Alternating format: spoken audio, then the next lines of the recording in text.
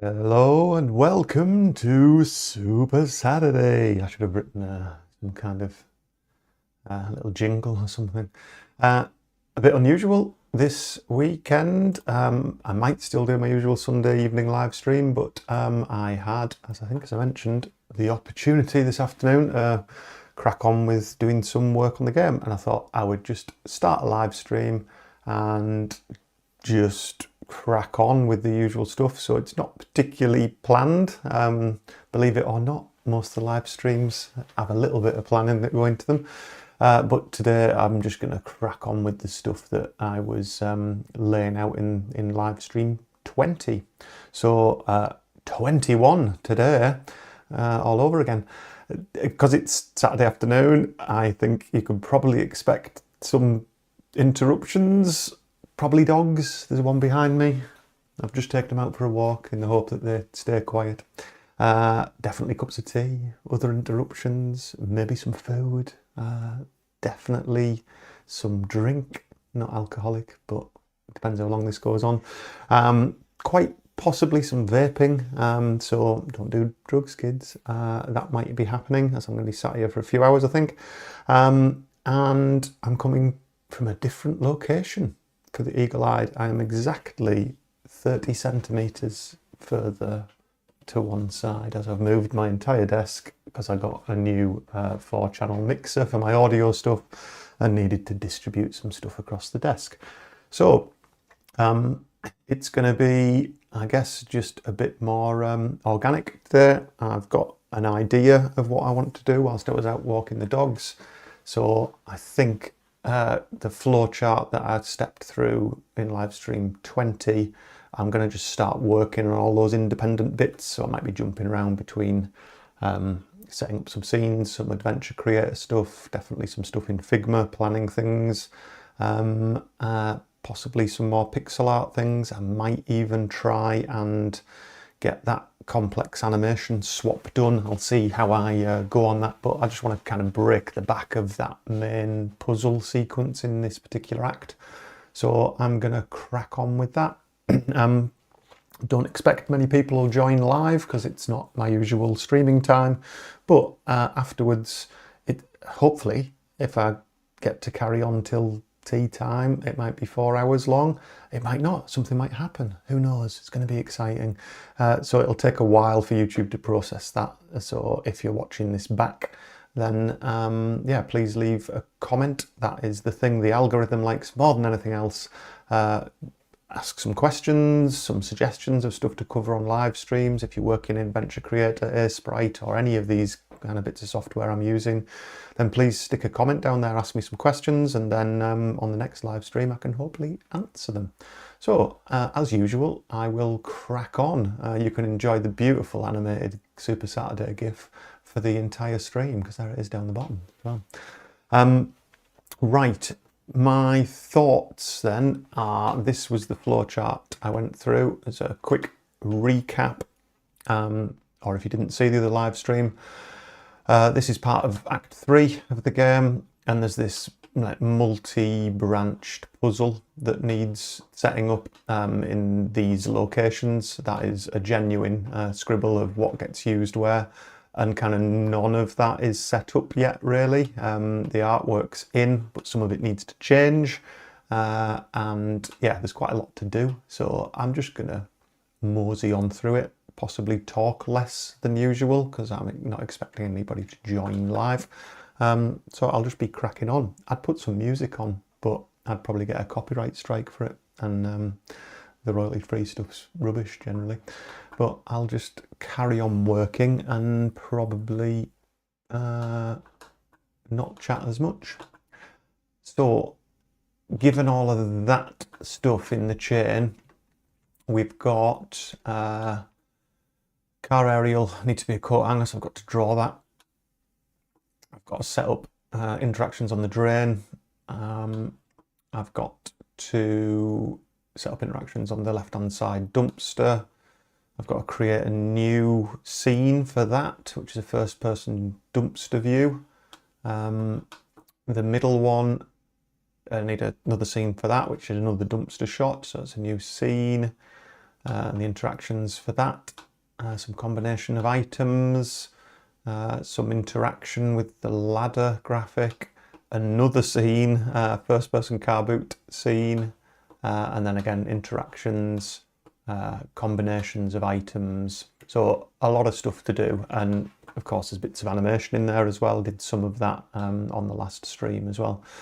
So I think what I'll do is I'll maybe just make a list first of all of the things I'm going to try and do, and we can tick them off really slowly as we go. So let's call this Super Saturday hit list. Let's go with that. That's small, isn't it? Make it large. Make it light. So we need some new scenes. So first person car boot, internal view. So that's a new scene. Let's just have all the scenes in yellow. We're going to have to do a left-hand side dumpster. Dumpster scene.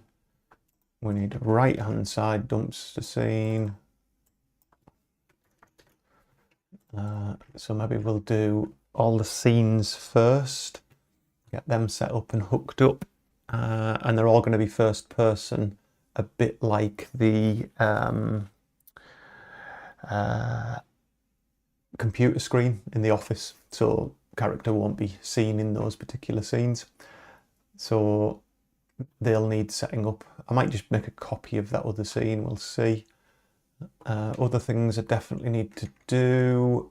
A lot of this just interactions, don't need to make that list. I'm going to need to create some graphics.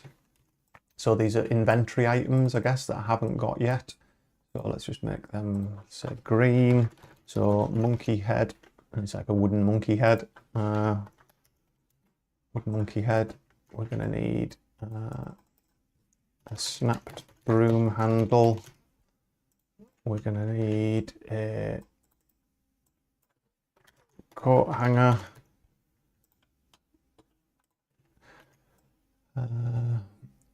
Was the car jack? Of course, the infamous car jack from livestream 20, when I had a bit of a sudden realisation what I'd let myself in for. And then the things that you're going to make. So there'll be a hooked pole.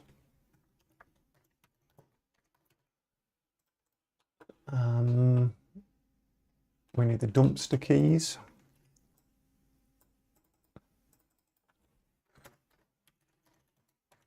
This is not just for the benefit of the live stream. The way that I often do this, just make a list of stuff so then I can go down and check them off once they're done. What else might we need? Coat hanger, dumpster keys, car jack, wooden monkey head, done that. Okay, broom handle, coat hanger, hooked pole. Yeah, no, I think that's the majority of those bits, and then there's some interactions to sort out. So drain, spot keys. So let's have all these interactions just as just blue. Yes. So we'll be able to spot the keys in the drain. Look at ladder out of reach. So we've got that bit to do. And I think when I was thinking about this on the other live stream, I think there might be a logic issue here. Not so much a logic issue, but there might be a way that a player can get this the wrong way around. So I'm going to have to be careful with that one when they look at the ladder, that we don't give things away. I'm going to have to redraw the ladder higher up. So that might fit in scene graphics, I guess. Let's put a little list over here. So we need smaller ladder, because ultimately the size of the character sprite, it's like I wouldn't need to solve this puzzle, I'd just jump. It seems a bit silly, it's a bit close, so we need to make the ladder smaller. We need to do the coat hanger on car. Did we need to change anything else about these scenes? Don't think so. I think I noticed something was wrong, didn't I? Oh, it's the ladder's not in that shot. So I need to, so a smaller ladder.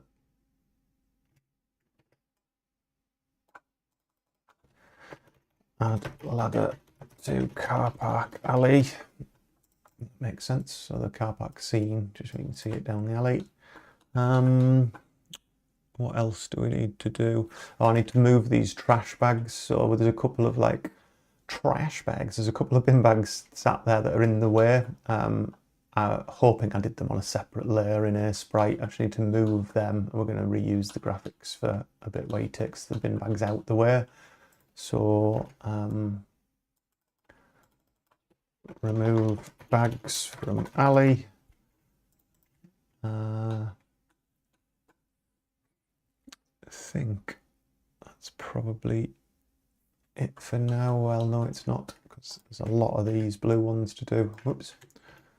We want to do logic for car boot hotspot.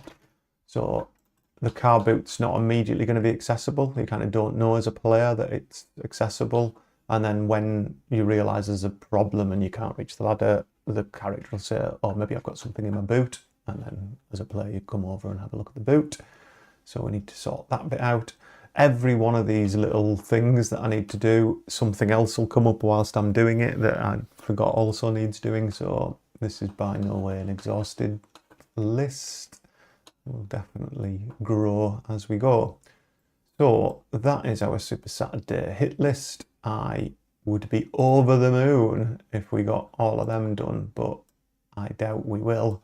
The biggie, which who knows, I might get bored of some of these things and attempt this horror show, which is the carjack animation swap out.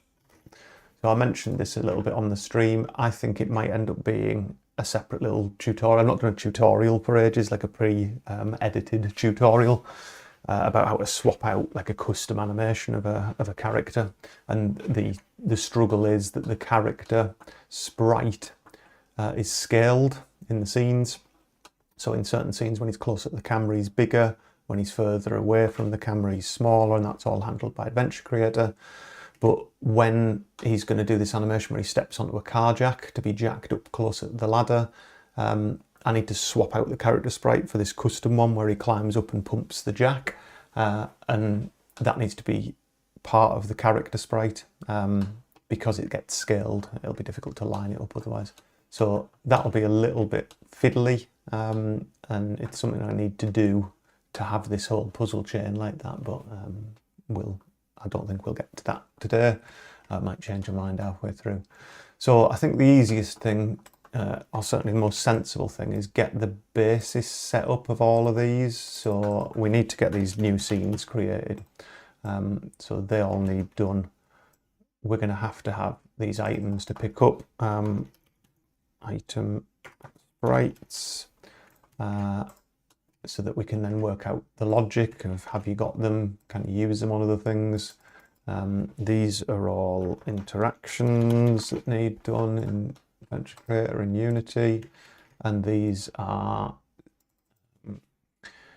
scene graphics changes, actually changing some of the artwork that already exists so that it fits this, and then let's just call that I'm avoiding this. Let's call that I'm avoiding this, because I am. It'll have to come eventually. So that is a big list of stuff. We shall get Unity opened and do that. Whilst that's opening,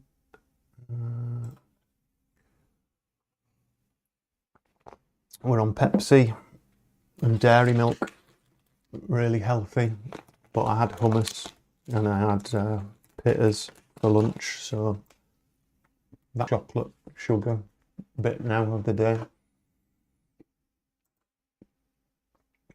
I'm just booting up my Unity version.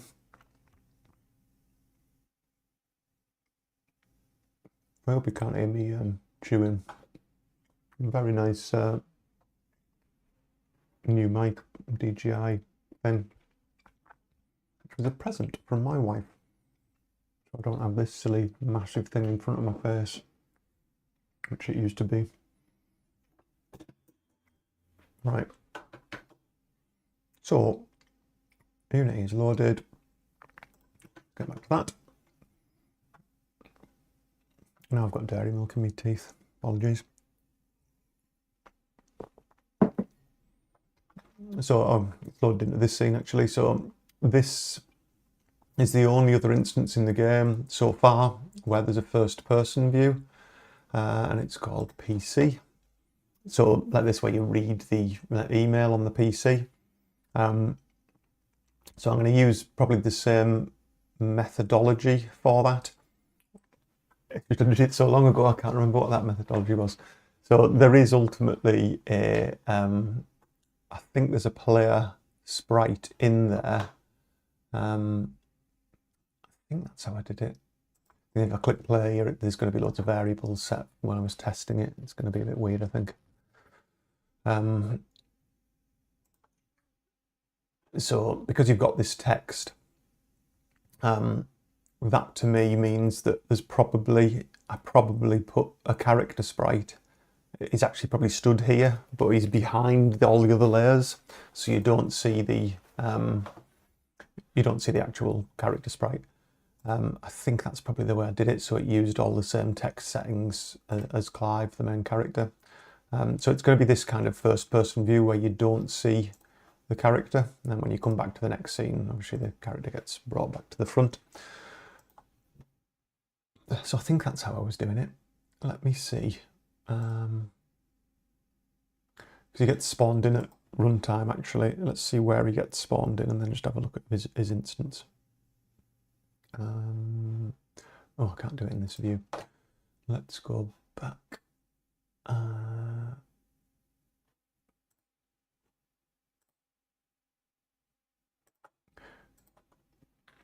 can hear my dog in the background. He's fallen asleep. Hopefully they're both falling asleep. If someone knocks on the door, you'll soon know about it because you'll hear them barking their heads off. I normally have the door closed, but they're coming in and out, so there's a real possibility there'll be some barking at some point. Right, let's have a look. Oh, maybe we're not spawning him in.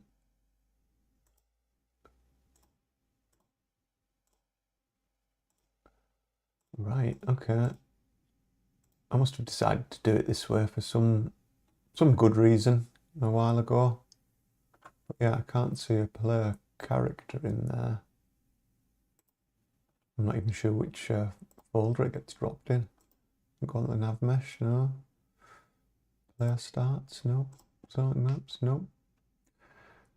Yeah, so it looks like there isn't a character in there. So let's see how that is getting triggered. So the power button, when we use it,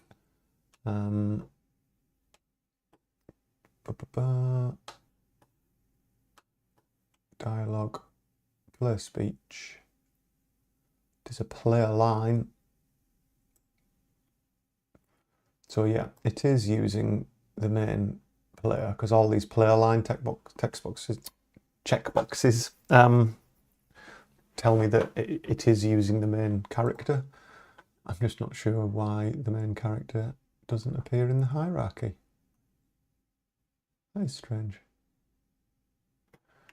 Let's go back. All I'm trying to do here is work out whether I should just make a copy of this scene, strip out the things I don't want, and make a first person scene template because I need to use it 3 times for the 2 dumpsters and the car boot. So I'm just wondering if this is the most sensible way of doing it.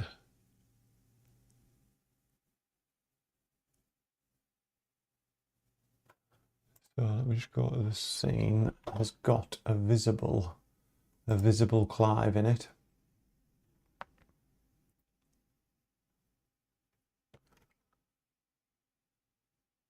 Alright, it gets loaded in that don't destroy unload. Clive. So yeah, he's normally on layer 0. I think I'm just going to find in the other scene he's been pushed back. I'm not even sure how I did that, but let's open the PC again. I mean, there's loads of different ways to have text appear on the screen, but so there's Clive. He's on 0. So I wonder if I just hid him. That is strange. What do I do at the start of this scene?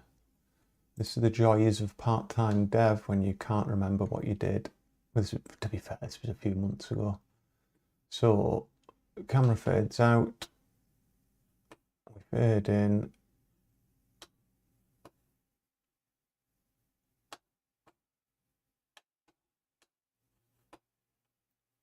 Just checking to see where we hide him. Another thing there.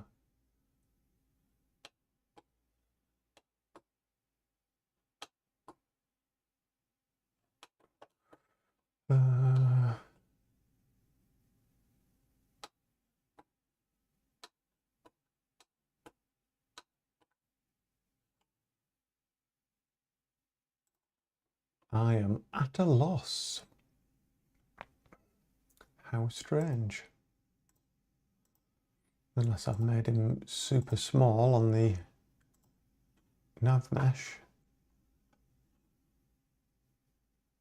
What I should do really is write down this rainbow hierarchy that I use to colour all the hierarchies. There is one where you can like leave little notes as well. It might even be within Unity now you can do that. Just to remind you how you've set something up.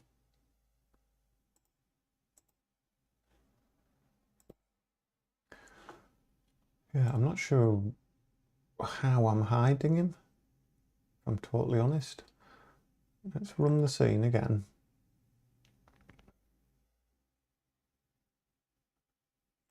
Go to the scene view, select Clive in the hierarchy, put my cursor over here and hit F so it selects him. So he is there. And I can see from here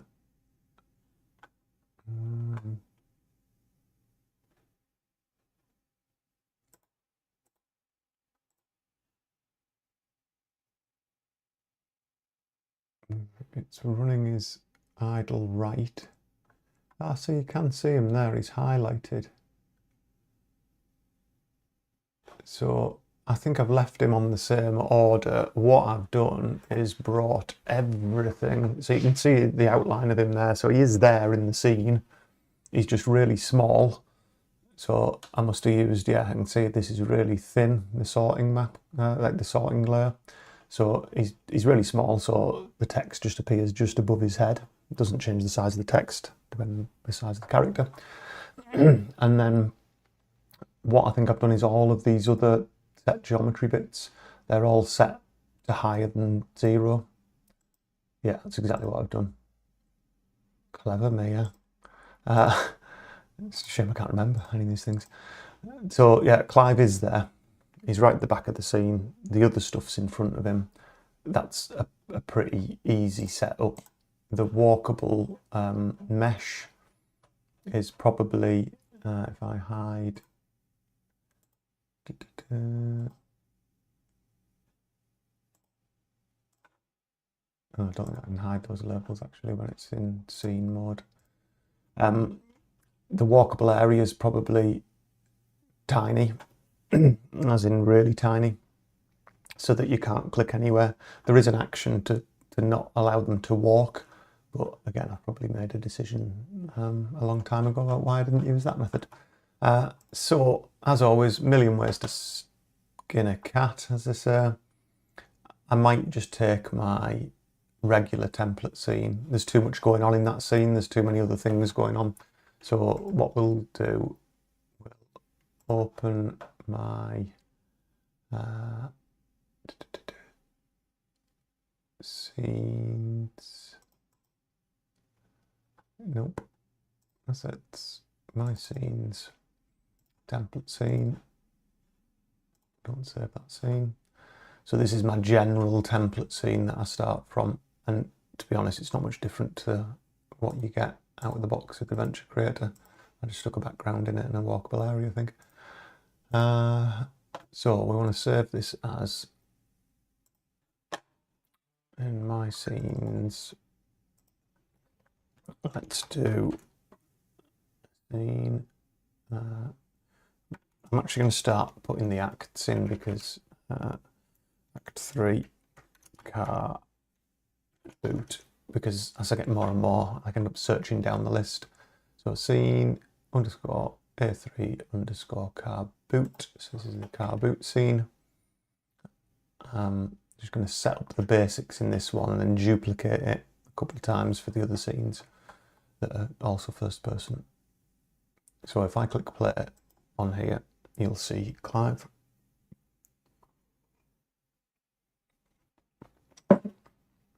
So what we want to do is make sure he can't walk anywhere. Make sure he's behind the artwork. So we can check this in play mode really, that backdrop. See, it's normally at -20. I'll put it at 1. It's in front of him. So he's now at 0, he's behind it. So it's that simple to hide him. But we don't want like this pause that's happening because he's walking about in the background. So what we should do, let's just change the backdrop. Put it at 1, so it's in front of him.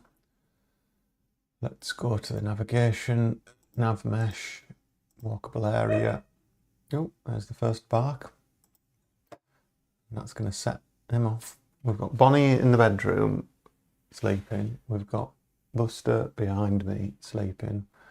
There's no doubt going to be some more barking. So this polygon collider, we can probably just remove that and just put in a box collider 2D is trigger, because we can kind of decide first of all how big that is, so we can make it really small, like 0.1 by 0.1. Just typing them in, so it's tiny, it's back there. Make sure that the player start is in it.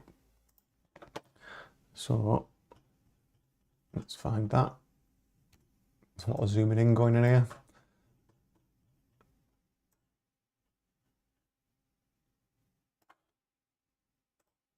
So player start is inside there, so you can't really walk anywhere. It's like dead center. In fact, you can just zero it out because that's exactly where they're going to be. We just need to make sure we move these together if we decide the text's in the wrong place. I mean, we can decide that now, actually. Looking at the scale of this, let's just move that up there because we probably want the text to appear at the top. Oh, actually, we maybe don't because we've got, I mean, effectively Clive's stood at the bottom of the screen. If you think about it in first person, it will have the inventory at the top, so we don't want it up there. So down here is good, -2.5, let's put it there, and let's do exactly the same with the player start. -2.5, so that's sat inside it. Okay, so the best way to check it. Bonnie, what are you barking at? And you're involved as well now, are you? Yeah. Have a look at this idiot. You coming up? No? No. Come on. Let's have a look. Idiot number 1. I suppose you need to see this full screen. You look that way? No. That's one idiot. He doesn't want to look camera shy. And then another one at the door who's now barking. What do you want? You coming in as well? You're coming on. Come on in. Here we go. Here's the other one, the barking one. This one's Bonnie, the other one's Buster. This one's the noisy one, and Buster just follows suit. Right, you have to watch out the way. You can stop barking as well. Thank you very much. So the hope is if I trigger a little bit of text here. So let's create a on start, and then let's just do a dialogue, play speech, play a line. Hello, let's stick that in. I should put a little 1 second wait at the start. So when we click play, it should spawn in that location and say hello there, and we'll see where the text lines up. So text's coming right the way up there. I need to understand why that is, because it shouldn't be. So let's just go on Clive. Oh, because he's massive. Yeah. So you can see he's still talking. He's still saying hello there. You can see his outline moving. Oh, you can't because I've not gone back to my full screen there. So he's in the background there. The text appeared here. So it was just above his head. So we need to make him much smaller using this at the side. So I'll just stop that. I'll show you that again just because I was sharing my webcam, not the screen. So wait a second, it says hello there and it's in the wrong place. So all I did was select Clive here so I can see where he is. Got the scene view, and that's why it appeared just above his head. So we just need to make him much smaller so that the text appears down the bottom here. So what I'll do is grab hold of the sorting map. Make sure we're not in, well, we're in play mode because I want to see how it affects him, but we'll have to remember these settings. I mean, it's going to be really small. So starting at 10, ending at 10. And then just click back on Clive. And you see he's tiny down there now. So basically anywhere within those two lines, he'll be 10% of his normal size. The text will always be just above his head and the text will like maintain its size. So let's apply that, because as soon as I click stop, it'll obviously get rid of that. So let's just put 10 and 10, hit play. Let's see if that's in the right place.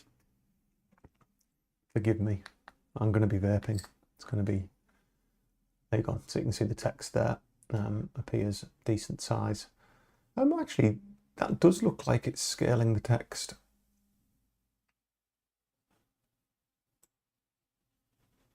So if I slide that, you can see that's where the top of his head is. Oh no, maybe that is the same size as normally with the text. So I think what we're going to do, let's set that to 10. Let's set that to 10. Yeah, and we probably want to just move him down a bit, because that's going to be kind of in the middle of the screen. I want it a bit lower than that. I want it under this thing here. So let's get that set up. We just need to move the walkable area down.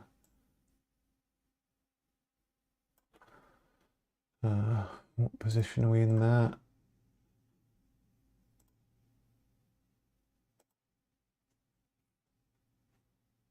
Oh, I've applied. Oh, I've moved the route. Oh, I've moved the route down instead of the other bit. Let's put that back to 0, 0. Oh, I think you have to do it that way, don't you? You do. Yeah. So that's going to go all the way down there. So minus. Not quite sure why that was so high. The player start minus 2.5. And the walkable. Yeah, they're not in the same. Not in the same place at all, are they?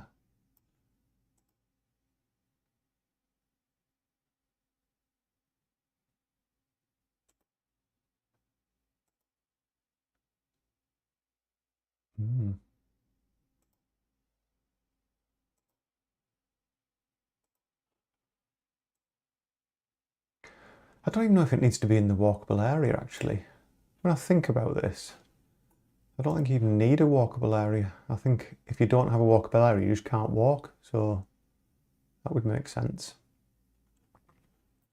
Because he's still quite tall there, isn't he? Yeah, so the text's appearing quite a bit higher than his head. Okay, well, that'll do for now. I'm going to get hung up on the exact position of this text. So that's where the text's going to be. I don't think we need anything else that's in every scene. We might have the need to hide the inventory. Oh no, because we won't want to use one of these, something on something in the in any of these scenes, so that's fine. That's the car boot. So I'll save another one of them.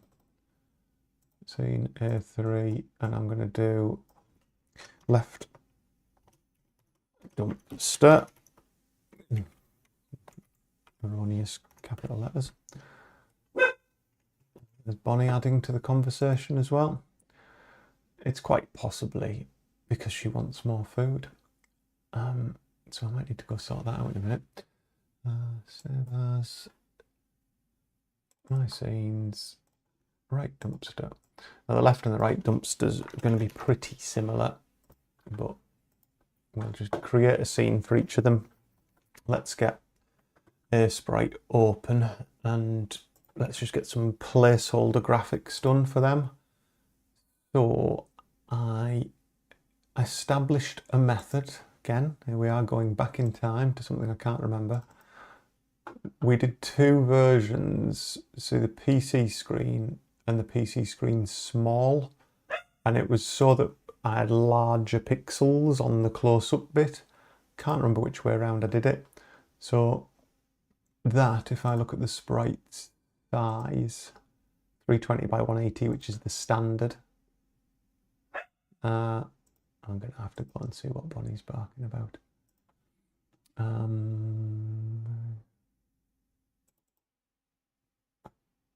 And this one, 320 by 180. So they both seem to be... I think I might have exported one of them bigger to work out so that the jaggies appeared bigger because you were kind of close up, so I thought that would look nice. I'll just go and have a look to see what is going on with the dog. I'll be back in 2 minutes.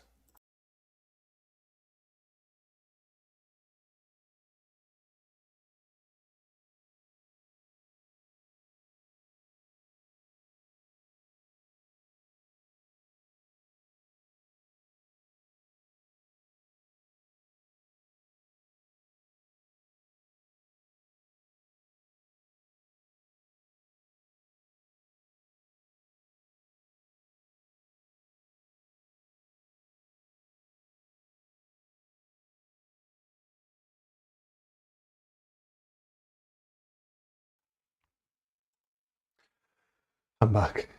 She wanted out the back door. She'll be a couple of minutes. What's going to happen at some point, by the way, is I regularly finish my live stream on a Sunday evening and forget that I've got this little radio mic on, and I stop the streamer and end up going and sitting down in front of the telly. And my wife always points out just before bed, oh, you're still wearing your microphone. And what could go badly wrong today, a bit like that bit in Naked Gun, is I'll put the Be Right Back screen up and I'll probably go at the bog and completely forget I've got this on and I won't turn it off. So mute, mute, mute. I should write myself a sign that says mute your microphone because I'm going to forget and it's going to be embarrassing, isn't it? Right, I've left the back door open now and this door open. So we'll expect more barking if a pigeon lands in the garden. So I'm not sure why I've got these the two different sizes. I can't really remember why I did that because both the canvas size 320 by 180, and that one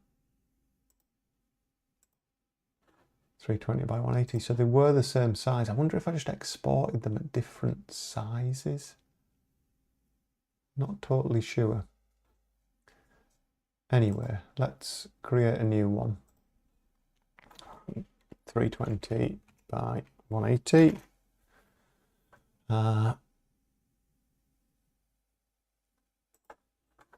So this is going to be our Act 3, sorry, car boot. Should have named these before so I could find them. So this is car boot.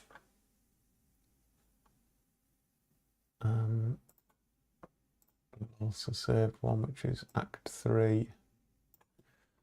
Left dumpster. And Act 3, right dumpster. Buster's returned. No sign of Bonnie.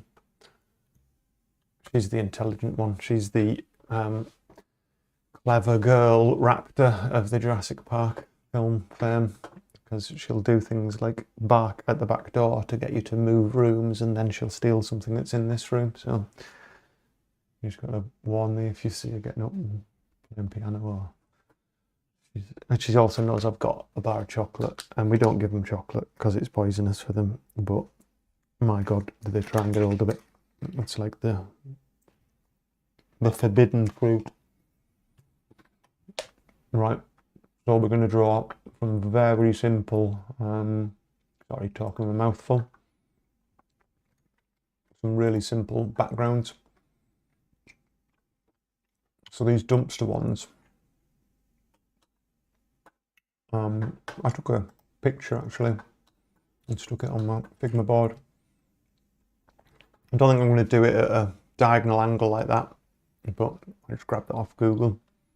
That's the kind of view I'm talking about, like you lift up and then big green dumpsters and you're staring at a load of junk. I mean,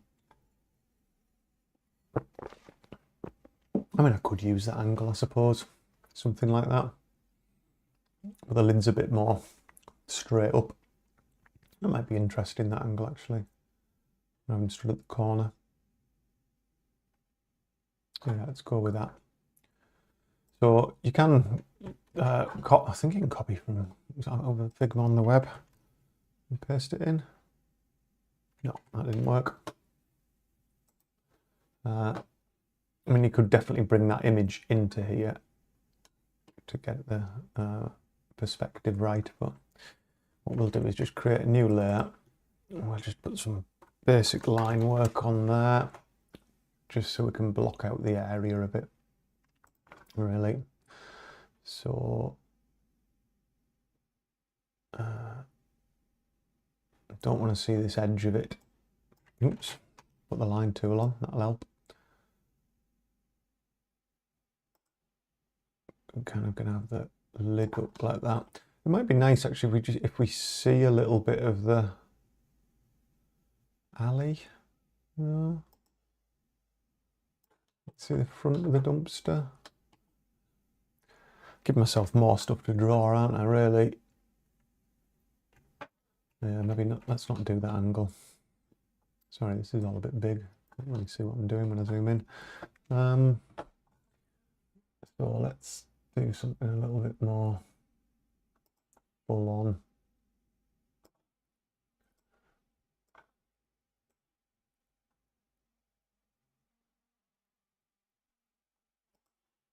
I think there just needs to be like enough elements of the original scene to understand what you're looking at, but it's got to be looking deep enough into the dumpster to see stuff that would be at the bottom.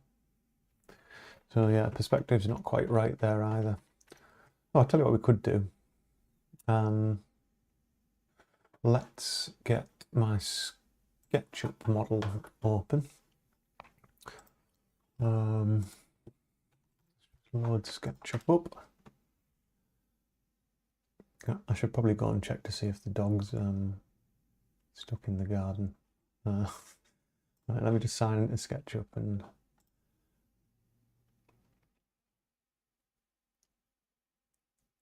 I'll load that particular scene up, and I'll see if we can just get a little shot inside the bin. I use SketchUp, if you've not followed other live streams, to just get some 3D perspective correct sometimes, and I've got the whole of that Funky Monkey scene here in 3D, so let's load it up now.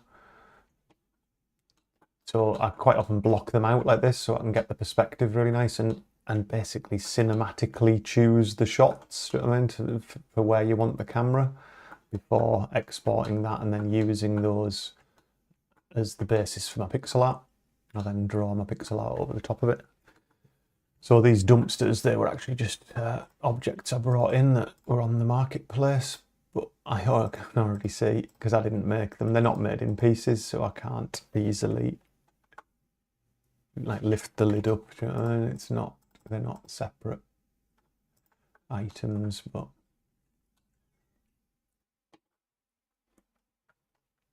what we could do is just make a quick box. Make a quick box.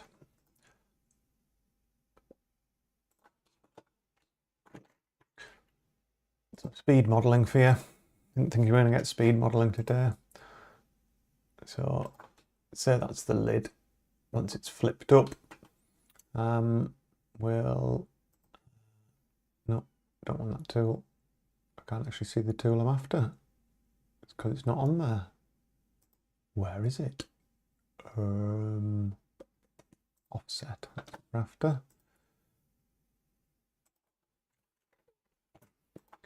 All I'm doing here is just giving a rough shape of this, so I can kind of position a camera and get a feel of something that big, like where that bottom line would be. You know, something that kind of height. It's actually not high enough, I would have said. Let's create a group there. Scale the whole thing up a bit. So it's kind of the same height as those dumpsters. Oops. All the shortcut keys, all of the companies of the world need to get together and agree on shortcut keys for different things, because when you move between Unity, Sprite, Figma, they're all different.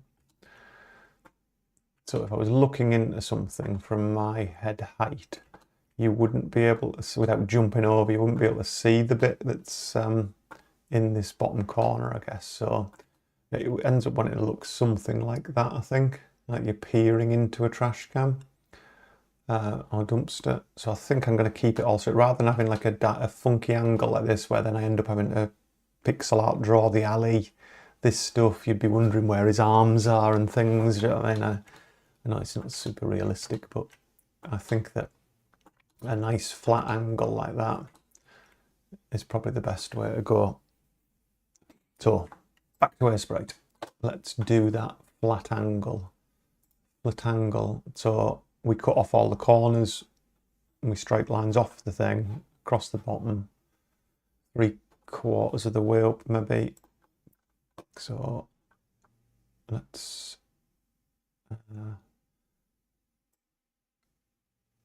so they're definitely going to go off screen, and snap that all in the shift key.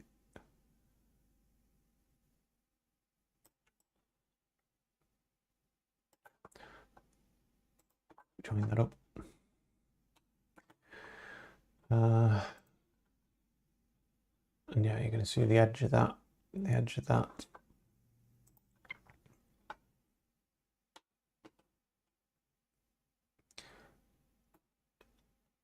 It's going to need to have a thickness to the edge of the bin and a thickness there.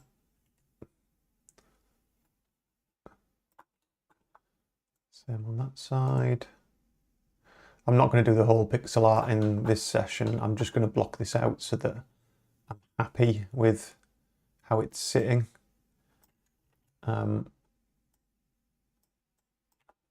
I'm just conscious that we could spend a whole 3 hours doing one of these scenes. So, why does it feel like? Yeah, see, they aren't straight, are they? That's what I've got wrong. Tell you what I'm going to do. We're going to take a grab of that.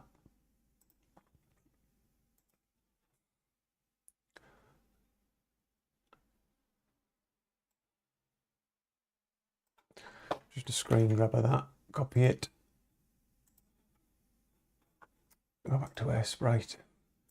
I'm not happy with this is happening. Delete that there.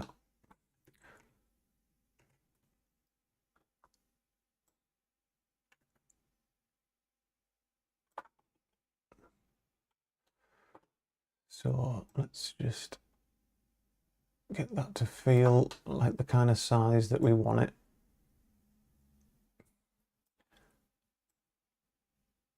Bearing in mind, I really don't want to have to draw too much around the outside.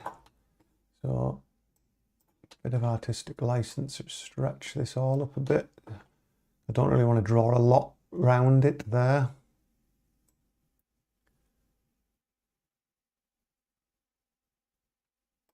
And we're going to pile some stuff up, so it's not going to be right at the bottom there. We'll put some piles of stuff. So that looks good. Let's draw over that at least. So a new layer. Get the line tool. And it's little things like that where I just find SketchUp really, really handy. It's like where you just can't quite get that perspective, because like that line there that I've just drawn, I'd had that going straight down. It's just really hard to see the perspective. Let's just undo that key. I'm going to make that one straight, just so there's less jaggies at the front there. Pull these down this way. That's going to be the lid.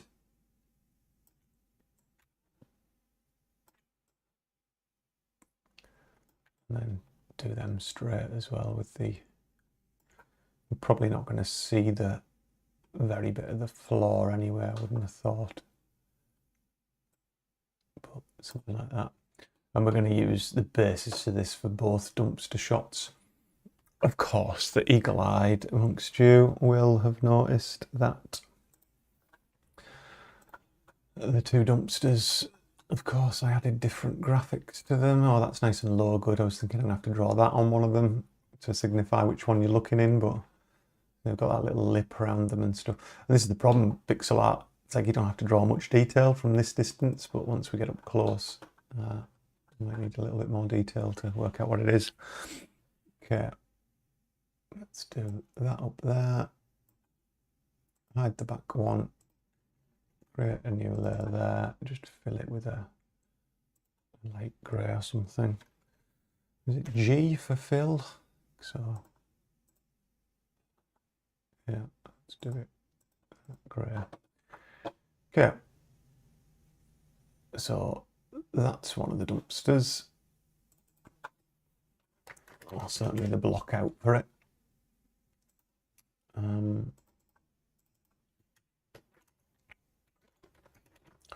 That's the backdrop. We can delete our 3D now. So save that as right dumpster. Actually, just I need to make these look slightly different, I think, so I don't get confused about which graphic. So I'm just going to put that R. So brush tool. So that's the right hand dumpster. File, save as, left dumpster.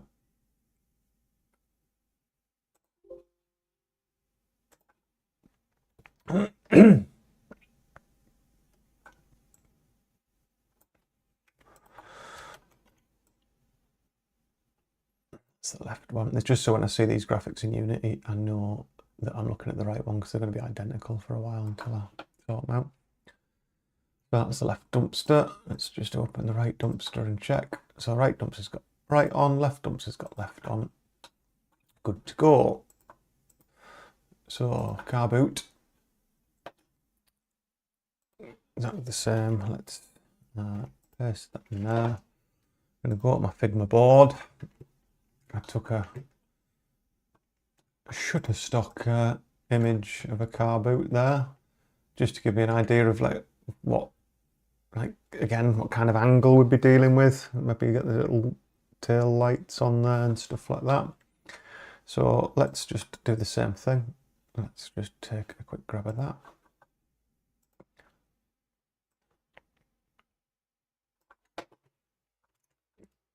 Copy that of the snipping tool on Windows, just so handy. Paste that in there, scale it down, because of course we're dealing with tiny pixel art graphics. Oh, what's happened there?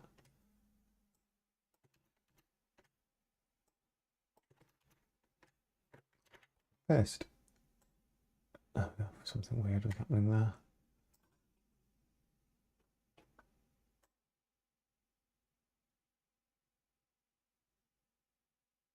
So that'd be nice, something like that. A lines layer above it. I think his car's green as well, isn't it?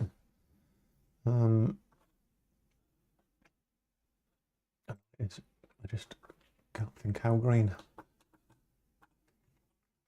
Yeah, it's really dark in the area it's in anyway, so okay.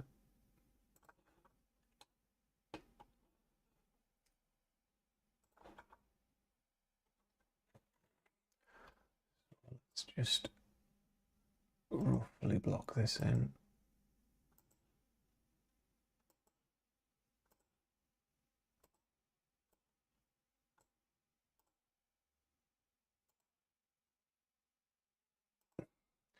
And this is why I was kind of being conscious about where the text was going to appear. Like 20 minutes ago, the text is going to appear about there, so that should be fine. Here is just going to exaggerate this hinge a bit so you could definitely tell what you're looking at.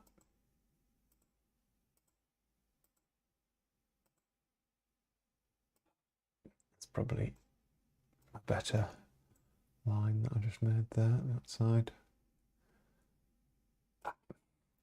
Getting caught up on the detail, not important now, but not important at the moment.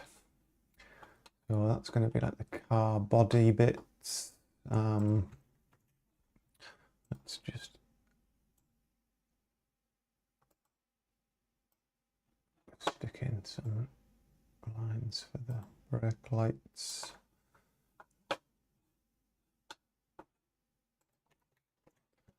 Some of the interior.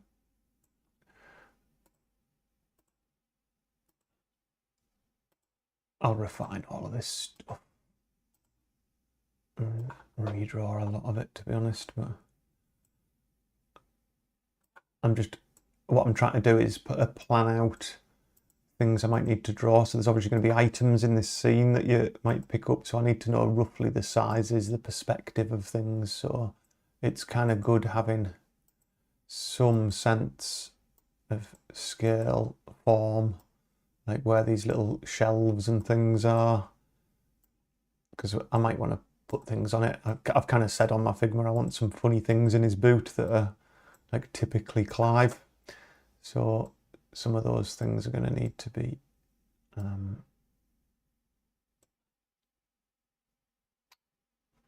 like blocked out here.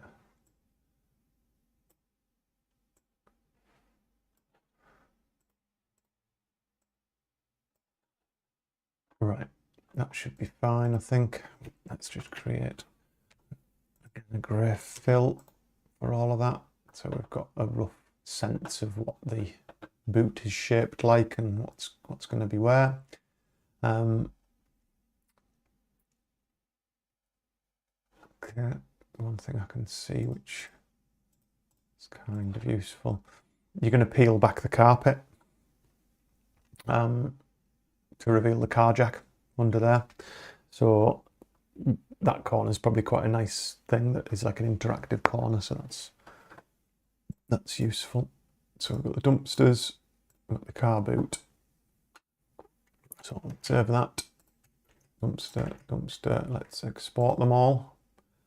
So export as, the whole canvas, all frames. Let's make sure we're saving it in the right place. So we want to go on my sprites. Rooms. Called it locations everywhere else apart from in that folder. I don't want to change it now because they're all linked to it in Unity. So again, I didn't sort these in acts or anything like that. So let's just create a folder that says Act 3, because that would have been the sensible thing. Act 1, Act 2, Act 3, and then I could have, so Act 3, I'm just going to put dumpsters there, because of the dumpster scenes, because they're both going to be very similar. Car boot.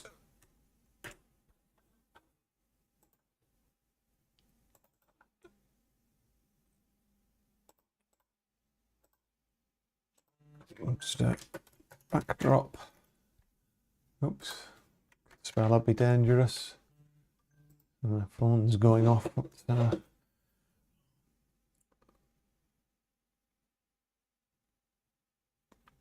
Just messages.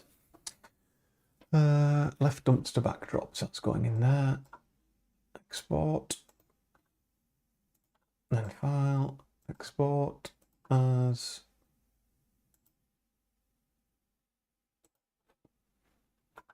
Same place, my sprites, rooms, Act 3, dumpsters,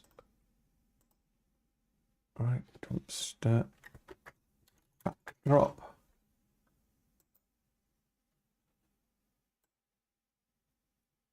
yeah, boot,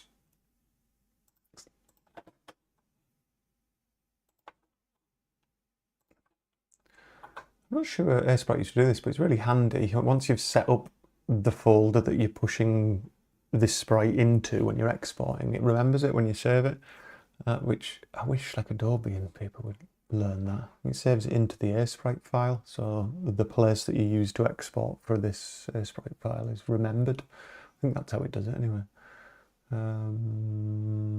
My sprites, rooms, Act 3, car boot.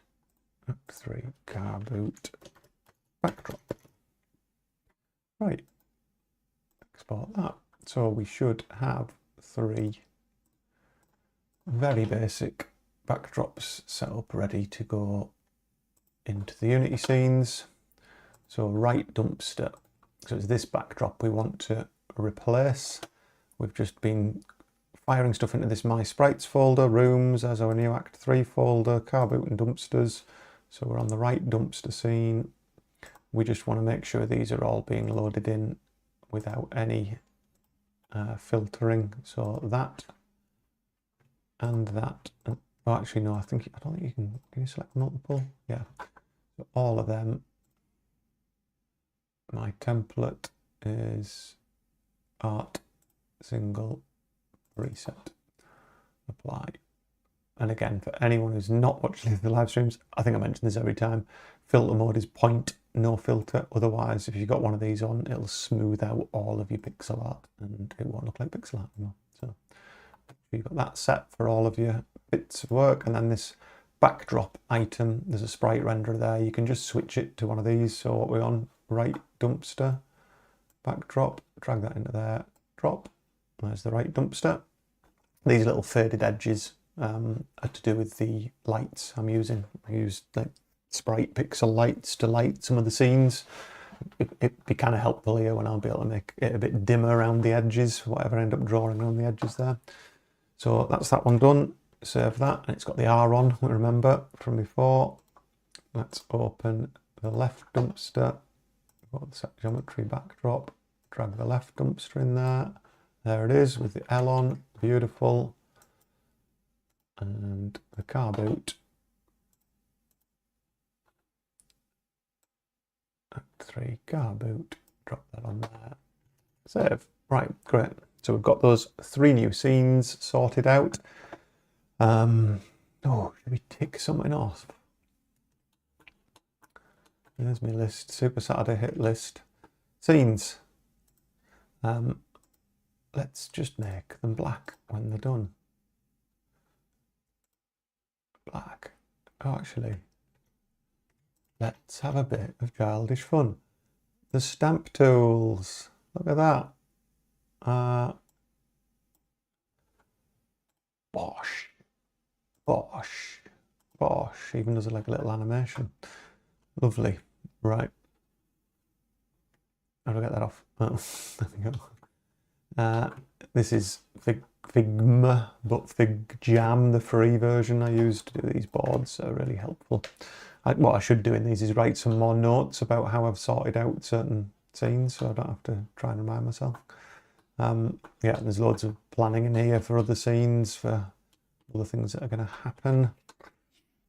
Right then, they're set up. I think what we want to do,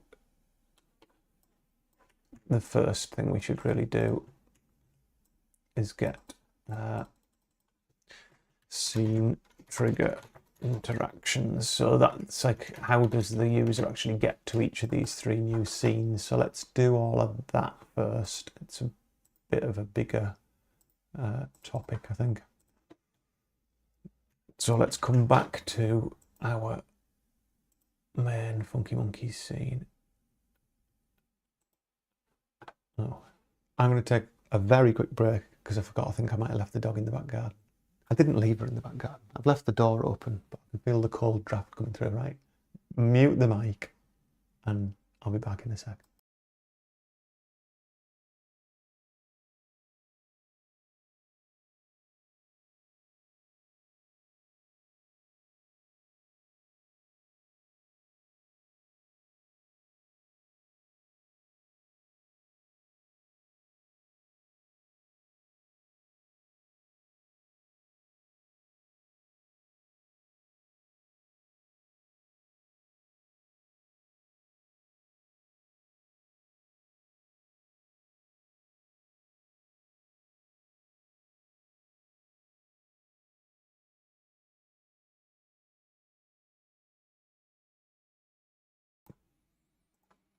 We're back. The dog's already in. She snuck past, didn't see her. Snuck past, back door's open. Now you're wondering what's going on, aren't you? You can just go to sleep, you know. Fine. Not talking to myself. There is a dog down there. Right, so this is the Funky Monkeys outdoor scene. We're going to need to set up a couple of things. I think first and foremost, the car is an interactive element. I haven't got the boot as an interactive element yet, and I say interactive element, a hotspot as it's called in so a parked car there. It's called in Adventure Creator. It's a hotspot. So I need to create a hotspot for the boot that isn't going to be available in the first instance. I've noticed the walkable area. I remember this on another stream actually. Like, there was no need for him to come over here. He stands here if he looks at that poster, I think. And now I'm going to have to change that. That bollard might need to go, because if the character's going to walk around the back, it'll look like he crashes into that bollard. So that needs added to the list. This is what I was talking about, where remove back bollard. Something else that needs doing. So that'll need to come out with the artwork, but for now what we'll do is set the walkable area. Actually, this is an opportunity where you could change the walkable area. Yeah, I very rarely do this, but it's a good little tip. So the walkable area, that's the default walkable area for this scene, but after you're told by the main character that you should have a look in the boot, you can then switch this walkable area out for a different one. So I'll duplicate that one and call it walkable car boot. And here at the side, the default nav mesh is walkable, and there's an action where you can swap the default nav mesh when you load in. So we haven't got an on start action in this scene, but we'll create one, and that'll check whether we'll have a variable like which or like car boot, yes or no, and if it's yes, then it'll swap to the other one. So we can switch that over. So the car boot one is going to be exactly the same walkable area, but we'll just edit it slightly so that the user can walk around the back of the car basically. So we'll extend that out a bit, put in a new point there, and have it so you can kind of walk to the edge. Well, not quite that far, I guess. So that's an extension to the car boot. And then we're going to need, it might look all right with the bollard. We'll have to see how it looks when he walks around there.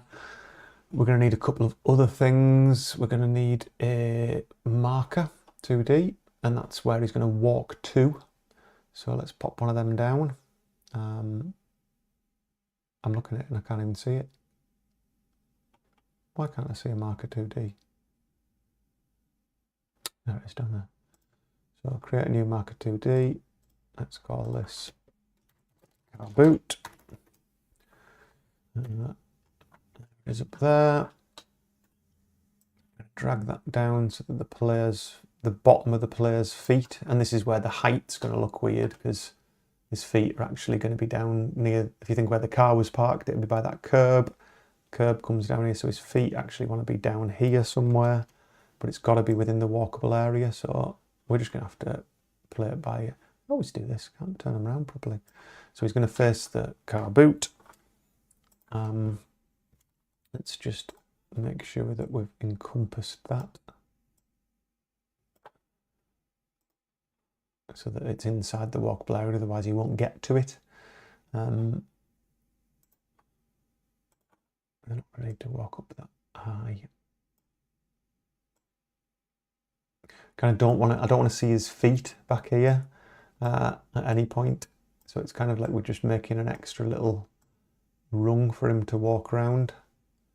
Because really his feet, if you think that's the passenger seat there, I hope you can see that on the stream, his feet would actually be all the way down here, so he can walk around there. We just want to get the perspective of the car so that he can kind of walk around like that. Right, that should be all right. We'll find out, won't we? We then want a hotspot for the boot. So hotspot 2D. Call that car boot. Move that over. We don't want a box collider for it. We want to make it a polygon. So we'll, if you ever take these out, make sure you put the is trigger back on, because then it won't be usable otherwise. So delete that. And we want a polygon collider instead, just so we can shape it. So it gives you this like big hexagon. So a polygon collider is trigger, edit, and we'll just make it roughly the shape of the car boot.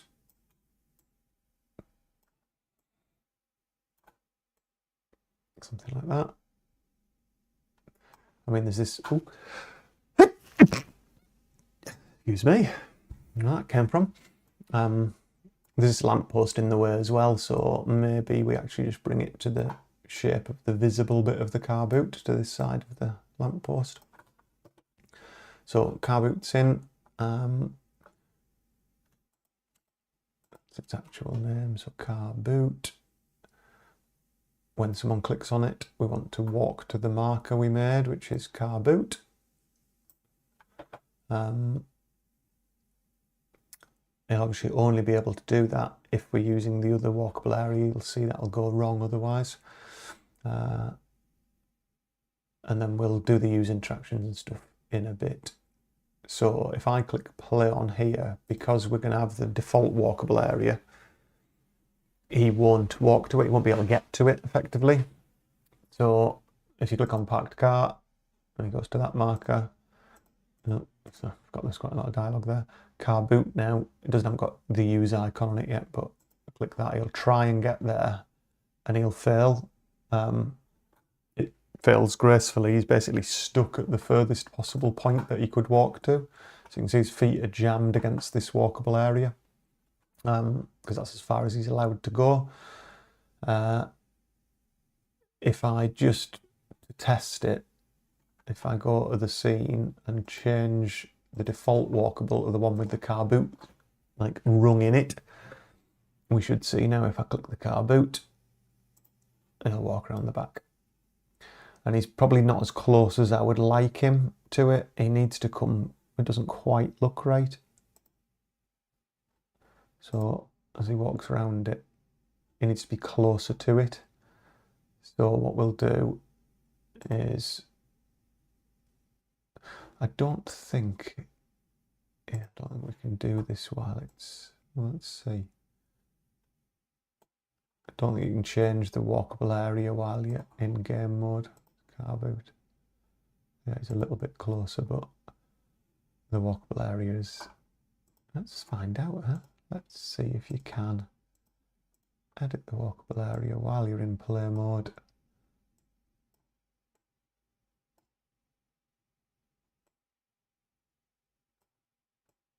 Because we might want to put him a lot closer to the car. I'm worried that when I click stop, that pixel editing that I've just done and that collider editing is going to just get forgotten. So that we're going to drag it down here a little bit further. Try again. Yeah, so that's nice. It's kind of visible to the player. It's just through the side of the lamppost. Looks like a nice position. We'll basically fade it out. We'll make the sound of a car boot opening. I'm not going to animate the car boot opening in front of him or him putting his hand out or anything. We'll just have that. I'm giving myself enough extra work as it is. So, car boot walks around the back. There we go. That looks good. So when I click stop, it's going to forget this transform. So I'm going to copy component, stop, car boot, paste component values, so that repositions that, and yeah, exactly as I expected, it doesn't remember the edits that we made to the walkable area. So let's just bring that down again. Doesn't want to be any lower than that really, because we don't want the player to be able to click about and move too much. It might look a bit weird. Right, that should be fine. Give it a quick whirl. Have a drink of Pepsi. Other cola drinks are available. Lovely, yeah. Yeah, and there's not enough space for him to kind of walk off screen or anything, so it's nice. Works quite nicely as well, because when you come into this scene, you've got this lamppost, which is a foreground item. He's just got out of his car. You've got like the excitement of what's down the alley. And you can't click over here. You won't see this car boot. So that just looks like the edge of the screen. You can look at the poster. And he walks to a point over there to look at the poster.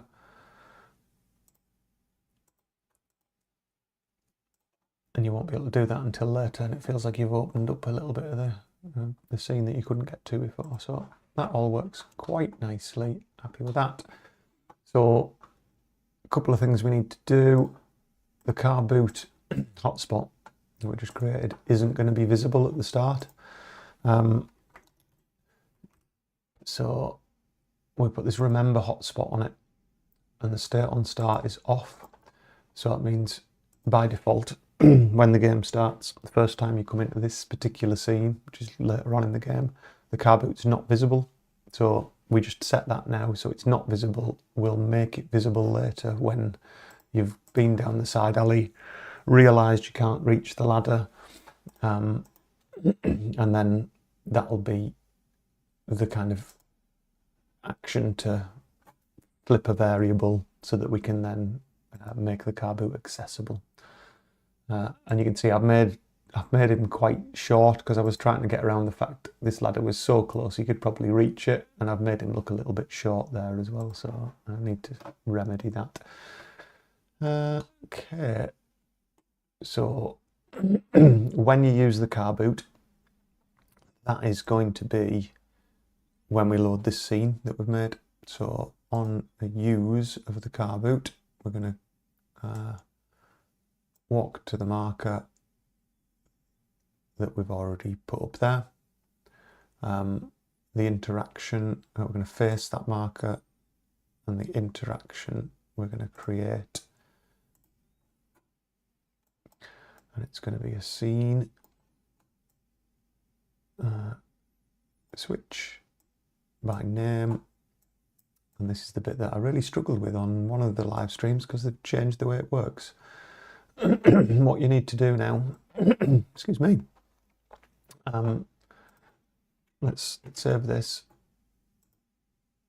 We go to build profiles, and all these scenes have to be added to this list effectively for them to be callable by Adventure Creator.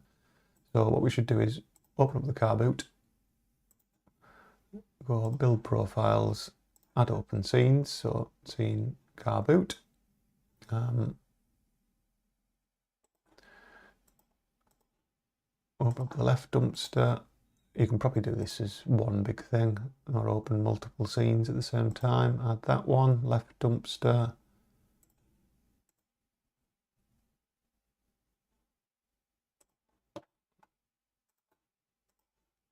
Add that one, because if you name them and they're not in that list, they won't load. It'll throw an error, won't be able to find the scene.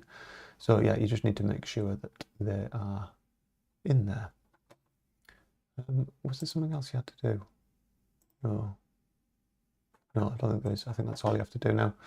I might be wrong. We're going to find out any second. So let's take the name of this scene. Let's just find it in there. My scenes, because you need to name them exactly. You need to call them exactly as they're named when you do this. So we're going to open up Funky Monkeys again. We're going to go to that car boot hotspot. We're going to its action, and we're just going to paste the scene name in there. So that should be exactly as we wanted it.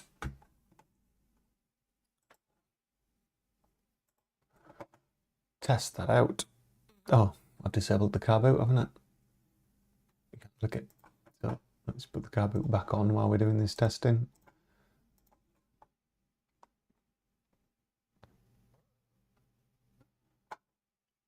So click on the car boot, and then it loads the car boot thing. And he says hello there, so you can see where the text is there because we set up that little action as we started. Now, with these first person ones, what I've kind of been doing is setting a hotspot, which is basically to go back to the other scene. So it's going to be this outside bit of the car on this one with the dumpsters. It'll be like the bit around the edge, and I think that's obvious to players, but I would appreciate comments. I did the same with the PC, like you can see a bit of the office in the background, so if you click a bit of that it brings you out of the first person view, but it might be that after some play testing people say, oh, that seems confusing. So, but yeah, this whole bottom bit will basically say back to car park, so we'll add them just to make sure it's all hooked up properly. So let's open the car boot. What we're going to do is create a new hotspot, and we're going to call it to car park.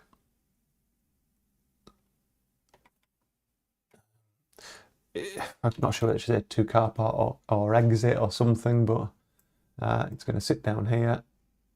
It's not going to be a box collider because we want it to shape it to the scene.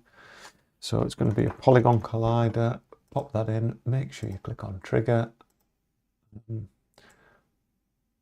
I'm just going to put it right at the bottom so we can see the label. I'll put it there actually. And then I edit this so that it covers all the bottom of the screen.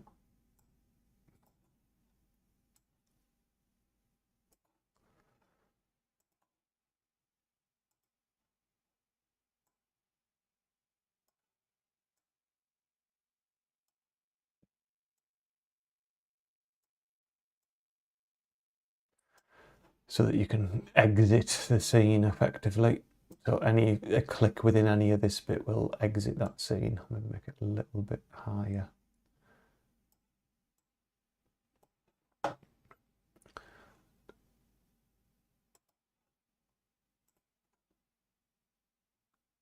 Oh, what's happened there? Oh, of course, that bloody hell. Hot posts. Hotspots. I accidentally renamed the parent. I'm going to call it exit car boot.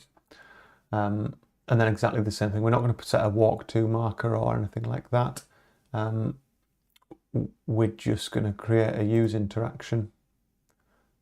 And eventually I might put like a walk cursor as well, but use is fine for now. I haven't done any cursors, they're the default cursors at the moment. And the interaction we want, the player doesn't do anything. So we're not going to have the player that's obviously hidden behind all this artwork. We're not going to have moving or anything like that. It doesn't do anything. It just runs this action, which is just like the other one. It's a scene switch. Oops. Scene switch. And in fact, you can even do switch to previous. Now, I'm not totally sure with switch previous. There's something that I've not really gone into at all on the live streams. Is saved games, and it's always a bit of a headache for me, and I may be over worried because Chris, who made Adventure Creator, has probably thought about all of the implications of this, but switch previous kind of needs to have known what the previous scene you were in, and if you loaded a game, like a saved game, into this scene, there wouldn't be a previous scene, so I'm always dubious about using it. It's probably fine, but I'm always going to be going back to this car park scene. So in my mind, it's just easier to do it by name. And then I know that I'm going to be going back to the right place. Now, one of the things that Funky Monkeys doesn't do yet, oh, maybe it does. Let's start in that scene and find out. There's a player start, which is next to the car. So the first time you arrive in the car park, he stood right next to the car. But if you come out the alley, he should come out the alley. So what you can do, if you exit the car boot here, it'll come back to Funky Monkeys. But we want him to be stood at the back of the car. So we want him to exit to the marker where he came in, effectively. Similar with the side alley. If you go down the side alley and you go back, he doesn't appear next to the car, he comes out the side alley. So the way that I probably did that, we'll go and see. Let's open the side alley. And this hotspot to leave to the car park. The action to leave to the car park. Switches. It doesn't mention anything about any markers to go to. So just scroll down. Yeah, there's nothing there. So there must be when you first load the Funky Monkeys scene. Oh, there isn't any actions here. That's interesting. So this player start. Ah, right, it's the player starts. So yeah, there's a new option on player starts. So if I go to player starts, player start from alley, you can basically say if you're coming from a particular scene, then use this player start, which is great. So what I want to do is I want to create a player start from car boot.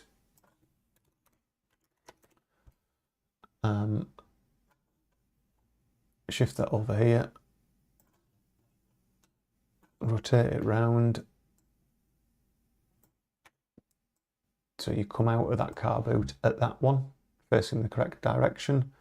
But this player start only gets used when you've come from the previous scene called car boot. So I'll copy that. We'll have to just put it car boot, paste that in there. So it'll then use that one. So let's check out moving between the scenes. So car boot, he walks around the back, goes to that scene, hello there, exit car boot, and there he is, he's in the correct place, he isn't appearing over there anymore. Lovely. So that is that scene hooked up ready. We obviously want to hide the car boot at some point. I won't do it now because it'll just annoy me and I'll forget that I've hidden it, and I'll wonder why I can't click it. So we need to go into the side alley now and do some of the stuff with the dumpsters. So we've got left and right bins. There's more complexity, one to the puzzle, but two to how I need to set this up. Excuse me. But I'm tired because I was playing computer games last night. Not point and click games, I play lots of different games, but a game called No Rest for the Wicked. Don't know if anyone's heard of that. But fantastic action RPG, kind of Souls-like, as in Dark Souls. It's got that level of brutality to the combat. It's not a button masher, you've got to time your attacks and things like that. It's quite unforgiving, but really, really good. I've never quite been so hooked by, like, the art style's incredible, the atmosphere's brilliant, voice acting's fantastic, like everything about it, it seems really, really good. It's on early access at the moment, and it's also on offer, I think, for the next couple of days. If you like action RPGs and you like that kind of Souls-like type thing, it's like a 3/4 isometric, beautiful, beautiful graphics. I think by the people who made Ori in the Blind Forest, Moon Studio or something. But yes, anyway, I was playing that till almost 4 o'clock in the morning, which is rare for me, so tired today. But it was worthwhile. I'll probably be playing it tonight as well, to be honest. So complexity, I was saying before I started yawning. The left-hand side one's locked at the start, the right-hand side one isn't. So I've got some logic to set up for opening the right-hand side one. And it's just all adding some more intrigue, some more actions and interactions for the player, that you can't, the left one, you click on it and say, oh, I can't open it, it's locked. So you assume the same with the next one, you go to the right one, because people read left to right, they'll probably do it in that order. And it'll say, oh, this one's open. And then the lid will open on that one, so you can look in it straight away. So I need to set up that as well, because I don't think I did anything with the dumpster lid. We'll have to have a look to see what I had done. Let's see. So it's already up, which was a bit stinking dumpster. Yeah, so he just says that at the moment. Oh, so I did do, it's locked shut. Now I've closed it. All right. Oh, that's weird. I didn't realise I'd done that. And for some reason I've said it's locked shut. But so a couple of issues I can see. It's got the graphics of the open one behind it, but there was a little interaction there. So let's find the hotspot.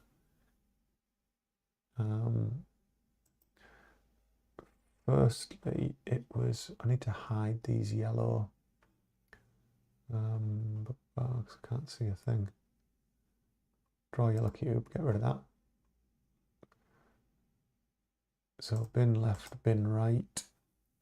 Let's just hide these cubes. So the dumpster lid, it's in its up position.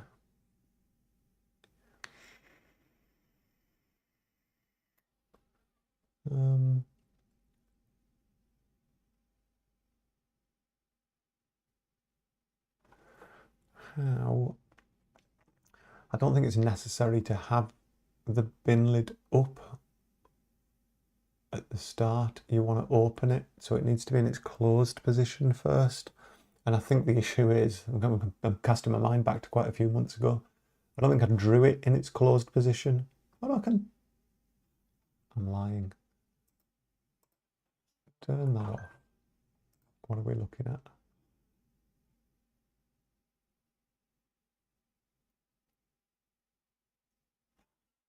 Bin right.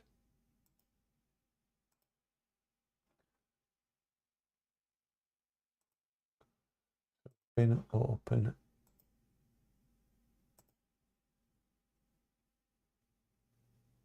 Bin closed.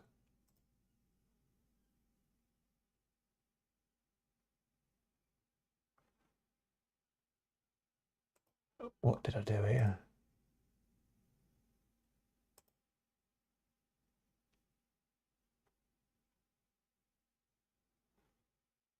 Bin open. Does that look like an open bin? I've drawn, yes, all right, I drew over the graphics. So I was trying to work out what I'd done. The background graphics have got the bin in it by the looks of it. So side alley backdrop. Yeah, so it had the lid up originally. I think I drew it already open, then I decided, oh no, I'll have it as like something you've got to click. So it's just confusing because bin open, there's kind of no need for it. Bin closed.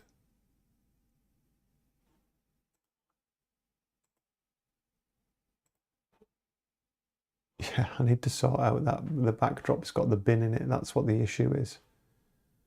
That was really confusing. I was going mad for a second. So let's get the backdrop open. Right. Side alley. We need to sort that ladder out while we're here as well. In fact, there's a list, isn't there, for things. So small ladder, bags,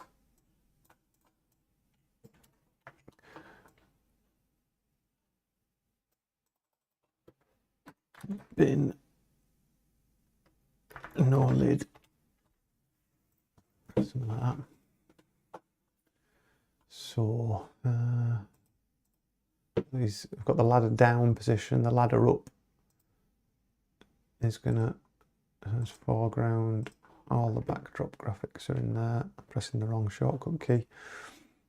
Yeah, so I drew the bin open.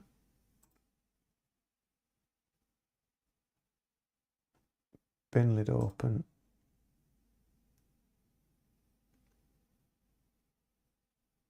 Bin lid closed, yeah. I've exported the backdrop with the lid wide open. I've just forgotten about it. And there'll be a live stream somewhere where I'm like, I must remember to do that. No, I've completely forgotten to do it. So we need to export it in this state. We're going to have to do the same for that lid, of course, because now I've decided we're going to open both. And I remember saying at the time, oh, that's going to be a nightmare because of this light and everything. So it's going to need some redrawing that. Let me have a think.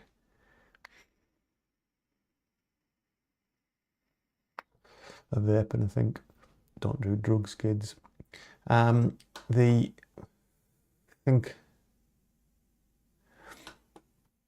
to think of the best way. This starts closed and it ends up open. This starts closed and ends up open. And I'm not going to let people shut them afterwards. Once they're up, they're up.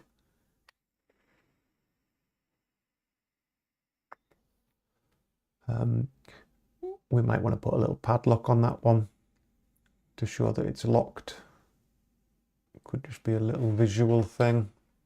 But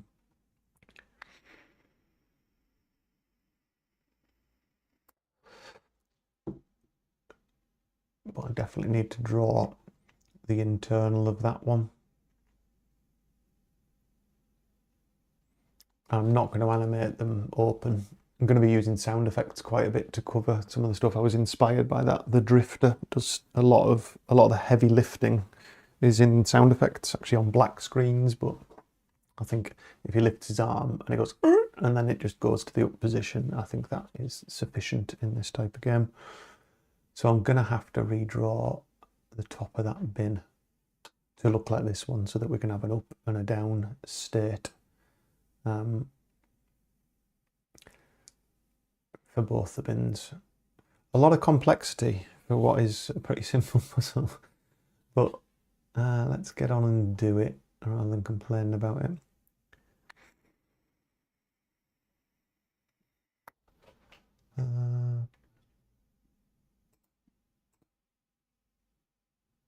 So I just need to find the bin layers. I've just got this horrible feeling I've drawn them on the same layers. Bins. There's obviously a lot of shadow and shading, thankfully. It's not on the lid. But we are going to have to change that light as well, probably, possibly. And that light, let's just put light beams. Yeah, they're separate. So I'm going to have to edit over that, I think. This is why people plan these things better than I do, so that you don't come back a few months later and go, oh, why have I done it that way? But is what it is.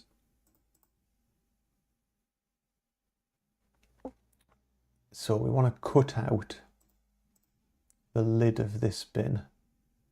I think I left that grey bit. Yeah, at the front did. Wise decision, Andy. So that's it closed. That's it open. And we toggle these on and off. We don't lay them on top of each other, which is what's happening in Unity. You can see the closed one behind the other one, and you can see the open one. So we need to logically work that out. But that bin lid closed, these need to be changed to left bin lid open and left bin lid closed, because we're going to have to do the same for the right. Left bin lid closed. This is what my usual working on the game's like. This is super Saturday, like super as in watch me get super frustrated with fiddly little things that I don't normally do on live streams. I normally have something a bit more definitive. So if this is your first time joining me, this is pretty similar to a live stream, but a little bit less structured. So I'm going to need to chop out from this bin the right bin lid. So we'll use a marquee tool for that. It's not flat, so we're going to have to use a polygon marquee.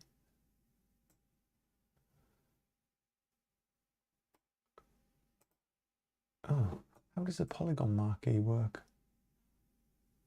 Never works like I expect it. Polygon lasso tool.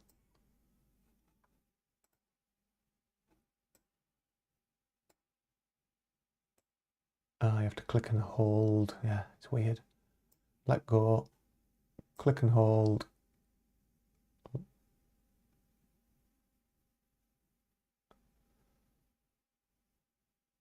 Let go. Click and hold. Let go. Oh, I'm so used to other things. All right, so we're going to cut that off the bin layer. So Control and X, cut it off, create a new layer, right bin lid closed. Paste it onto there and it should land right on top of it. Great, lovely.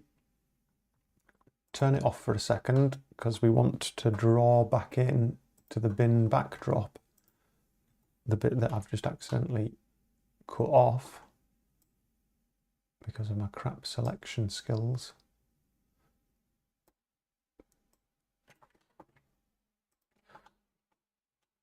And then what we need to do is kind of make it similar to this. So onto the background, well, not the background layer, but you know what I mean, the one that's going to stay the same, we need to add the kind of dark inner bit of the binning, inner binning. Oops, a daisy.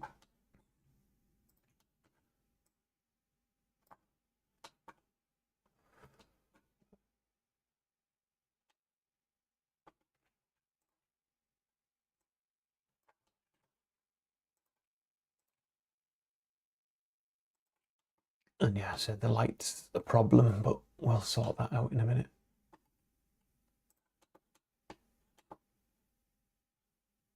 So that's that.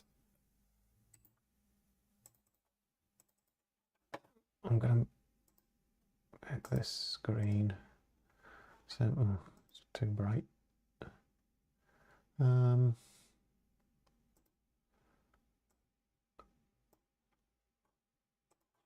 Right bin lid, there's the green one.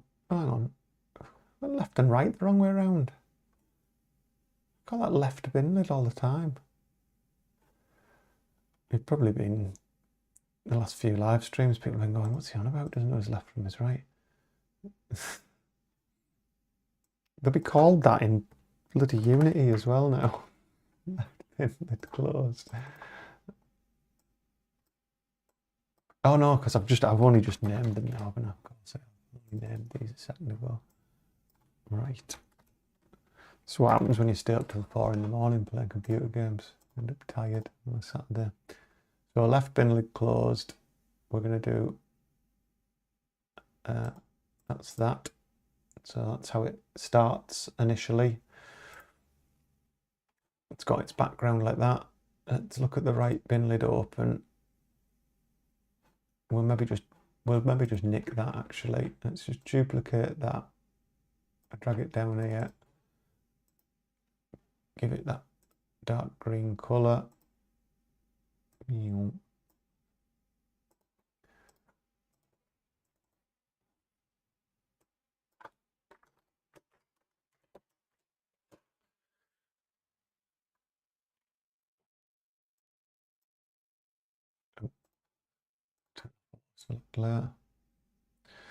Yeah, see this one, I put that little flash of light on the edge of it. Oh, do you know, I might get away with this. That doesn't look too bad with the light like that, does it?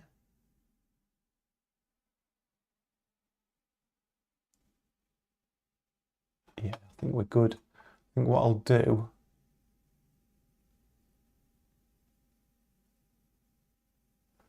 oh, will I?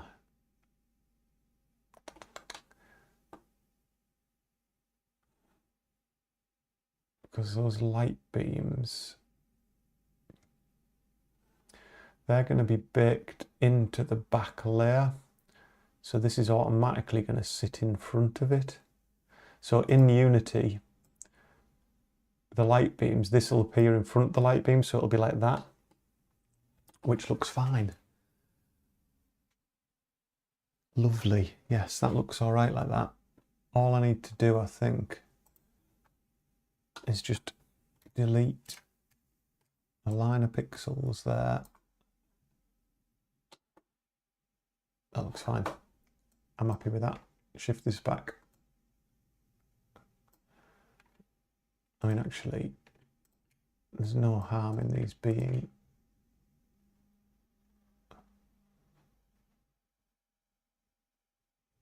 above there because it's more representative of how they would look.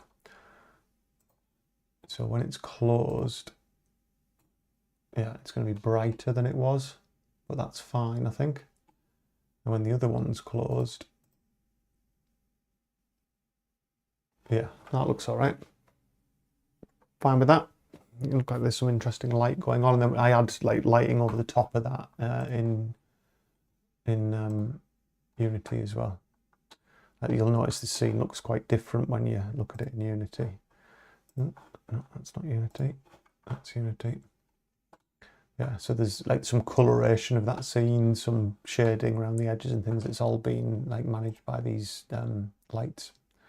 There's like a scene light here that's putting purple light into the scene.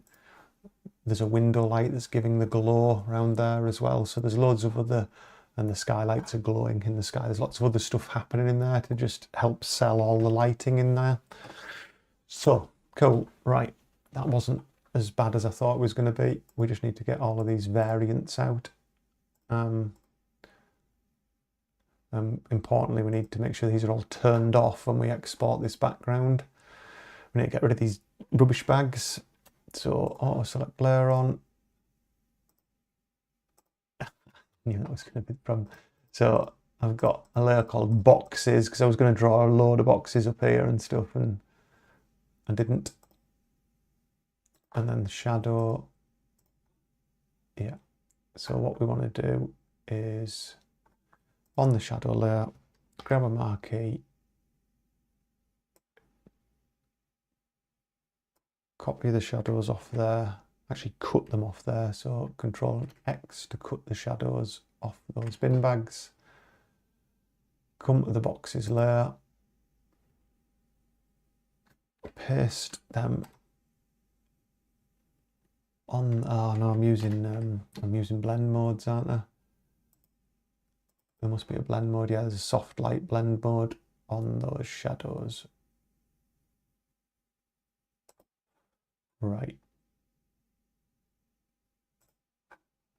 So what we need to do then, let's just manually draw in the shadows of the wall behind it that we've accidentally cut out. Go to the boxes layer and let's just delete these for now. Let's just not worry about that for now. I wanted to do a nice, drawn that wrong, haven't I? I want to do a nice thing where you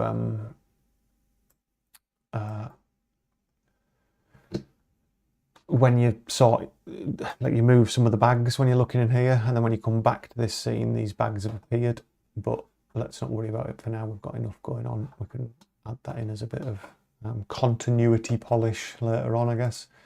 We just need to make sure we exported that. We want to sort this ladder out as well while we're here. It was on the list. So remove bags from alley. Let's get our little stamp again. Removed. Smaller ladder. I haven't done bin no lid yet until I've exported these, but the bags have been moved. That is done. So we've got a similar thing going on with the ladder. We've got two different variants. We've got the ladder in its up position, and we've got ladder in its down position. So it's both of them are going to need to change really, and this is just a realism thing really. It needs to be much higher so it's harder to reach, and then when it's down, because it's much shorter, it's only going to come to about here. So you kind of stood on the car jack to get up. So it's in this up position that we need to edit it. We've got this copy of the ladder, we've got the shadows, we've got them all. At least I drew them all separate this time. So let's get the ladder chopped down. The front ladder. Let's just cut it off right up there at like that kind of height. And then the ladder copy, which is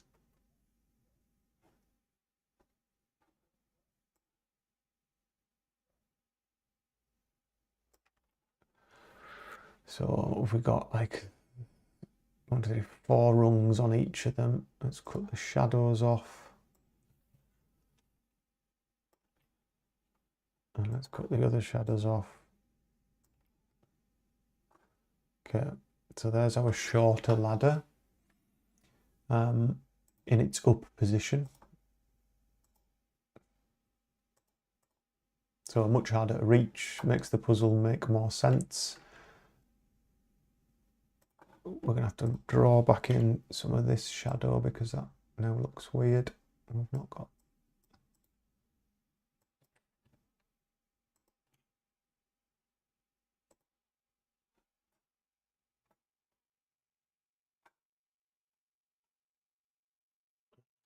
I think. I feel like it should be darker under there. Let's just fix that.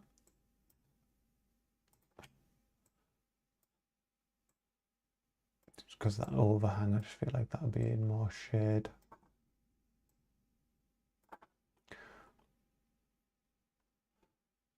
Okay. So the ladder down, it's obviously not a magic ladder. It's just far too long. So it should be 8 rungs.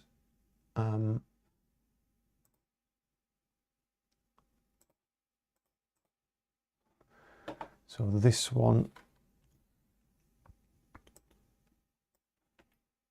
I'll cut that off.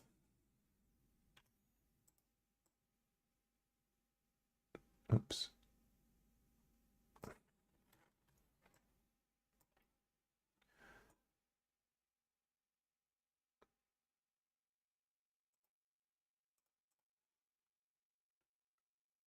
So there's 4 rungs there, cut that off there.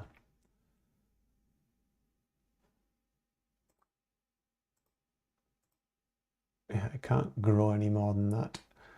I think what I'll do is I'm going to just recreate this from that one. First of all, let's change the colour of it because that is annoying me that I can't really see it.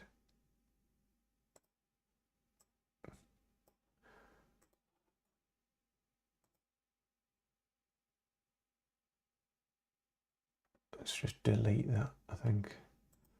So let's just duplicate that whole group. Can you do that? Duplicate.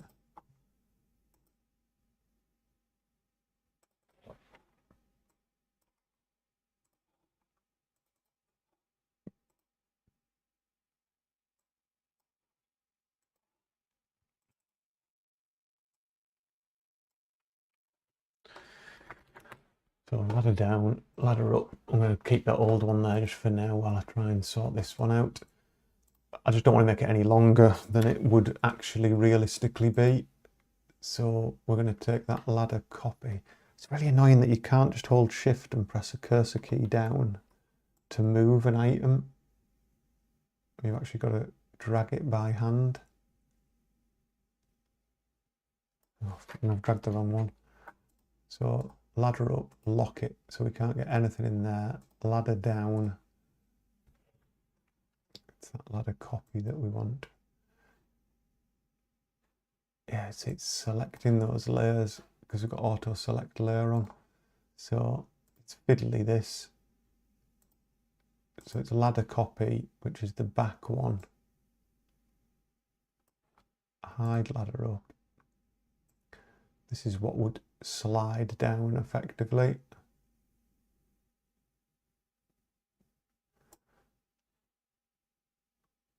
And there's the copy of the ladder shadow.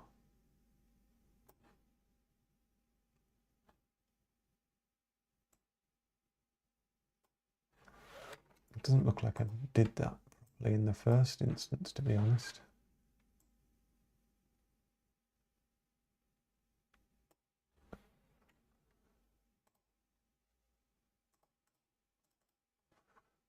I didn't name them well either. Ladder lower and ladder upper, it should have really said, just because then I would understand what I was clicking on. I'm just going to brighten that up a bit. Adjustments, brightness, contrast.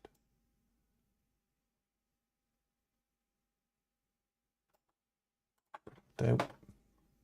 So, ladder up, ladder down, which is then reachable from the car jack that you'll have here on the floor. So they need to be exported as 2 separate assets.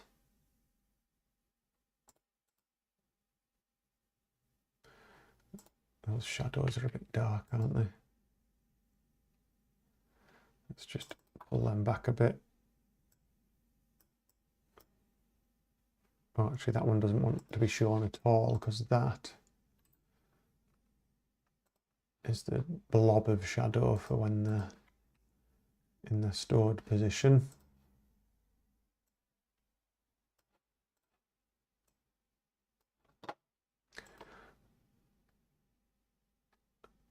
So both these just want to fade back a bit. It's down to 33, down to 33. Being particular, but if you're going to do it, might as well do it properly. Right, great. So that feels a bit more realistic, that you would need something to get up there. So they're going to need to come out separately. We don't want them on the back plate. I think all of that's correct for the back plate. I don't think there's anything there. I usually turn the foreground off just to remind me that there's a separate foreground layer. So let's save the changes we've made to that scene. Turned off all the things. We'll just do File, Export As. Yeah, see, it remembers in the file where you last exported it to. The last thing I did was the ladder down, but we're doing the whole canvas, and it's this basic backdrop. We're just going to overwrite that. Yes, export. Let's just pop over to Unity. Yeah, we can now see the lid's missing off the bin. Let me just hide some of the ladder up and ladder down. Yellow cubes, because they're really bright and I can't see a thing. Yeah, so we've still got the old ladder graphics in there as well. So this ladder up and ladder down graphics, we're going to replace them in a moment. What I'd like to do is just see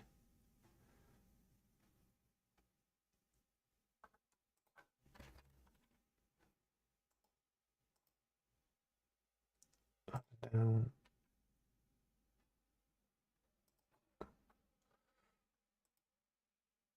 Yeah, so you can see with the ladder down and the ladder up, when I did them last time, I exported the whole canvas rather than just the one object, because then it lines up perfectly on top of it.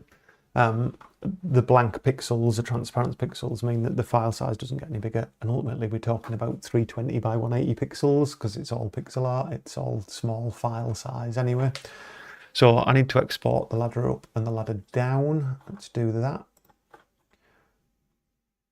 So what we then do is turn off everything. This is our old one, we can delete that now. That was the one we just kept in case. So ladder up, and it's got that little block of shadow on it. Ladder down, it's got all the rungs on it, lovely. So ladder up, file, export as, whole thing, ladder up, save, replace it, yes, export, ladder down, file, export,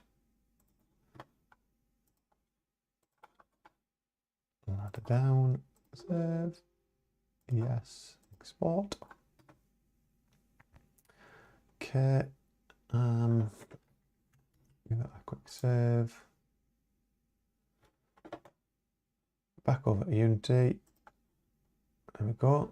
So it's showing both of them at the moment. Ladder up and ladder down. So that's just showing ladder down. And that's just showing ladder up. So we've solved our height problem. That's good.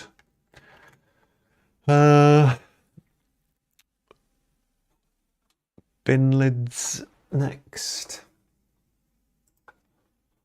So I can already see I've just called it bin lid. I haven't put left or right, which was silly of me. But let's pop this open.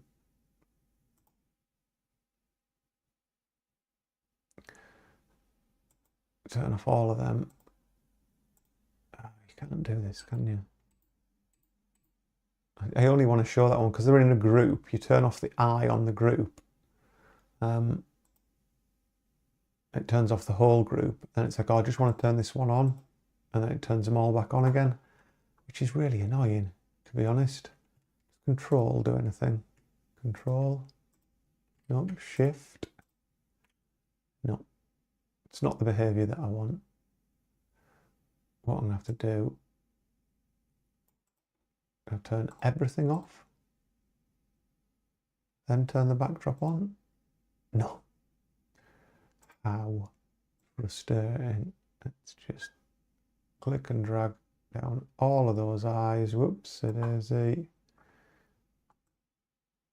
hide everything. So we've just got the bin lid open, left, right closed, bin lid, right. Got nothing else turned on, so let's do left open first, file export as, file, left bin open. I'm going to name them nice and clearly.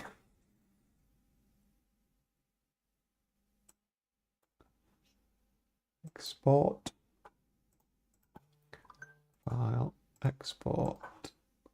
Sorry, I have to talk through it as I do it, otherwise I forget. Left bin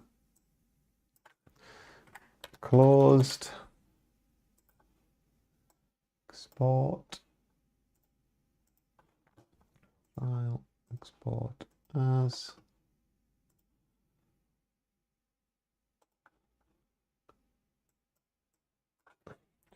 right bin, the other way around, open, not open.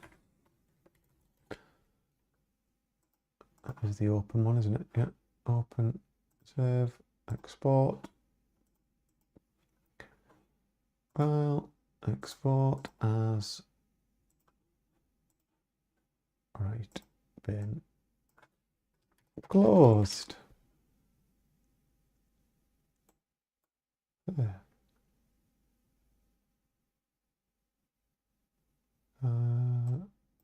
Like a mind blank then all of a sudden. I was like, oh, I think it's because I want a cup of tea. That's where it is. I'm going to do that in a minute. Let's get these in. So I've already imported the right bin, but I didn't call it right bin. And I've now not overwritten. They were just called bin open, bin closed, confusingly. But what I'm going to do here is just check the size of them. See, 320 by 180. 320 by 180, lovely. What N pot is? Oh, right, I think it's to do with the filtering.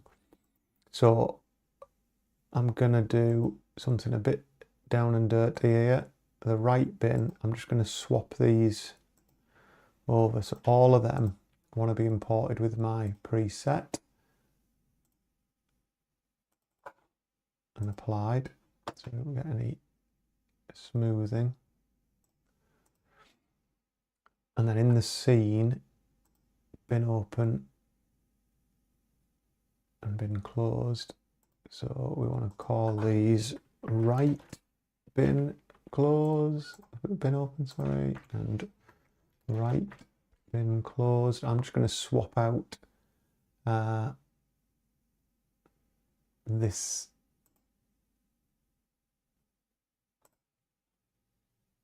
Oh no, hang on. So it takes the renderer. Right bin closed, right bin open.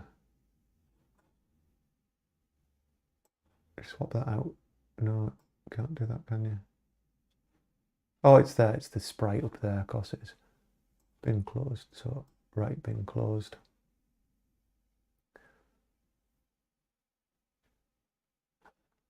Right bin open. Right bin open. I'm just sorting out my naming convention. So if I come back to this for whatever reason, or I get confused with it, they're all named correctly, the sprites. And I'm going to get rid of these two sprites because they're not going to be in use anymore. So I can delete both of those. Yeah.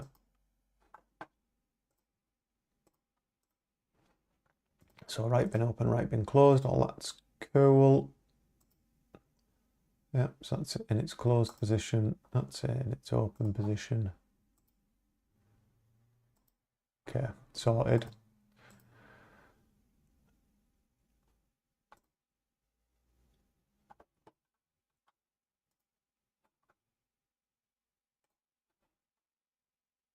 Just thinking about duplicating that, and I'm thinking, should I do that or not? Maybe I shouldn't do that. Trying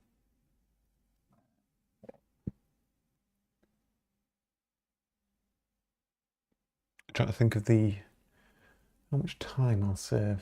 Not much. Let's just try it. So duplicate that, call it left bin open. At the top, doesn't really matter.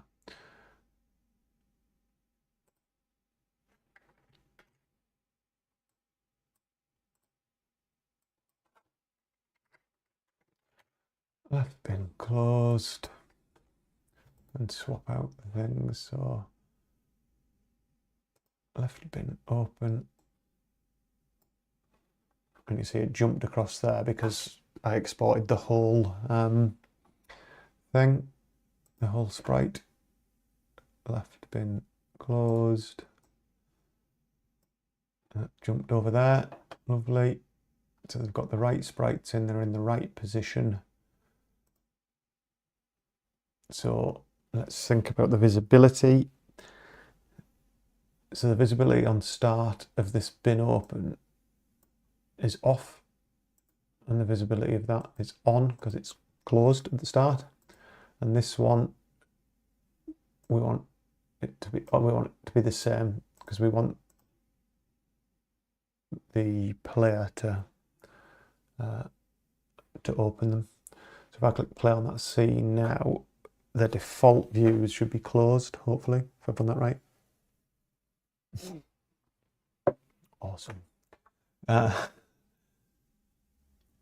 Perhaps we've got a variable changing it, but right bin closed is on, right bin open is off. Yeah, so there must be some variable or something controlling this bin.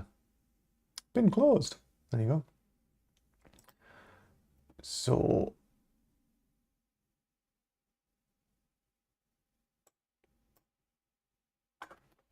right bin, I'm going to say open. Oh God, right bin open. False. Is the bin open? Because they start shut. This is going to drive me insane. Right bin open is false. Okay, we're going to need another one. So a new local variable,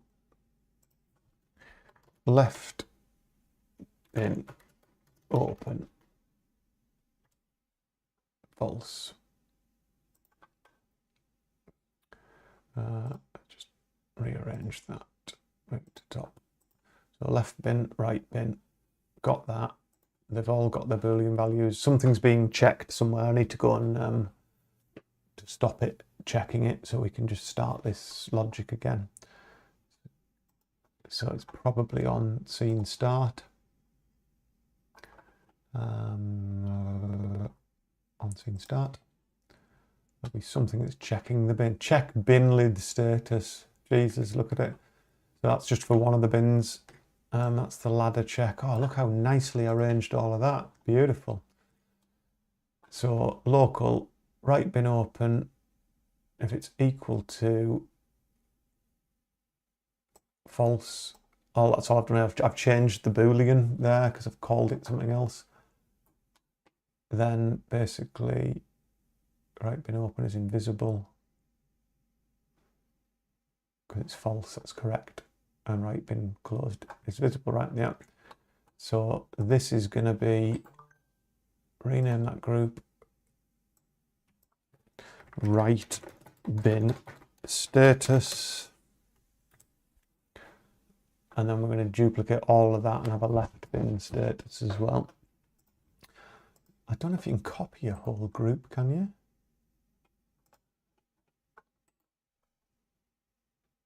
No, I don't think you can. Okay, can we multi-select these without dragging? Yeesh, here we go. This might be a right mess. Duplicate selected.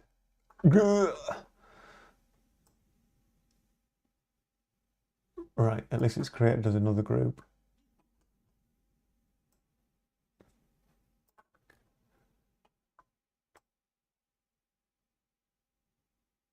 So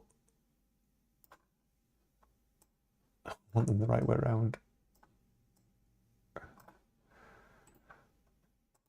Let's make them green because the bins are green. Colour green. Oh, there's a little bug. Colour green. Rename group. Left bin status. It might seem silly going to this like level of sorting it out, but I was so happy then when I opened it and realised I'd grouped them. It was like brilliant. So we're going to need. Do we need another output? Can I just string these together? Let's have another output. It's clean.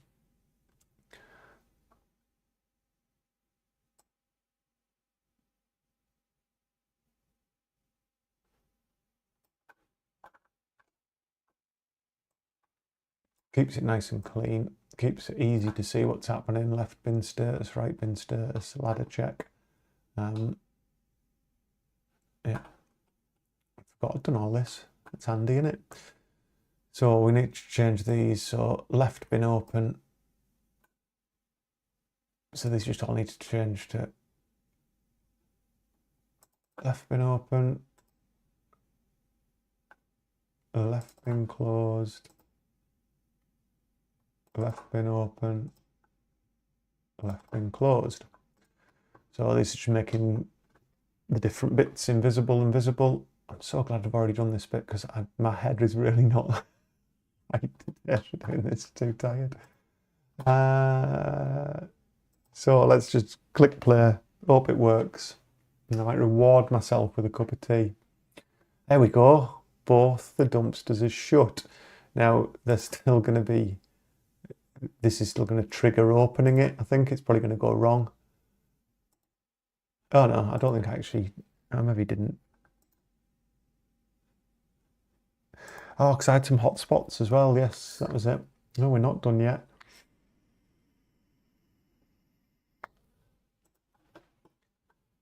So there was like a bin lid hotspot, dumpster lid. I've turned it off. So we're not really going to need that dumpster lid. What that was doing.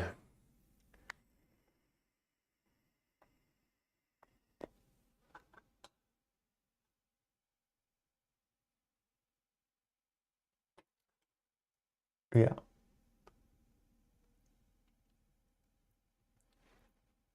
Just reading through that, yeah. So it was swapping which graphic was visible. So we're still going to need to do that, but not on a hotspot for the lid, on a hotspot for the bin. So I'll copy this stuff out of here. Yeah, all that stuff really needs to come out of there. I'll copy them. Shut that down. We're going to need got bin left and bin right, haven't we? Yeah, so let's. Yeah, God, yeah, it's locked shut. I don't know what I was doing here.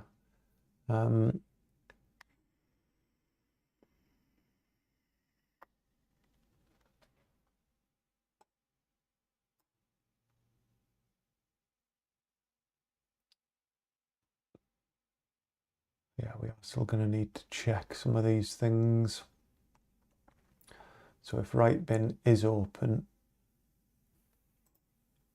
he's going to say I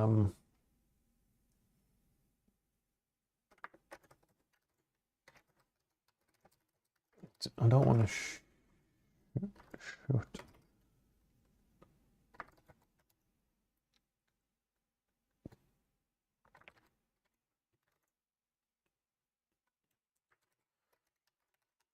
Let's say besides, can't reach because it will have gone right the way up at that point. So it's already open. We're going to do that.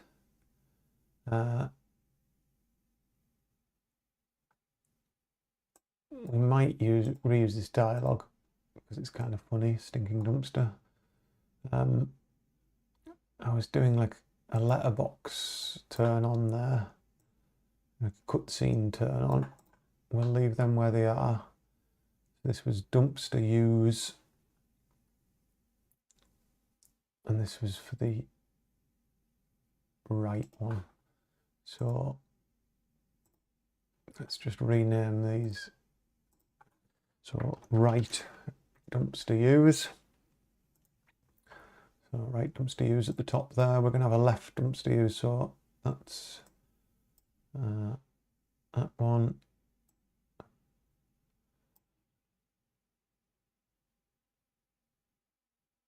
So if it's not open,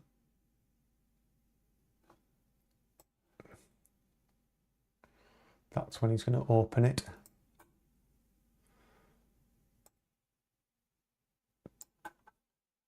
So that stuff I just copied a while back. Paste those copied actions into there. So, oh, that's moving around weird. I'll leave that engine wait there just for a minute because it might be useful to pause this. So it's actually not a bend that I wanted. I think it's a reach. I've forgotten what it's called. So what have we got in his animations?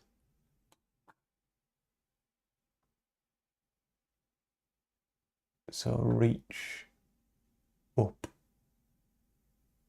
Is it reach up that we want? Maybe. Let's do that. See how it works. So Clive, reach up. I won't put the directional suffix on, I'll list it there instead. So this is basically if you interact with the right bin and it's not already open, it's going to play his reach thing. I'm going to change the right bin open local variable to true so it remembers it when we come back into the scene. It's going to do right bin open visible, right bin closed, oh sorry, yeah, invisible. God, this is not the day for this. And that's disabling the hotspot bin. We don't need to do the bin lid. We don't need to do that. So this is the right dumpster use. I'm going to try this out. Oh, scared me then. Hello, Kyle. All right. You joined me 2.5 hours into an unusual Saturday afternoon. I just thought I'd try and power through a bit of the complex stuff today. And why not live stream it and people can see me making a mess of it? Oh, did you? Oh, of course, you missed last Sunday. Yeah, it's on YouTube. It uploaded about half an hour after. It does it just processes it afterwards. But yeah, I'm working on all of the nightmarish stuff I mentioned in that live stream. So yeah, if you're not, very kind of you to pop in and say hello. Appreciate that. Yeah, basically all of that stuff. I started this stream with this big list of stuff I was going to try and do today. That bloody carjack puzzle and everything we talked about in that last live stream. This spaghetti western of a mess. And yes, totally appreciate with your little one, you're going to be time poor, exactly as you say. I'm time rich this weekend, as I mentioned. My wife is out on a hen do with some work colleagues. I'm home alone with the dogs. They're walked, they've gone to sleep. So I thought, right, let's just power on, see what we can get done. So yeah, I appreciate you popping by. Very kind of you to lend me some time when you've probably got very busy stuff going on with the little one there. You join me just as I'm about to prove this doesn't work. So we're going to test the right dumpster. opened. It should be closed. It should open. It's going to look weird. It's going to look weird. It's not going to be timed right. That's if it works at all. I've had to draw a lot of, redraw a lot of the bin stuff because we want both lids to be opened now. So I'll be messing about with that.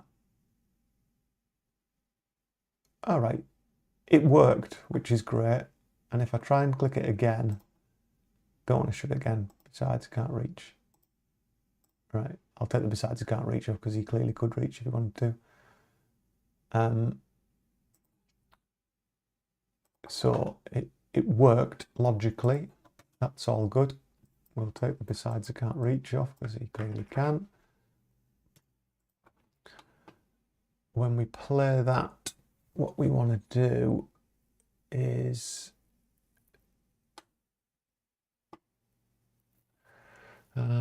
we don't want to wait until it finishes.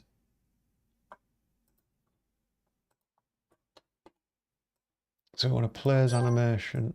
We want to put a little bit of a stall in. I told you that would come in handy, that engine wait. We want to stall it for maybe half a second. So as he reaches up, it kind of looks like it goes up at the same time. Give that a go. Yeah, don't want to get bin juice on his hands. I saw a brilliant sketch on Instagram the other night. Like a lot of Scottish tramps in an alley. And one of them was drinking like a half pint of, it looked like a cloudy IPA. And he finished it off and the other tramp was like, oh, do you want another? He's like, yeah. And he just put his glass at the bottom corner of one of these dumpsters. And then he just tips the dumpster and all the bin juice runs out into a half pint glass. It's like, oh, thank you. And I was like, that's absolutely brilliant. Like kind of thing I wanted to steal, but it was awful. Right, dumpster. Oh, perfect. Look at that timing. That worked brilliantly. I'm chuffed with that. I mean, he's saying he doesn't want to shut it again. I now kind of want to prove my logic by having it shuttable. Is that silly? Let's just giggles. Let's do this in reverse.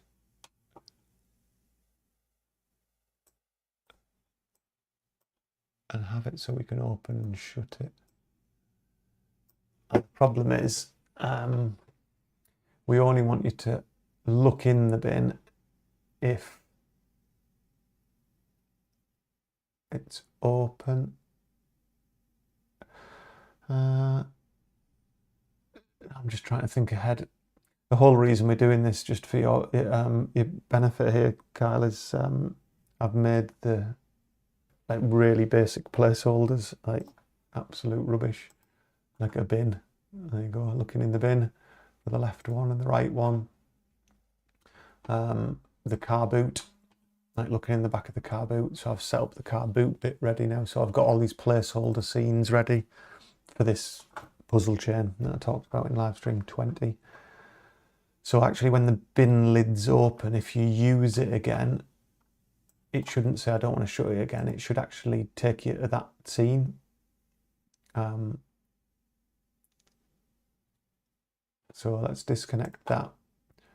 You open it and then you can actually like get in it. Not so much get in it, but look in it. So when we do that, we want to do a scene switch. And we want to switch it to the name of the scene, which is this is the right dumpster we're dealing with at the moment. So copy that. Paste. Oh, the hell's happened there? Oh, it's just too big for the box. Never seen that before. So let's just try that logic out. No, actually, let's see it full screen because I'm intrigued by how lucky I was in getting the timing absolutely right. It looked like it might not be absolutely right. We'll see.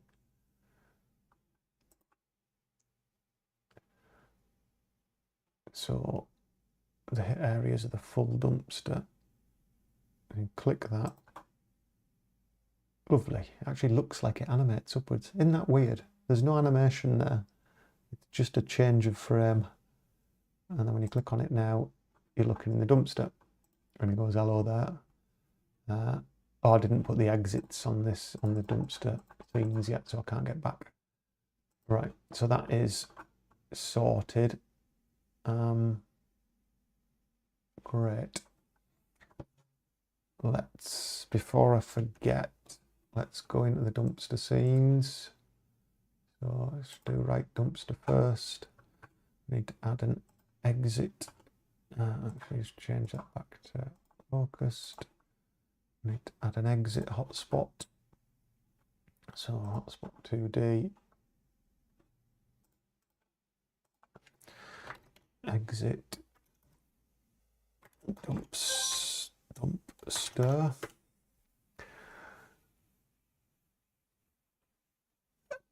Yeah, no, it's those little things, isn't it? They're just certainly when you look at old games like that, your mind filled in all the little little bits. Yeah, Sensible Soccer, like Kick-Off as well. I don't know if you ever played Kick-Off, Kick-Off 2, Kick-Off 3, Dino Dini, the Italian guy I think who made it. Yeah, all of those games where the sprites, like the little overhead kicks and things like that, they're just tiniest little movements and looked like it was actually headering it and volleying it things. It was a big constant argument in our household, Kyle, between me and my older brother about what was better, Sensible Soccer or Kick-Off, and the various versions of Kick-Off on the Amiga, certainly, because some of them I'd have to touch. Kick-Off, the ball didn't stick to your foot, so Sensible Soccer copied that. So you had to like really get round the ball and things. It was like the really, really complex. Like kids today, sound like a pensioner. Like FIFA and stuff like that, where like the ball kind of sticks to your foot effectively. You can't like move around it. It was really bloody hard. Like when you look at Kick-Off now, I got an Amiga emulator, Amiga Forever, and I played it with my brother. And we were like, God, it's absolutely rock hard. We used to be really good at it, but now it's absolutely impossible. Yeah, Sensible Soccer and Kick-Off were both the best of the football games. And when Sensible World of Soccer came out with all the like world teams on and stuff, that was fantastic at the time. Anyway, I digress. Let's carry on with the polygon collider. Change trigger. Move that down. Exit dumpster there.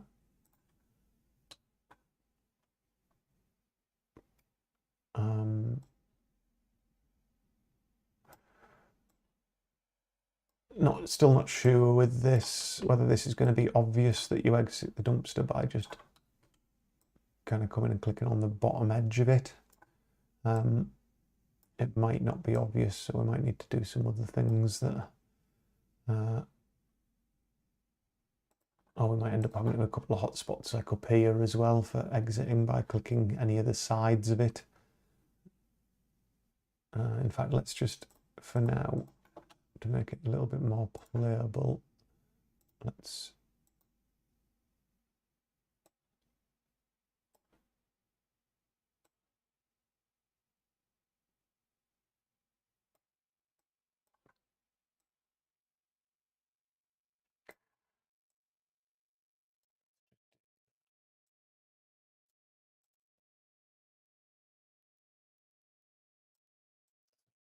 anywhere on that bit of the screen it'll say exit dumpster.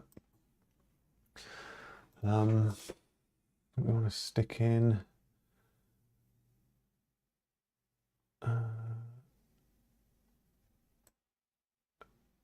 does nothing if you double click it. If we use it, we can use the use icon for now. Player doesn't do anything, and the interaction is exit dumpster, and we do a scene switch back select the scene that is named, trying to find it in there, side alley, copy that, paste it into there. So let's just check that from this scene.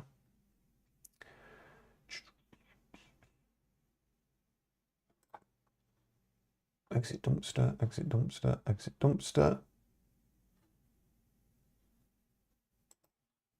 Yeah, and we need to make sure he comes to this player start. So save that, that's good. That we want to copy.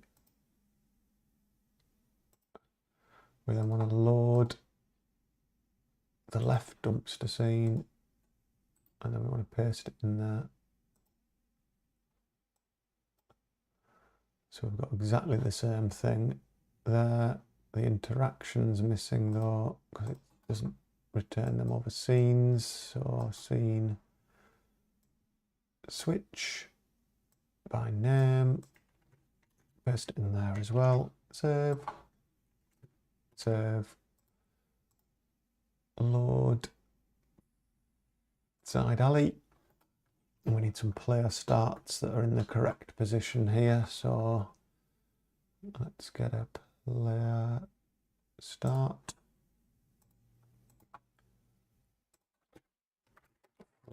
Right bin.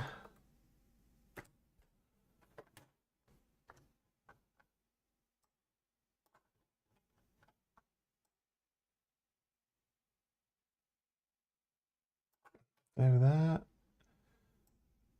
And if it's come from A3 right dumpster, that is the player start we need. And then duplicate that, slide it across here, ready for this one.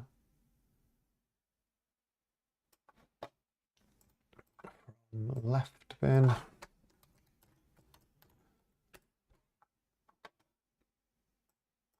Use that one if you've come previously from left dumpster.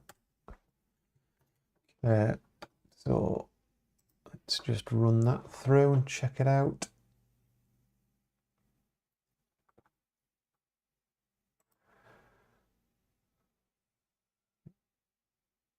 Opens it, goes in the dumpster, it says hello there.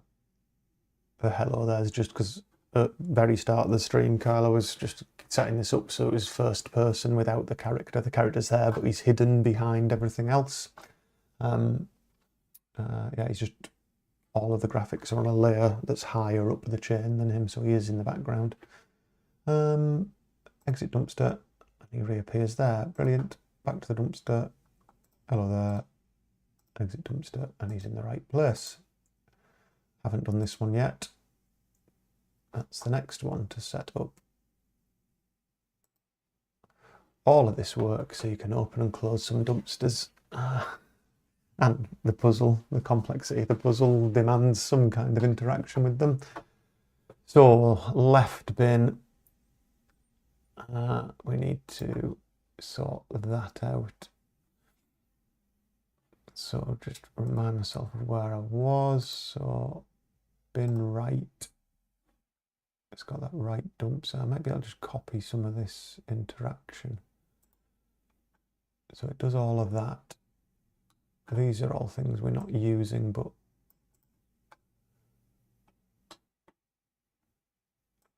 let's just delete them. So we want to reuse all of that stuff. So right dumpster use, find that, duplicate it, left dumpster use, switch all of these. So left bin open, we want to go to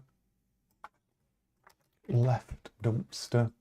This one's actually going to be padlocked or locked shut, so you're not going to be able to open it in the game until you've got the key for it. But I just want to set up all of this the same. So he reaches up, left bin open is true, left bin open, left bin closed. All be good. Is it going to be that straightforward? Have I done it? I would be amazed, because that took less than a minute to do the left hand side one just by duplicating the actions. Oh, I can see it hasn't got a use action on it. Spoke too soon. So bin left, bin right. Yeah, we just don't have that. So again, what does this do? Oh, I just didn't add the actual thing. So left bin just needs a use interaction. We've made it already. We just need to drag it into there. Player action, walk to marker. We've already got that marker, which is the same one it uses for the window. It's fine. Face after moving it. And we're using the use cursor.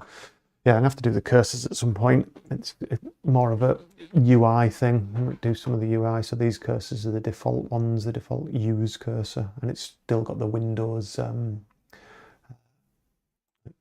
cursor on there as well. Yeah. Double dumpsters, baby. Brilliant, right? I thought that was going to be much more of a headache. That's the left dumpster. I've got an L there to show I'm in the right scene. Exit dumpster, it comes to the right thing. Go to that one. Brilliant. And I could, and I might, use a different icon once you've opened it to kind of go into it, or change the name of it actually. Open dumpster to close dumpster. Oh, maybe I'll do that now. Can you change the name of a hotspot just and then it remember? Is there a remember name thing? Let's learn something new. So the hotspot, well, it's called dumpster. Remember name. So if there's a remember name, you must be able to, oh, it's label, it's not name. Label. Let's have a look to see if there's an action for hotspot. Rename a new label. Let's try it out. Let's try it out. So this is the right dumpster. So if he does, once he's done all of that, rename, are we in the right dumpster? Bin right to open dumpster.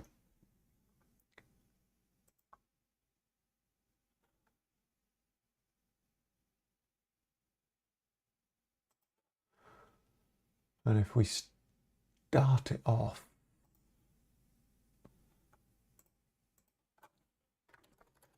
I call it closed dumpster, a check.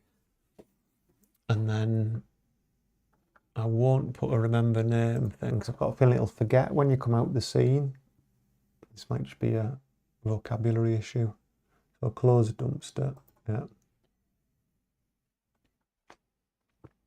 Opens it, and now it's called open dumpster, which is great.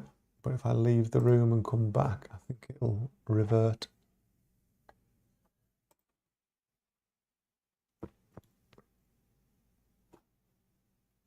Yeah, well, I've just thought of something terrible. Oh my God. Why do I do these things? You might have seen it as well. But you can see the dumpsters from the car park. I really don't want the logic of all the lids to have to be the same in the car park as well. It is not worth it. Have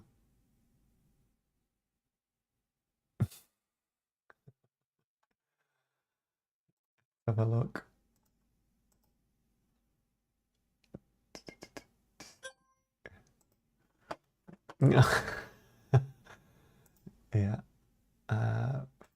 monkeys.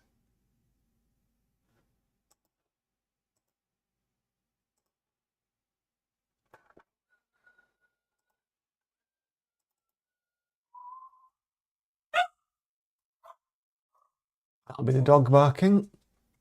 That's been happening today. The door's open. Sound of something outside. Right, funky monkeys. Let's have a look. Alternative options.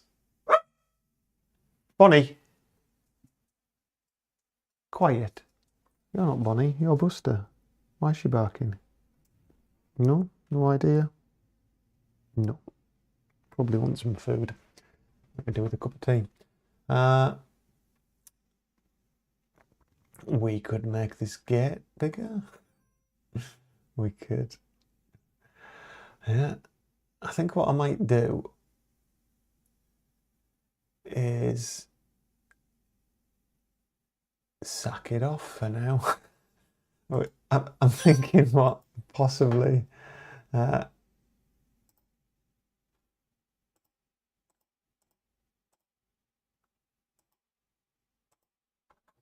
I might do is I might switch this gate over.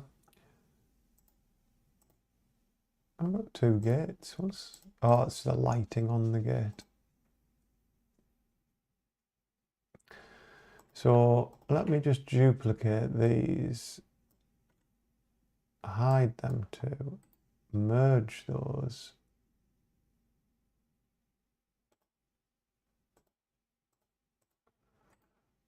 And flip them. Edit, transform. Boom, boom, boom, boom, boom, boom, boom, boom.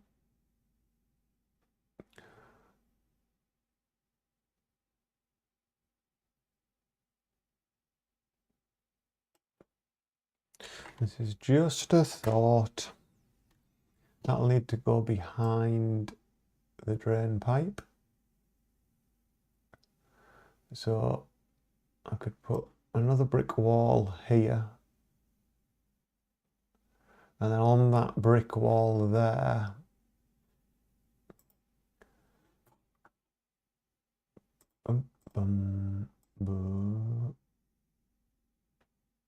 turn all these back on manually, as I found out that AirSprite doesn't let you turn them off independently in groups.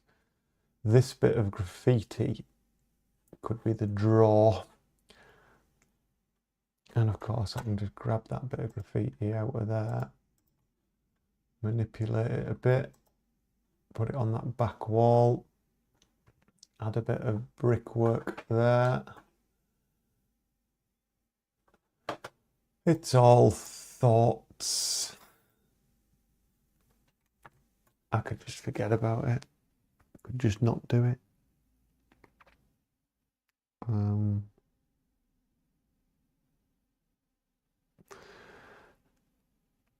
Let's leave it for another day. It's not actually that much of a pain to check the variable of whether they're open or not. Oh, apart from it's a bloody local variable, not a global variable. If I disconnect the local variables, it'll break all the logic I just did. I'll have a think about that. I might actually just do it because it's only two variants, because once they're up, they're both up. You can't close them again. The right one will be up first and then they'll both be up. Right, I am going to grab a cup of tea because it's been a good few hours. I'm going to be back in about 5 minutes time. Thank you very much, Carl, for popping in. Nice to see you, or to see your text anyway. One of my dogs is barking, as you can probably hear. I need to go and let her out the back, grab a cup of tea, and I will be back in about 5 minutes or so. I'm going to remember to mute my microphone because I'm also going to go to the loo, and that would be funny, wouldn't it? Right, if you're still here, Kyle, when I come back, then great. If not, then thanks for popping in. Have a nice weekend, and I might be doing Sunday evening as well. I'll wait and see. I'll see how I get on with this because I'm making some decent progress here with this stuff. Right, I'll be back in 5-ish. Bye.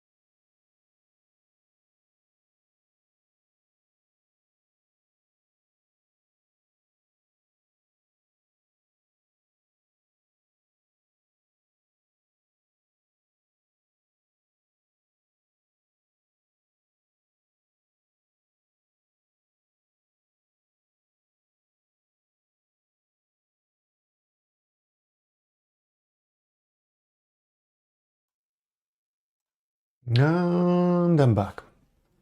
And possibly Car's still here. Right, dog needed to go out the back. Dogs have been fed. I've got a cup of tea, which is good. What we on? 4 o'clock nearly. 3 hours. Let's see how long I can go until either I get interrupted, because we're on a Saturday afternoon. Stand up now, first time. It's quite possible at some point I'll just have to stop, but we'll see. We'll just keep going, see how much we can get done. What I want to do is get the majority of this alley puzzle bit done. So I was wanting to know whether the name thing, where you remember the name of a name change, let's see if that works. So bin right, it's closed dumpster, we're changing it in an action. So if we do remember name, test it again, See if that makes it work. Remember, kids, don't vape, but I am, so there.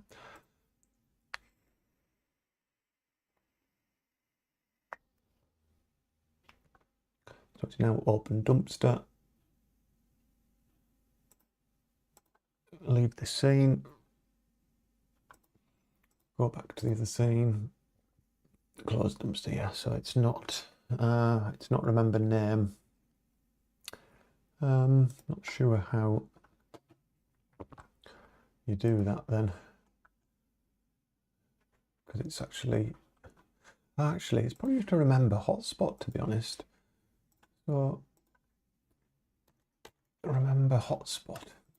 It probably remembers all of the I wonder if it remembers all of the parts of the component, the hotspot component, whether it remembers everything, not just its state. Let's find out. So it's now called open dumpster. Leave the scene. I need to remove that hello there, it's annoying me, I have to wait for it. Ah, yes, so it does. So remember hotspot must remember all of the parts of that component.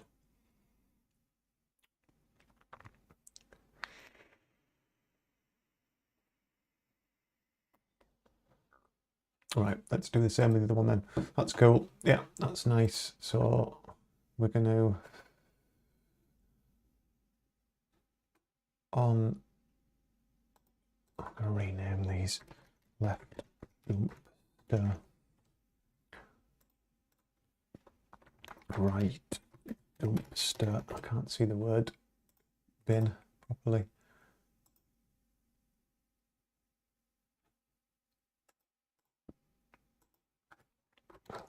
Closed dumpster. I remember hotspot.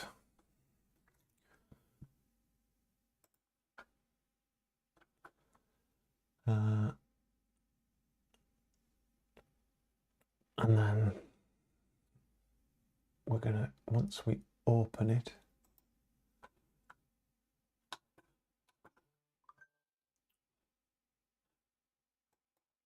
it was a hotspot.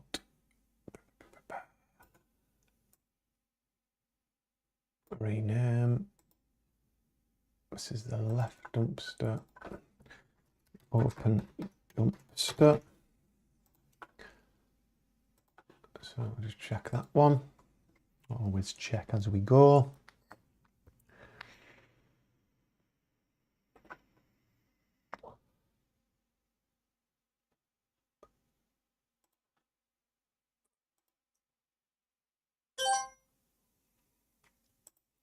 Hello, pushing pandas. Nice to see you on the stream. I'm playing with bins or dumpsters at the moment. We're on, I think, hour number 3. I've changed to the usual Sunday stream. Just trying to get loads of stuff done of these puzzles.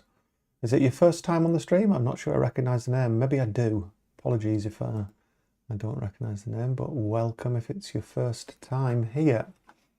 I am working through the Super Saturday hit list, which is going short, slowly but surely.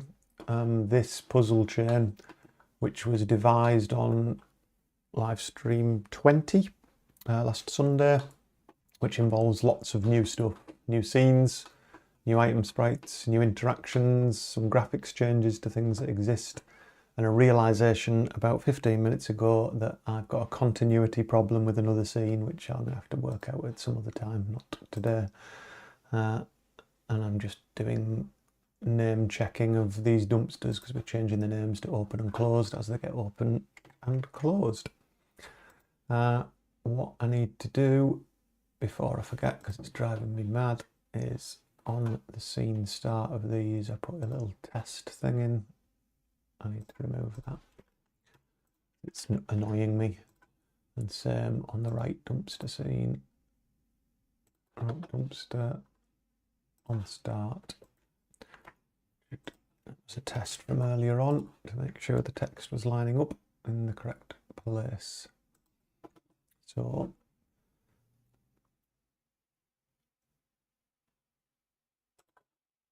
all right, open dumpster, close dumpster, open dumpster. Yeah, so it's remembering their names now when you leave the scene. Excellent.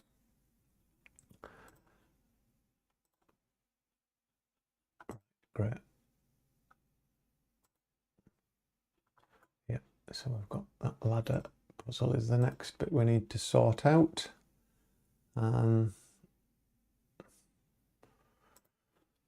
Okay, so that might actually be the next bit of logic that I need to work on. Side alley. So let's just have a look at these hotspots for the ladder. That needs altering. Something else we've done today on the stream is made this more realistic, that it's much further away. And the ladder down one doesn't come down as far. So this marker 2D ladder.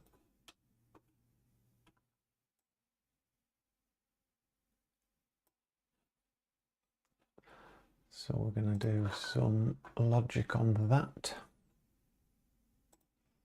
So while it's in its up position, so use interaction on it.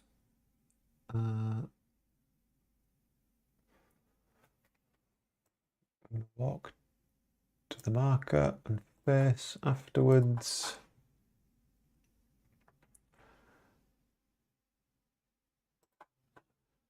So a few things we're going to do.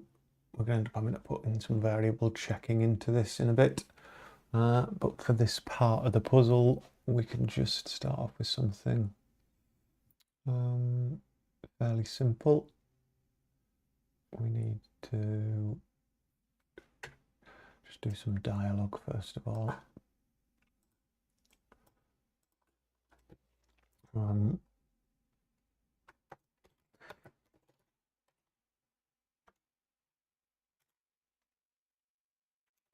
That's tempting.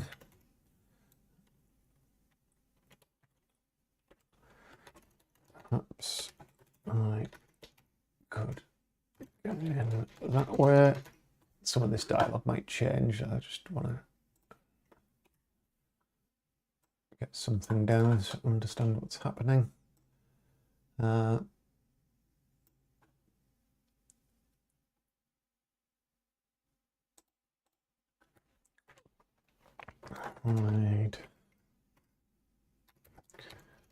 Need, oops, no caps there. I need to, oh, just realised I'm not actually sharing the screen. I've just come back from a cup of tea. It was a long night last night, and I've just realised my webcam's the only thing showing. So the bit that I'm setting up for the benefit of those who are watching this back or anyone who's watching live still is this ladder scene. Yeah, sorry, I wasn't sharing my screen there. The main part of this puzzle is getting up to this ladder, or getting the ladder down to you, and there's a combination of different things that are part of that puzzle chain. So involving these bins, involving stuff that's in the car park. So that's tempting. Perhaps we're getting that way. So that's where we're up to with that. This needs to, I'd need to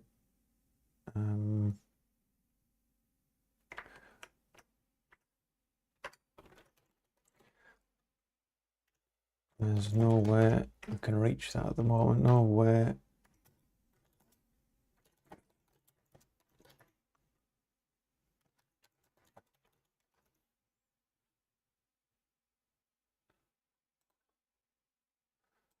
So I've got to decide on a couple of different ways around how to do that. I just realised I wasn't sharing my screen for any of that bit there. So this is the Super Saturday list that I was talking about, working on all of these bits today to do with this puzzle chain there. The order in which this happens, I haven't totally decided yet. There's an awful lot of stuff to do, linking different objects and getting a car jack out the car boot, putting it on the floor, adding something to stand on, making a pole with a hook on it to be able to get up and get onto the roof. So yeah, I've been creating these new scenes, setting up some graphics changes, and sorting out these interactions. And this is the bit I'm avoiding. There's a bit of animation that needs swapped out from Sprite. So I started the other day,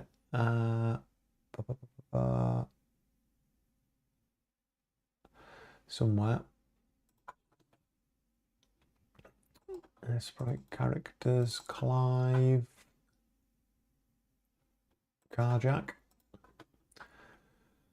So there's a bit here ready for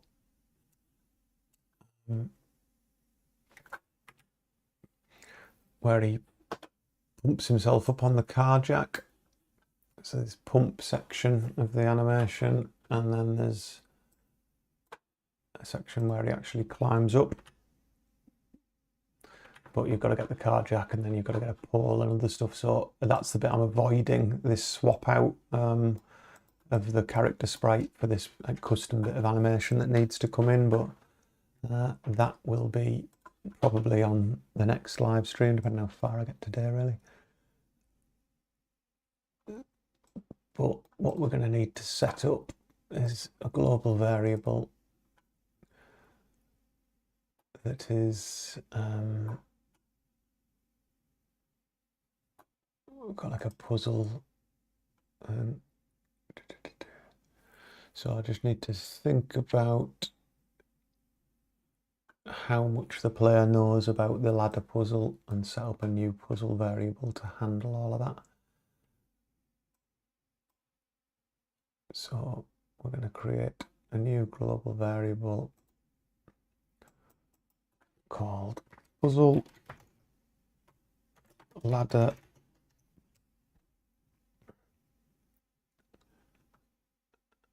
it's going to be a pop-up.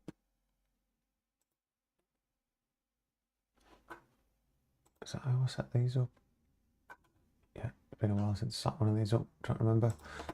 So puzzle ladder, so not started is the first value. Scene ladder is the next thing, next stage of their understanding. I'm going to think about each of the bits so they see it, they know it's there.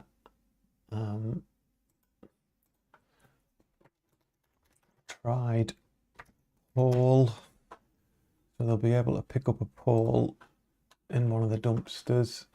So the snapped broom handle, so they've tried the broom.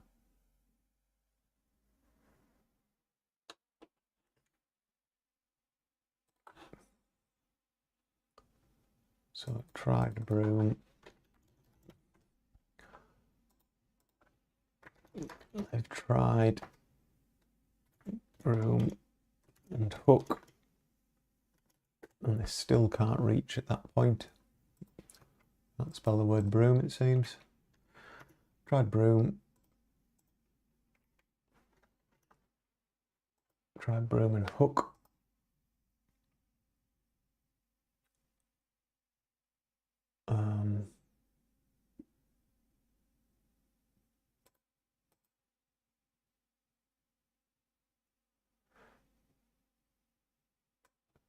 And at that point, the main character will run out of dairy milk. That's always a bad thing.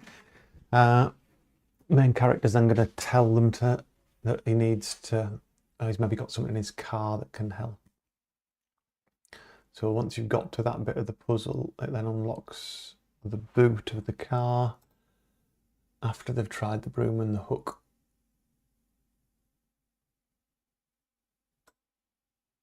So they actually, at that point, check car boot is that bit.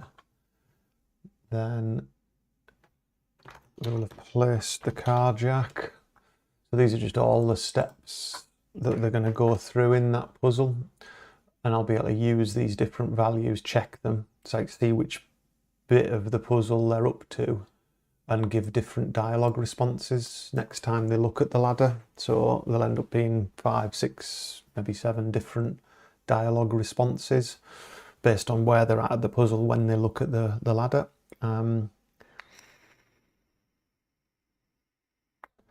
So this would need to be after they've placed the jack. They've added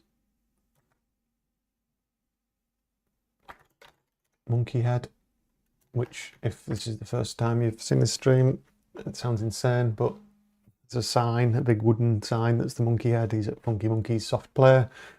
He uses that on top of the jack so he can stand on it. So he's added the monkey head.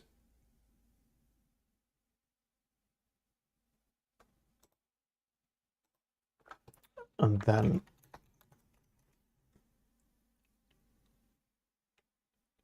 actually there's one in between these and there's no way to move them about, which is annoying. So he's placed the jack.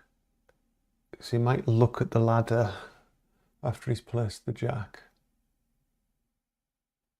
I mean, some of these he might be saying something that's the same. Let's leave it like that, yeah, so he's jacked up. We can probably remove that one. Let's just leave it like that for now. So all of these are going to end up, when you look at the ladder, there's going to be different responses. So we're going to do a variable pop-up switch, global variable puzzle ladder, and then every one of these. So it's not started. That's what he's going to say.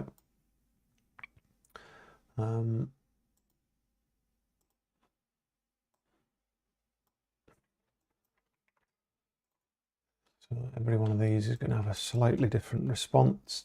So duplicate that. Don't like the way it jumps about Adventure Creator when you're doing this. If you're duplicating these, you just want them to duplicate next to it. You duplicate after it hooks them together, which isn't what I want, but it's quicker. Duplicate after.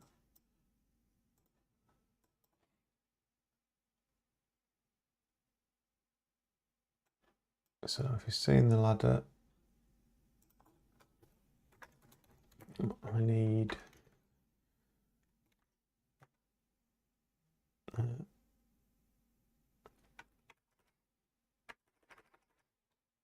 I either need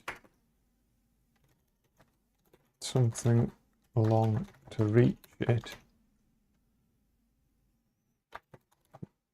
I need to grow about 3 foot.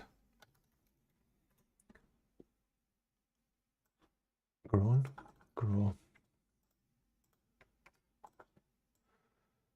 Okay. If he's tried the broom handle wasn't long enough on its own. Really can't spell broom, it seems.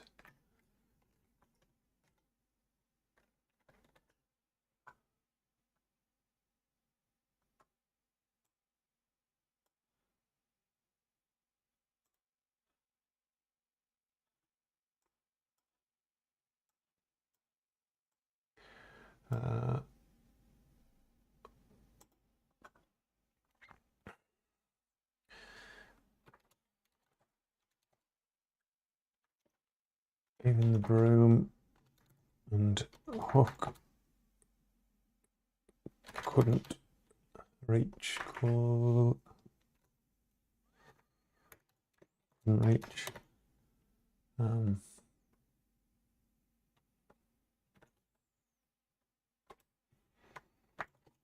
Maybe there's something in my car boot that could help.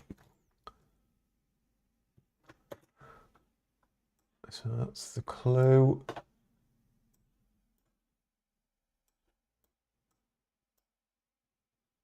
I've placed the jack on the floor. The jack is in position, but I can't balance on it. No gymnast. Gymnast.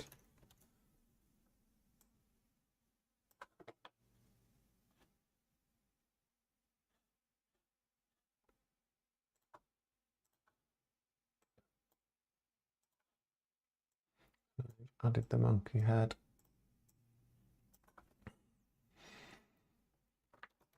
This saga is almost over. I should be able to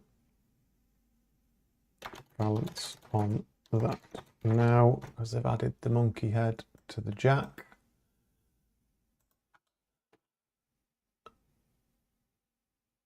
And then if they're jacked up to the full height of the jack,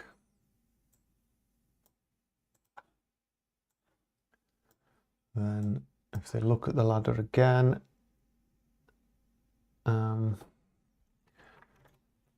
it's so close. I just need to hook it now, which gives them the clue to get the hooked pole out. So they're all of the different responses for the different moments in that puzzle chain. That's just if you use the ladder. So when you use the hook on the ladder, it's going to drop down, and then we're not using the ladder anymore at that stage. We're actually using a different object, which is ladder down, because the ladder will come down to the down position, which there should be graphics for there. Yeah, then you'll be up on the car jack, and then we'll have a different set of actions for ladder down. So if we use ladder down, we're not going to move him because he's going to be stood on the jack. Once he's got this down with the hook,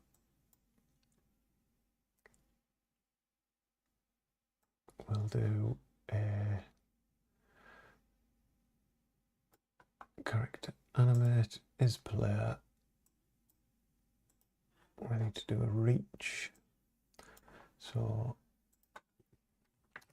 live reach up.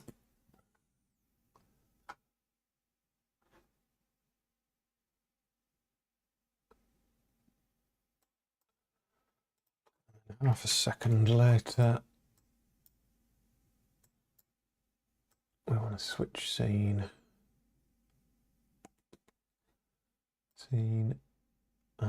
Switch by name. We've got the rooftop. Right, so that's only once the ladder down is shown.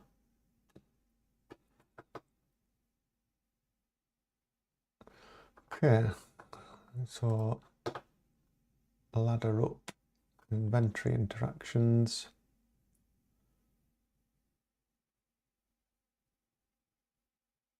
We need to create some inventory items first, I think.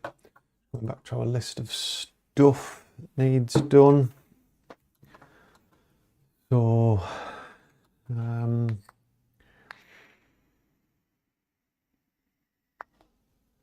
create all of them.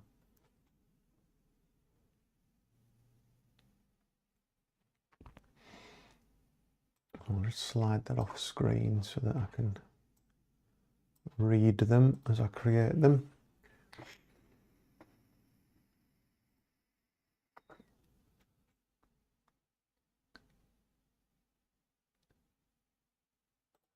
Create new item.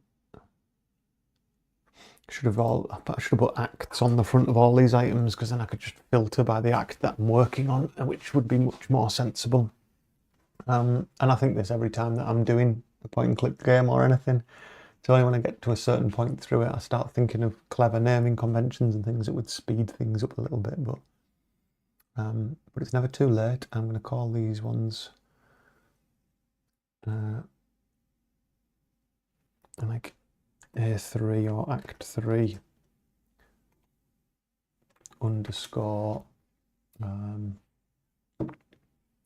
monkey head, and the label is wooden monkey head.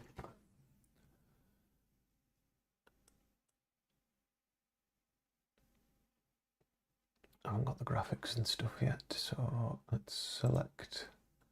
I've done a placeholder item.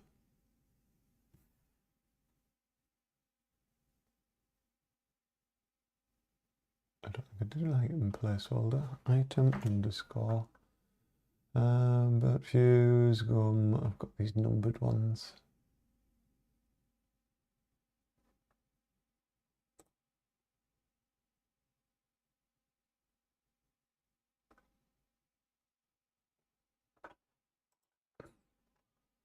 Few red one. Don't have a placeholder. That's weird. It's not scrolling properly. It's going weird. Let's just put a number 8. Work that bit out later.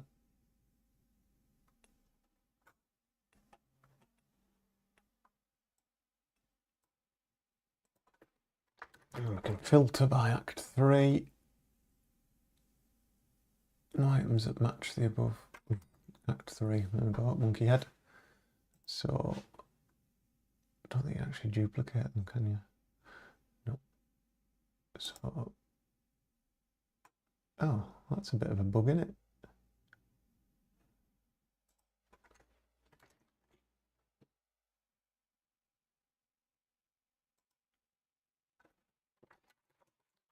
Right. Broom handle. Snapped broom. Oh, do it again. Snap broom. Create a new one. That's an annoying bug, isn't it? The filter undoes each time you create a new one. Not helpful. Act 3.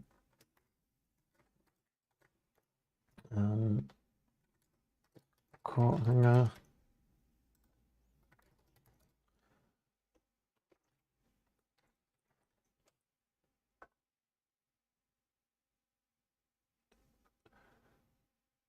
Create new. Act 3. Hooked pull.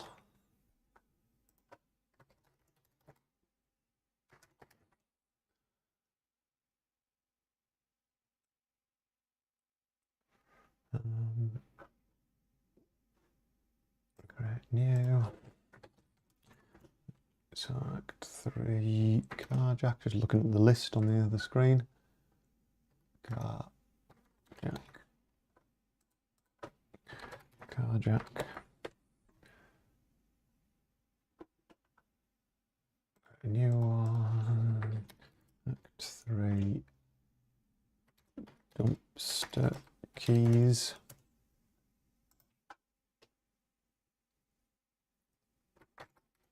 Call it keys, so I don't know what they're for originally. Right, so they're all the things. Let's filter it now so we can see them all. And just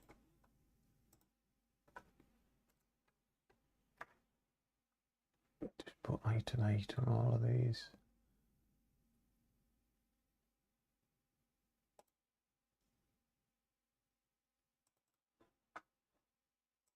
Just for now. No, don't do that.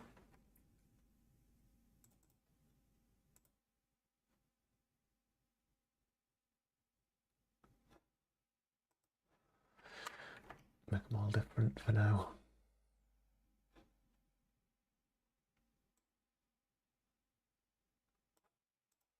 6, 5. Just till I get round to draw these.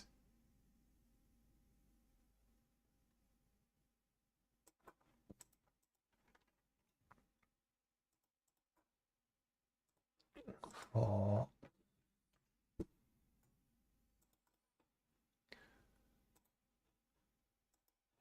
3.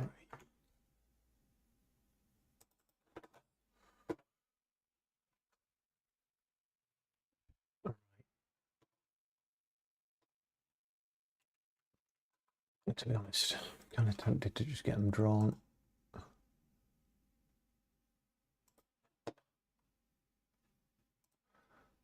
Items.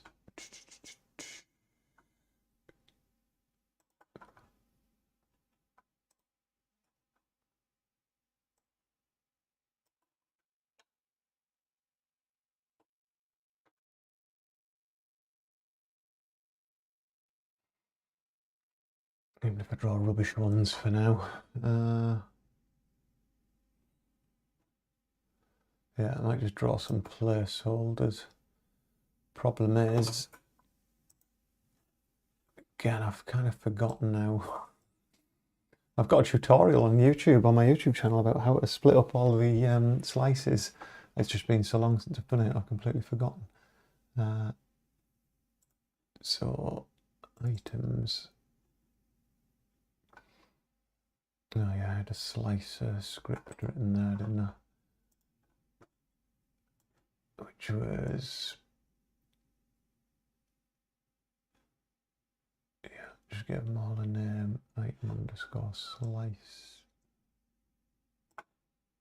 And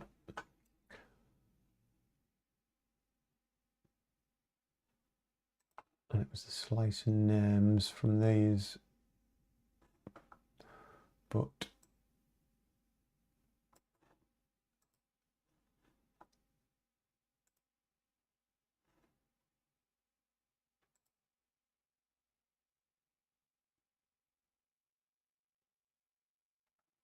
yeah, maybe a bit of a pain. Let's leave it as it is for now.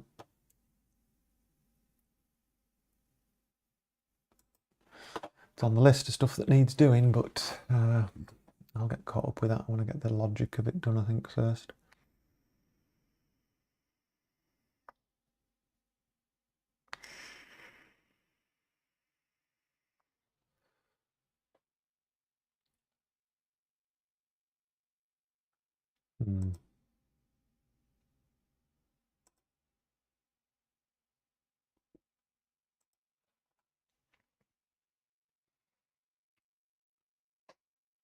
Trying to think what the best way is of doing that.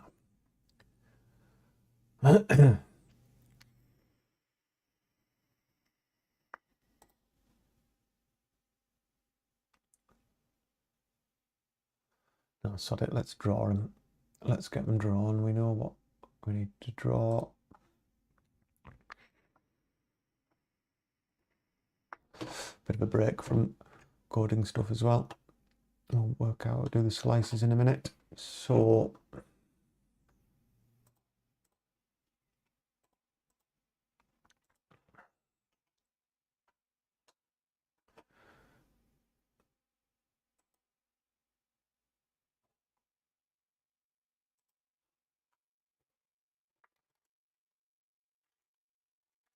monkey head.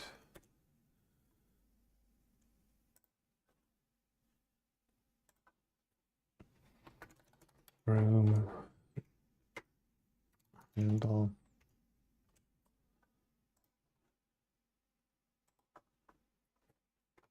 Coat hanger.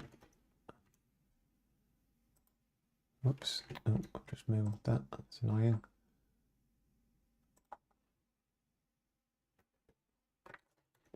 Collar jack.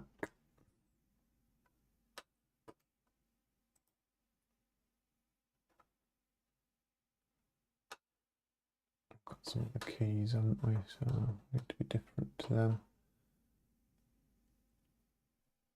Actually, I don't think that key's used. What do you call it? Locker key.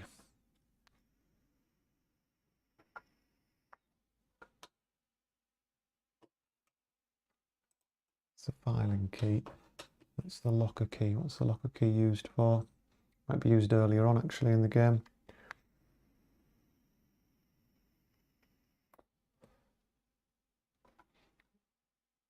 Let's just use it for now.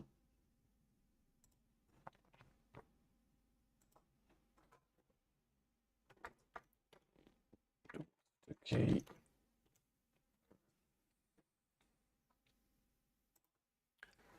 And that one we'll call hooked. Pull.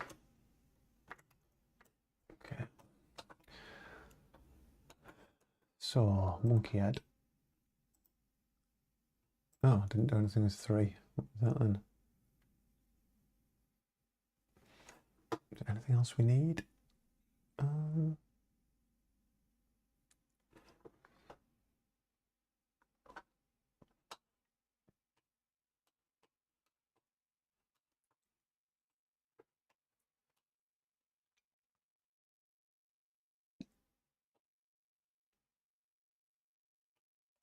Let's just start with the monkey head.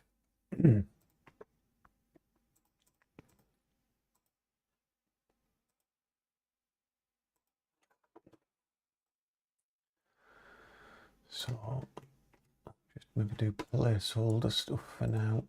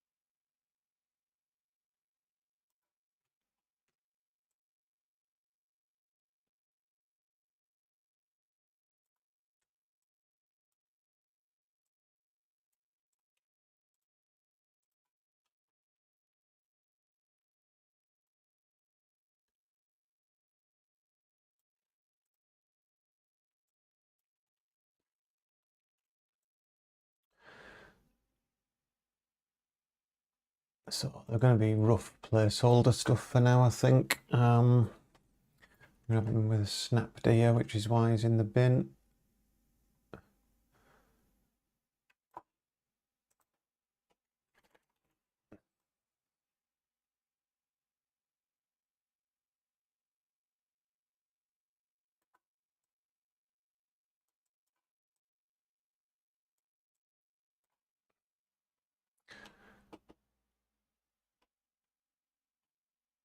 So that's the monkey head.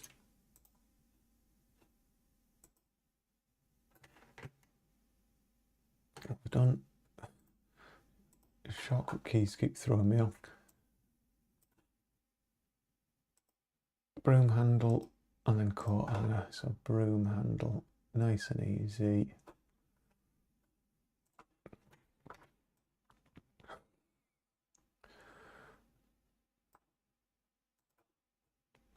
Might be the easiest bit of art in the game.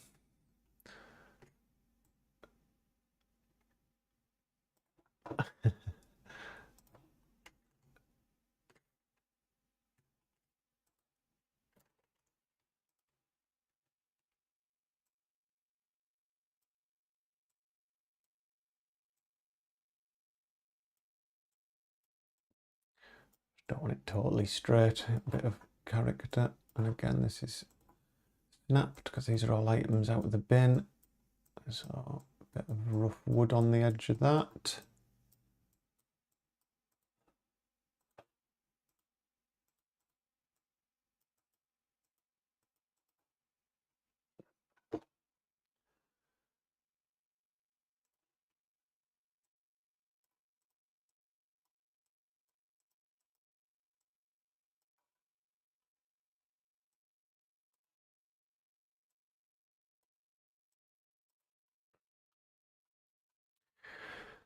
Broom handle, it was coat hanger next, was it?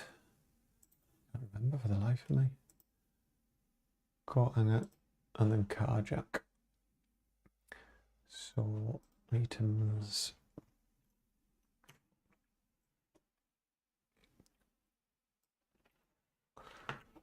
Coat hanger.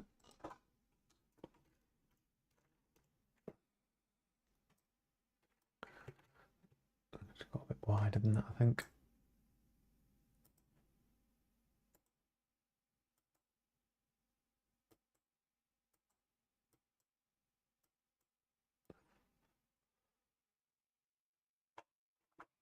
I mean, it's not going to be in that form. It's being used as a car aerial at the moment, so it needs squished a bit, but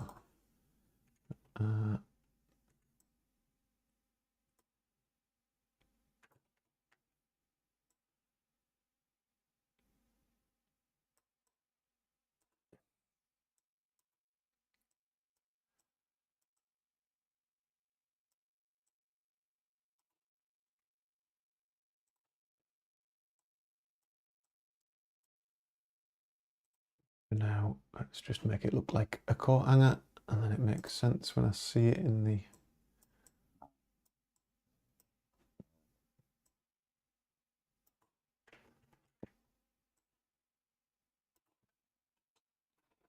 car jack. We can go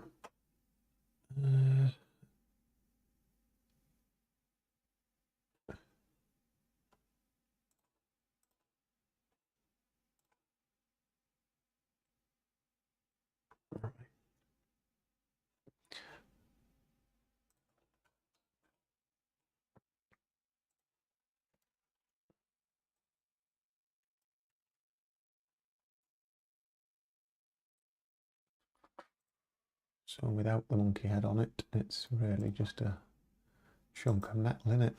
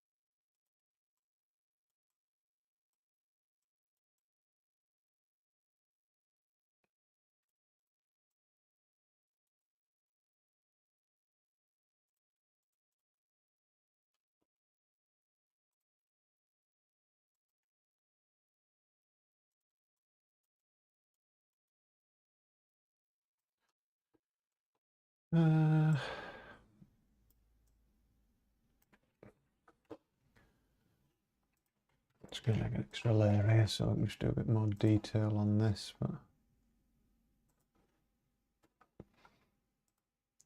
it's basically just a sticky up thing, but it's going to take a couple of attempts, I think, to get the perspective right on it. Let's just choose a different grey so it just lifts it from there. The off-buster is had enough. One of the dogs has had enough. Enough of me whispering.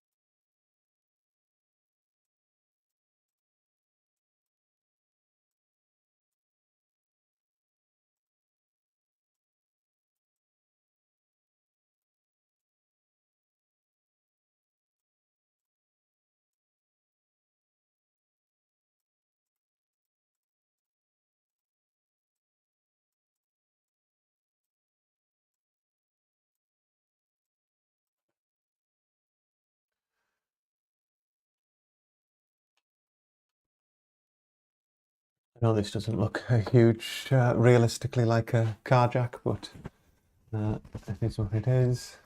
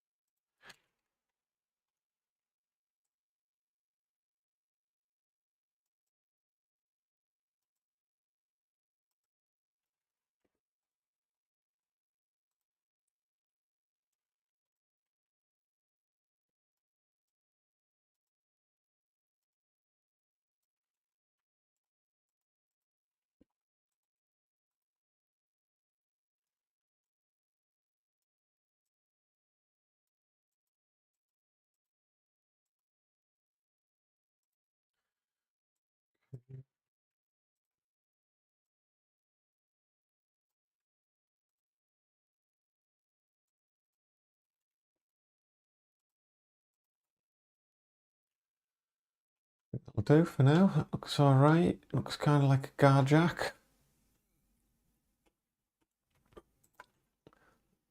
What I'm doing now is my usual after saying, I'm just going to do them temporary. I then start thinking, I might as well just put a bit more detail into these. Make sure that that's got some thickness to it, because that's what you're using it for.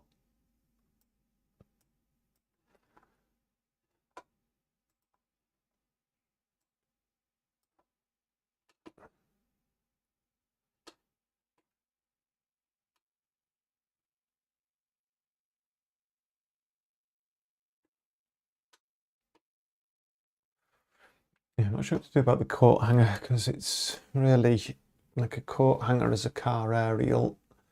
It's usually been squished somewhat.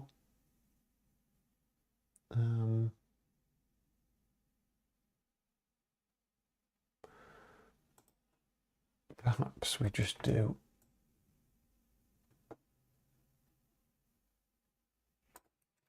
we take the hook. Oh no. Oh, same layer. I keep forgetting that with this file.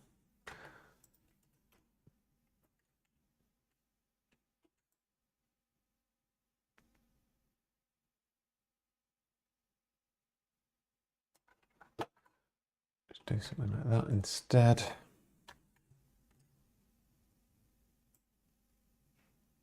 Bit of shade on the lower sides.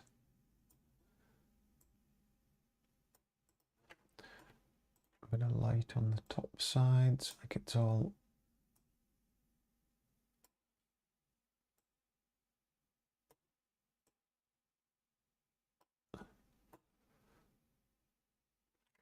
doesn't look like a coat hanger anymore, but I guess that's the point.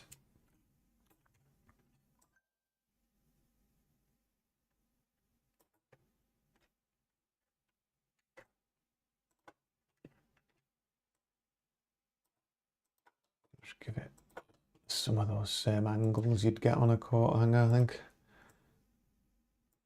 It just feels a bit more like one.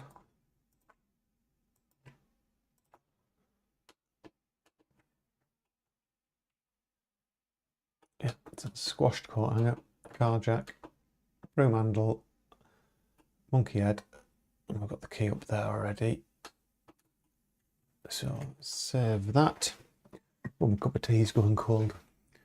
And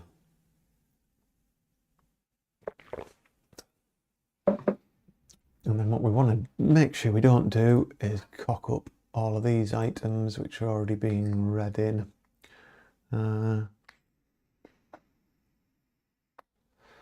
So these item sprites, how big are they?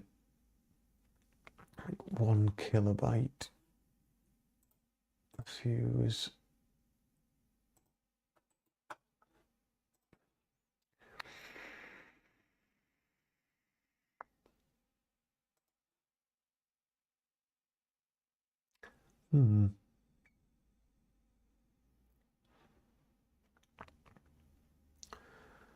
So let's have a look at this batch file.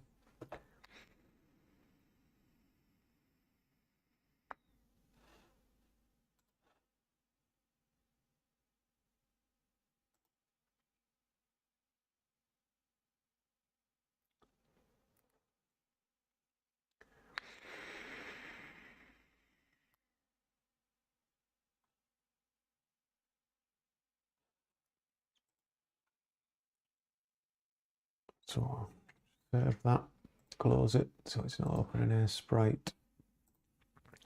Run my slicer.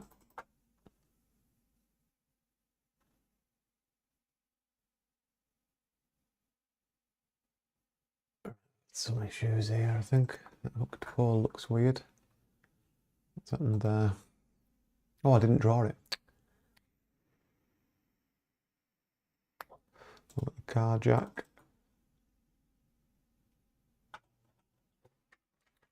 Quote hanger. Right, so I exported them fine.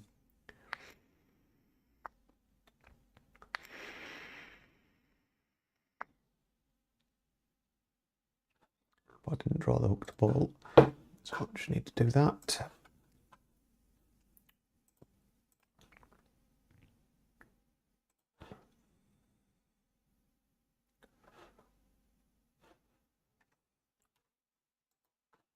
Is that one named hooked pole? Slice tool.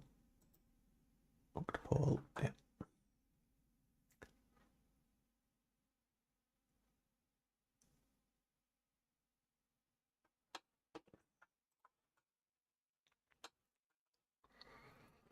So let's grab that.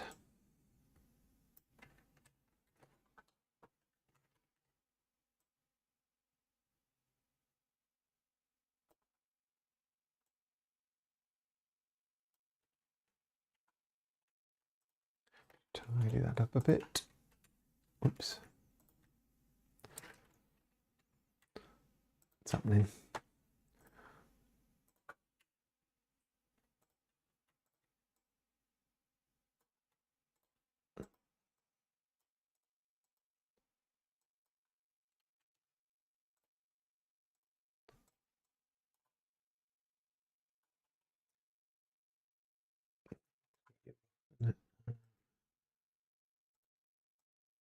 Squished it a bit. Let's get that added in. So what I'm trying to do here is add the, so this is a combination item. It's when you combine that and that. So we're going to kind of redraw these bits like you've kind of wrapped the wire around it.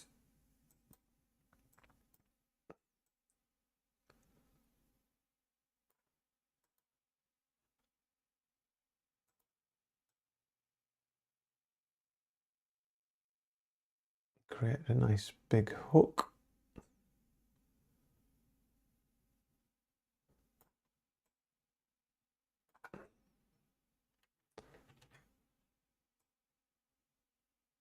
And again, just making these thicker than they probably would be, just because they've got to show up as nice sprites, but they're quite small in the game. Just using the same colours from the other one.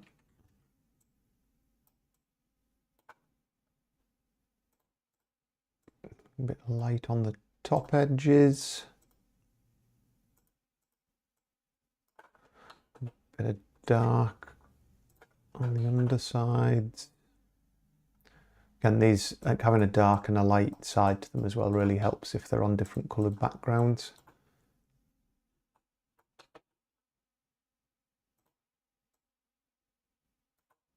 It just adds a bit of thickness to the pixel art as well, because some really thin single pixel lines there.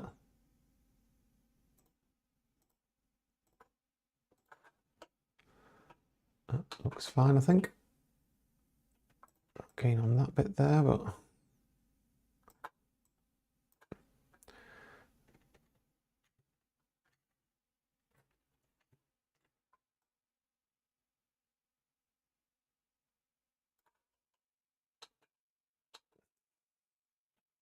better, I think. I'm trying to think if there's any other items that I need for the scene that I might have forgotten about. Let's have a little look and I think.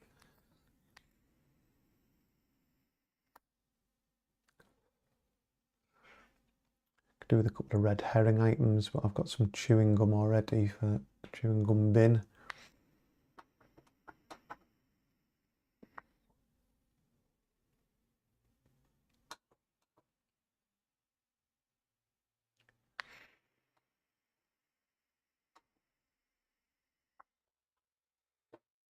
Let's leave it for now. Right, re-export them again. Does it work if it's open? If I run my slicer when the file's open, does it cock up? Let's save it, certainly.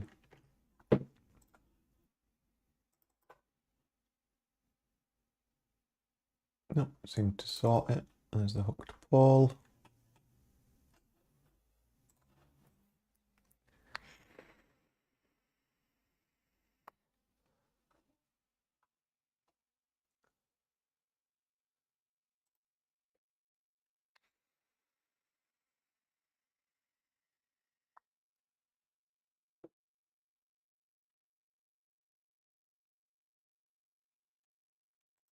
So all the items, copy them out of there, drop them into the items folder, hope they're all the right size. Come back to Unity, let it do its thing. And let's go back to the inventory. So the monkey head.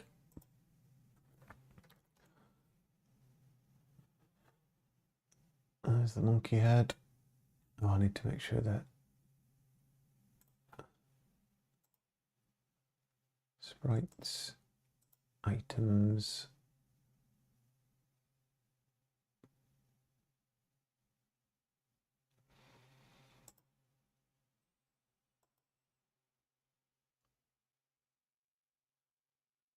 Need to be imported as items, don't they? So select all the new ones that have just come in.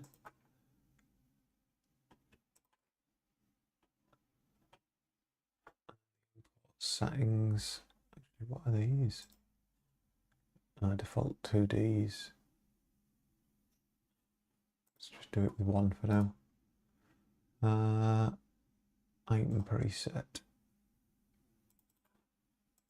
Apply. Yeah, that's correct, isn't it? 64 by 64. Great. I haven't cocked it up. That's always good. So select all the new ones. Select my preset. Apply that. All right. That should be all of them.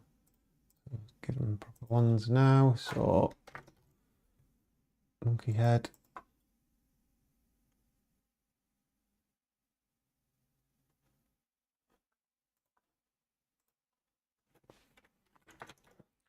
Broom handle.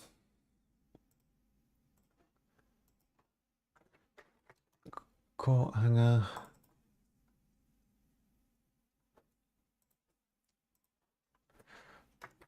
Hooked pole.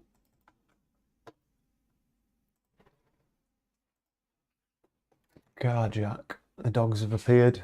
Suddenly want to know what's going on. Also probably want to go out in a bit, so dumpster keys.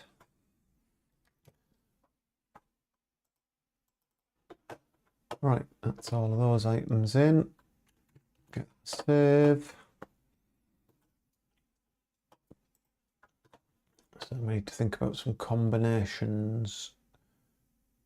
So coat hanger,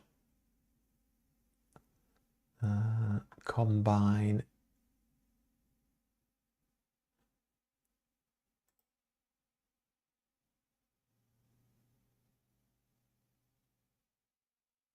Oh, actually no, sorry, I've done that wrong. That's an unhandled. So we want a combine event. So combine the coat hanger with the broom handle. It's quite a big list, isn't it? Act 3, that's why I called them Act. Broom handle. That's handy, you can't read it, can you?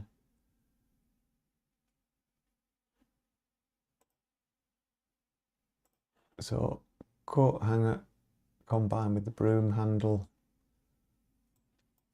I'm going to basically inventory. I think there might be a way to, is it crafting? No, it's recipes.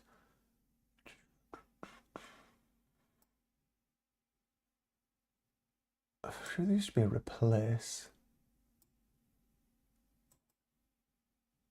So basically we're going to add the hooked pole and an inventory.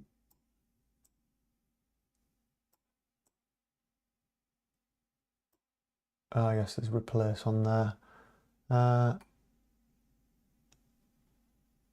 Yeah, so let's do it. Let's do it the clean way. So inventory,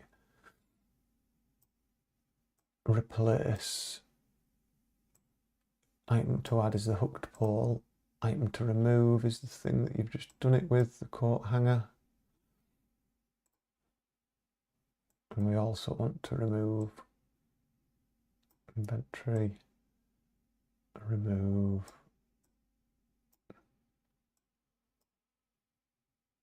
the pole, the broom handle. So is that right? Just think that through. So it's the coat hanger. So we add the hooked pole, we remove the coat hanger, and we remove the broom handle. That is correct. So we also want the same. Actually, does it automatically do it? Either way.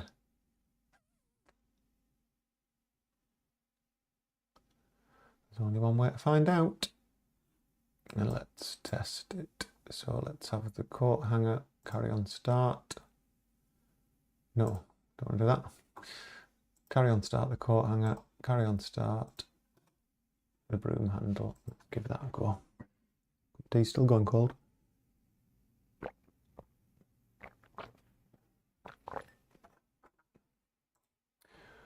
So snap broom and coat hanger.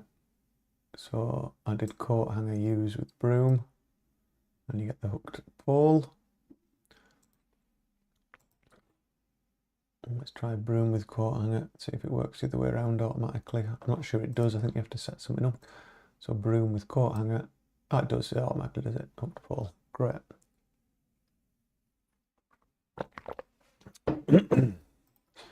Okay.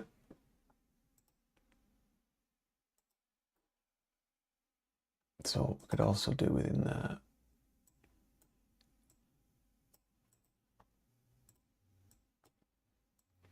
Just a bit of dialogue from this player.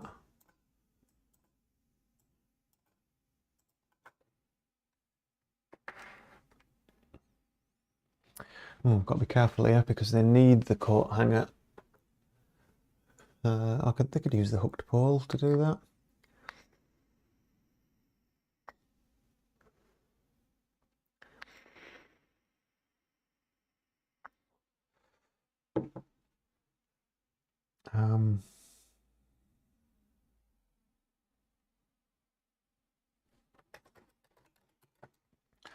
Should be able to attach these together.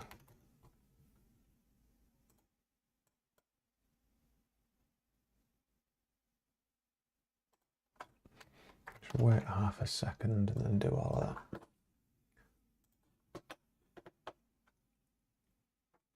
So I need to remember the drain.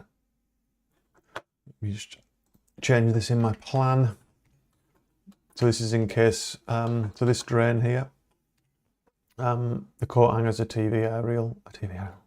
car radio aerial.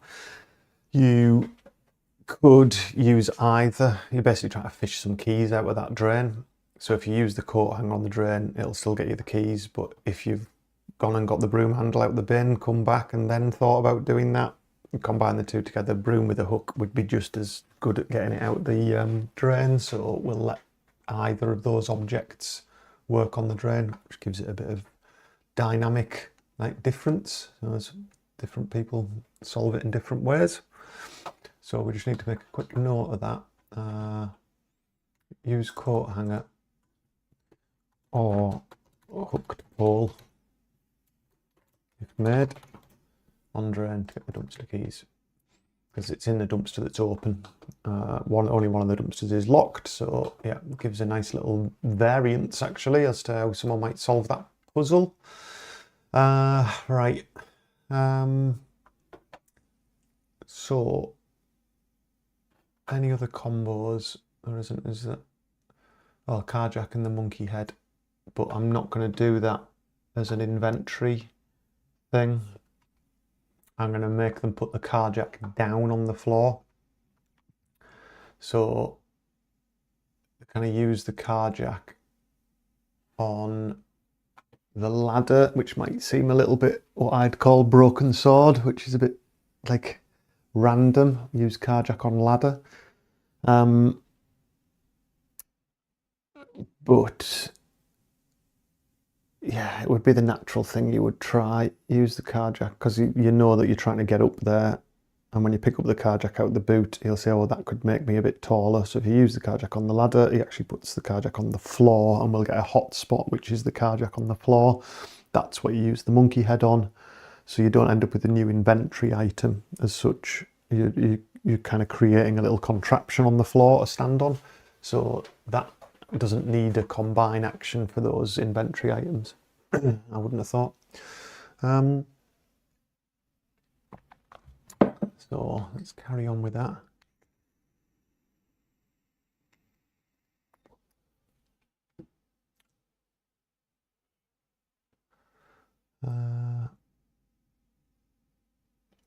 What I do need to do is back in the car park scene. I haven't drawn the actual coat hanger on the car, so I need to change that in the scene.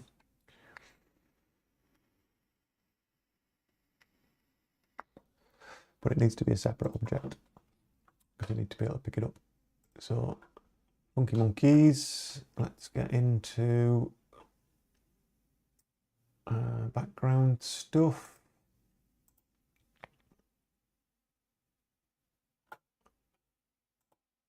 Actually, it'll be foreground because you can walk in front of it.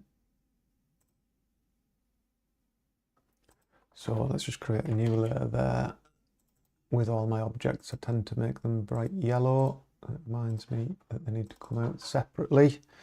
So aerial coat hanger. And I want this to be pretty dark because it's like kind of in shadow with the other things. It's a bit of a hidden object. So, oops.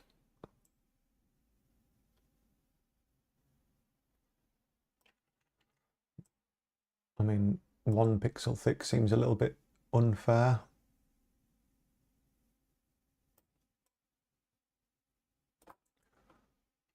That looks too obvious. All right, gotta get this right.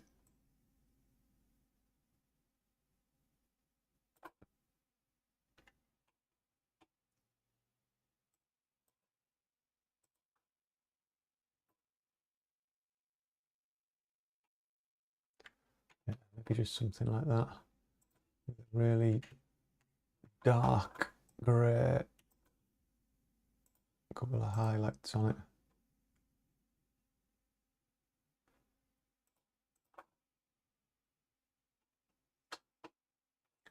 That'll do.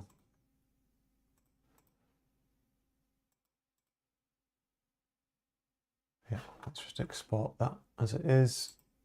Turn everything off. Oh god, I did this earlier on as well. It seems in Airsprite you can't have a group, like my foreground group there. I mean, it doesn't really matter. Let's put it outside. Get over there.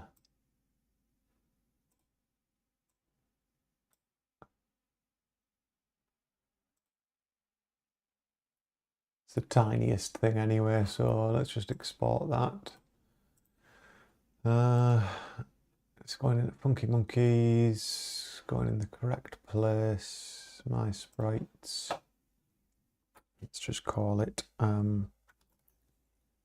aerial hanger.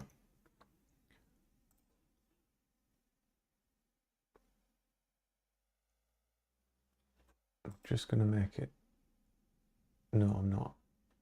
Let's just do it full canvas. It's my usual way.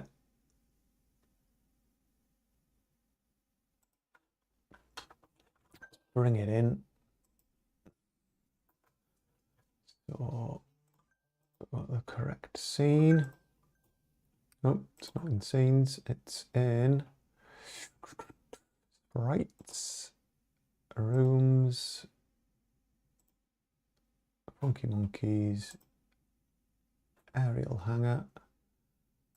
Set the preset to single piece of art. Apply. Drag that up onto the set geometry.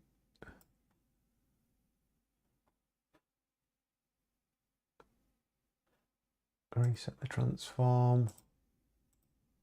There it is, in exactly the right spot. But it's in the wrong order, so it needs to come forwards. Oh no, actually, so what's the foregrounds on 10, 11?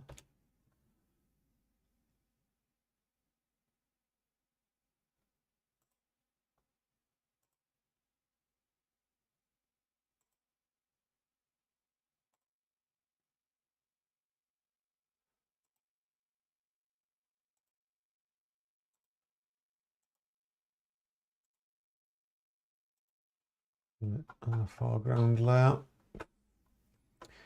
So just before we add any interactivity to it, let's just check we can actually walk behind it.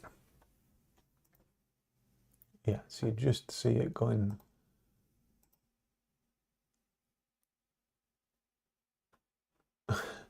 Is that too difficult to see? I hate these puzzles that are impossible, but that is... Let's have a look at full screen. Let's see what it actually looks like.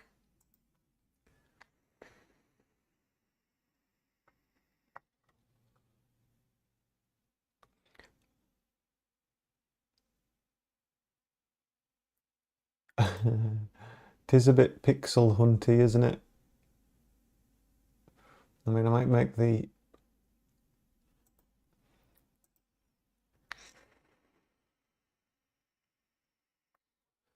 Maybe it just needs to be a little bit brighter. I think it just needs to be a bit brighter. Let's just do that in a sprite.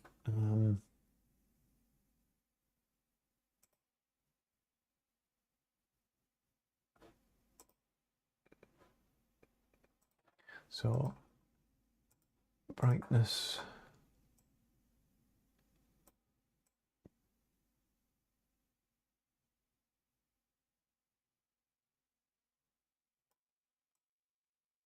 It's really not very big, is it?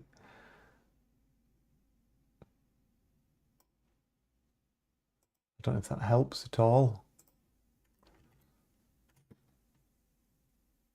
It probably doesn't.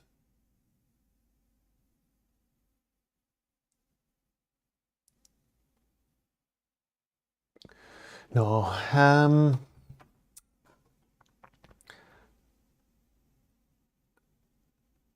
do you know, I'm tempted to leave it. I know there is general distrust of point and click adventure games, but it's kind of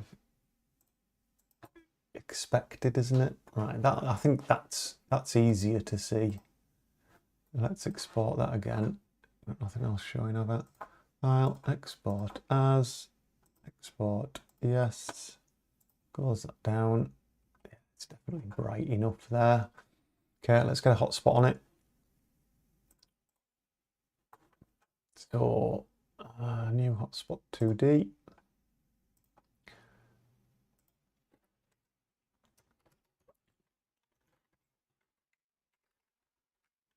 car aerial. Aerial. Aerial? Aerial. Aerial. It's the font Arial. I type that quite often. Okay, so car aerial.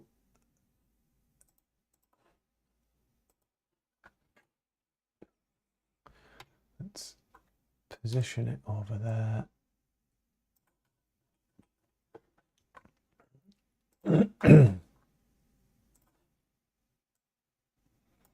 give people a bit of a chance and make it a bit fatter than it needs to be, so people might accidentally roll over it.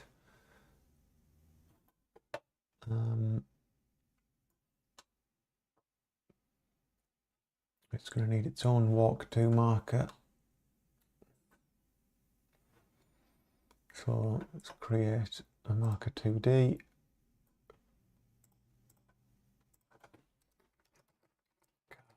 Aerial. Let's put it right down here so he walks close to the car. Spin it round so he's facing the right way. So walk to marker, car aerial.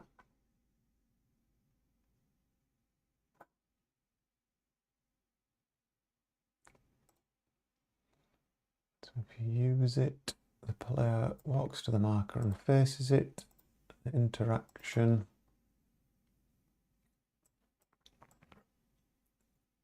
Let's have a bit of dialogue. I've been using a coat hanger as a replacement aerial for about 6 years now.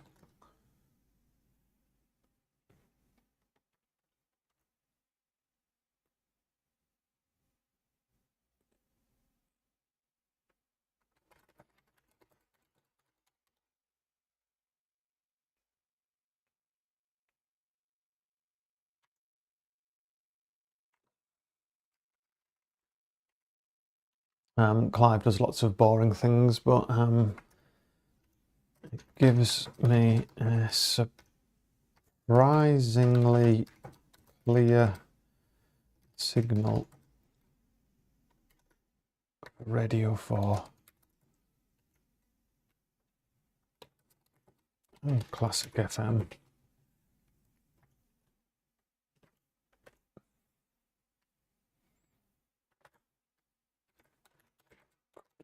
In handy here, and then he's going to pick it up. So we're going to do a bit of animation, a custom animation, which is a what's it called? Take down, I think. So take _D.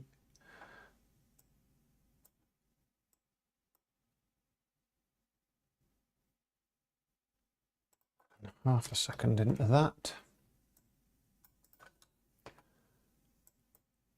We want to disable the car aerial hotspot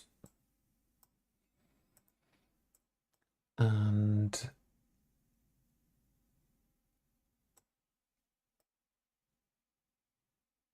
hide the object visibility,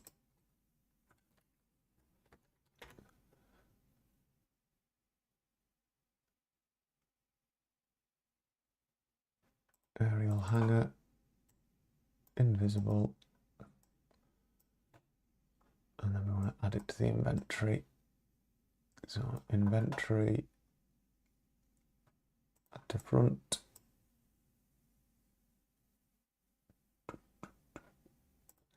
Coat hanger. And all of that, we only want to do that if you haven't already got the coat hanger in your inventory, but then there might be a occasion where you've already used the coat hanger and turned it into something else. So, oh no, we're hiding the hotspot after that, so it's fine. But we must make sure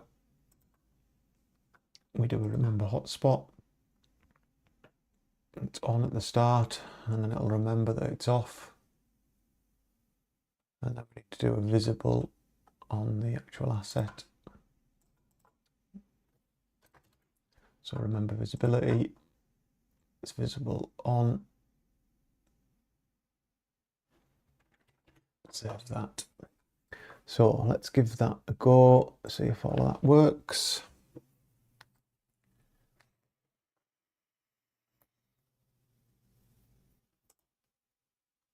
So click on the car aerial, walks over, turn to face. If I use a coat hanger as replacement area for 6 years now.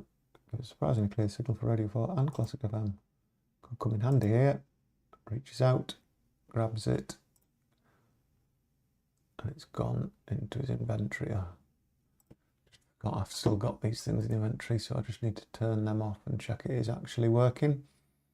So coat hanger, don't carry that on start. Don't carry the broom handle on start.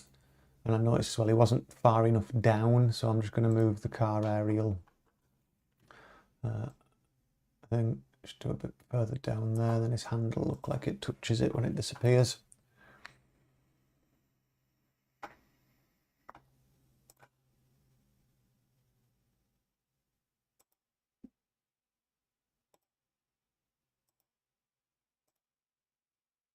Perfect. And there it is for the front. Yeah, so we need to do all the looking at these as well. Yeah, these are all from a different act. I need to clear up the inventory when I'm testing this really.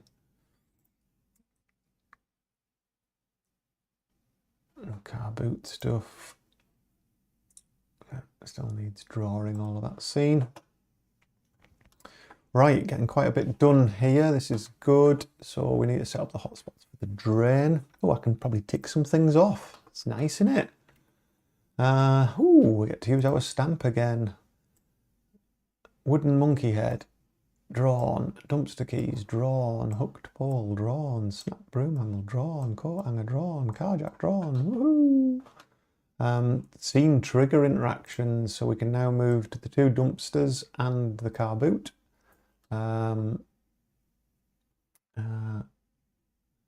Look at ladder out of reach. We've done some of them. I think most of them.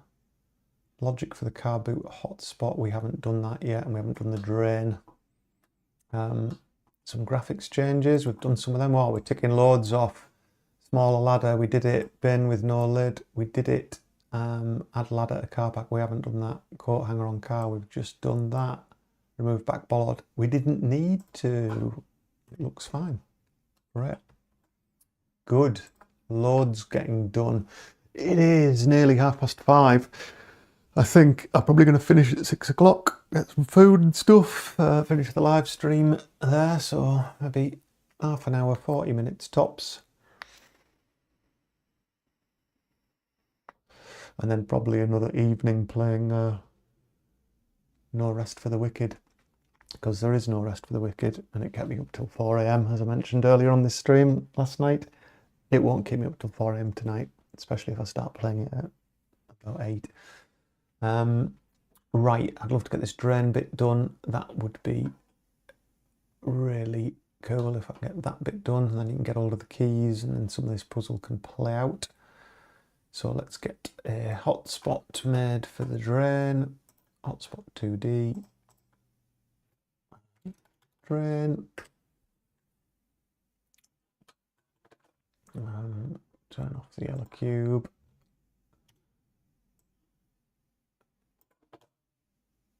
Let's change the size of that. Some of these ones where, I mean, you could draw the polygon around it, but there's no point when it's that small. So that's fine.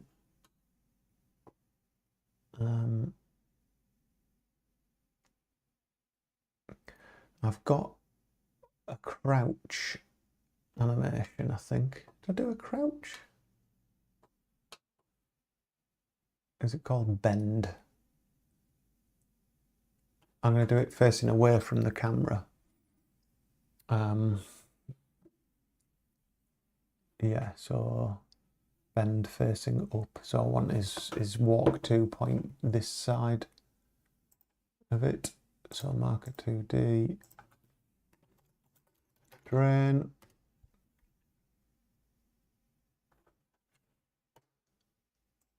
Put it this side of it. So he stands really close. And then it kind of hides the fact I'm not going to do a bit of animation of him trying to fish the keys out. So when he goes to the drain, we're going to walk to the drain marker. Double click, he can run if he likes. User interaction. Walk to the marker and face. So, whoops, character, animate, is player, play custom, bend, facing up.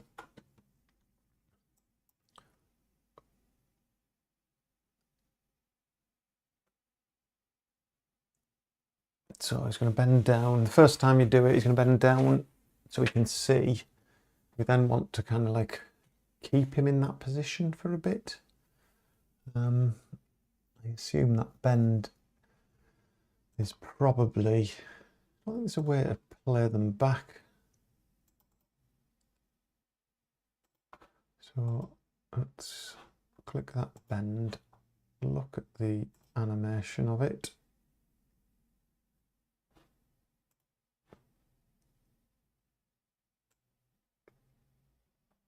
Yeah, I've got the wrong one there, but you get the idea. So he stood, he bends down, and then he stands back up. It'd be nice if he paused down. I mean, ideally, he would stay crouched and kind of, while he was crouched, so it looks like there's something in this drain.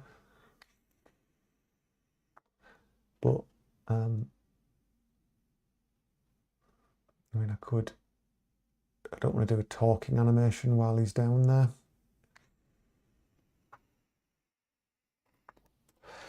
Let me do this. Let me duplicate this.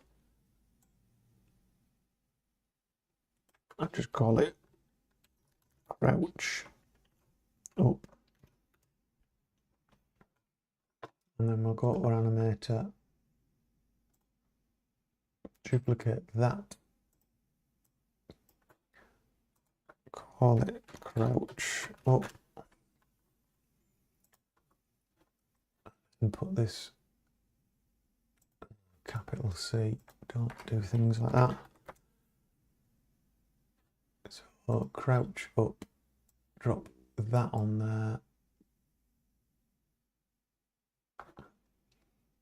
And the crouch up animation, what we'll do is we'll duplicate this one where he's in his down position for a few more frames, so it like holds on that frame for a bit.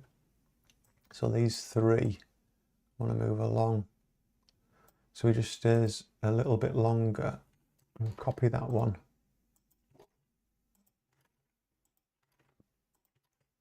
Pop a few of them so he stays in a down position before he stands up. And then he can do the talk, can turn back around to the camera, like talk to the player, like break the fourth wall and say, looks like there's something in there. So we don't want to trigger bend you, we want to do crouch you. Did I put a capital C on it? No. Good. Crouch you. Plays that. Waits till it's finished. And then we're not going to wait. I'll put that aside for now. I'm going to spin him round. Do character, face direction, affect the player, face down. So he'll turn round. Then we'll get the bit of dialogue. Nope. Dialogue, play speech. There's something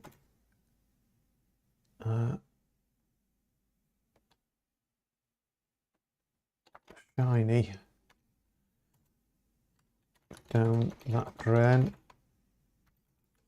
but I can't reach it. So there's the clue that you need to get something down that drain. And I think what we should do there,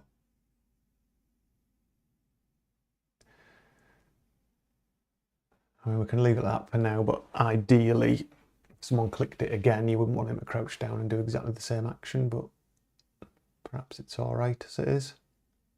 So let's just see how that looks, see if that's worked.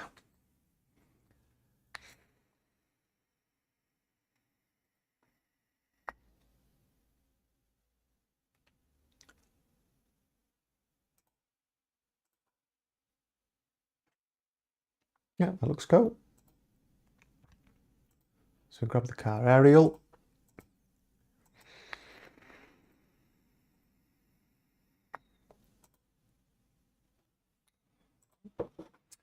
And that's what we need to set up now, is an object interaction on that hotspot. So drain, inventory interaction. You use the Act 3 coat hanger. Player action, walk to marker, face after moving. Let's do that.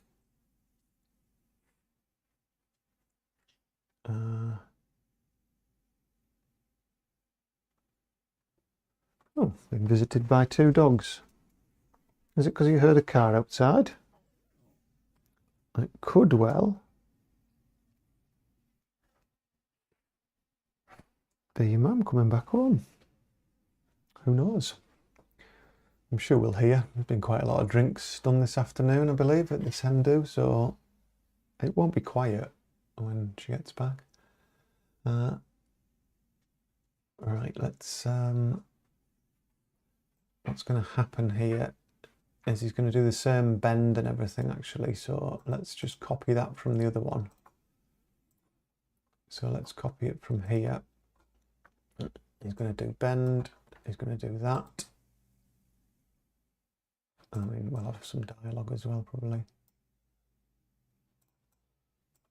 Let's copy all that out of there.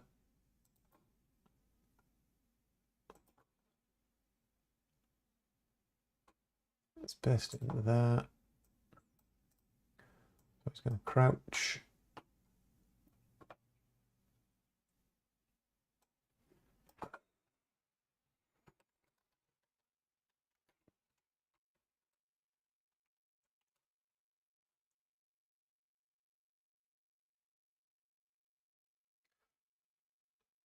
Actually,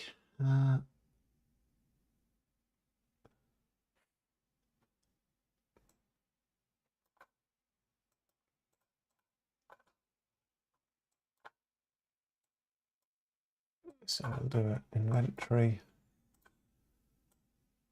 Oh, not input. Inventory. Add. Dumpster keys. Add to the front. Got it. A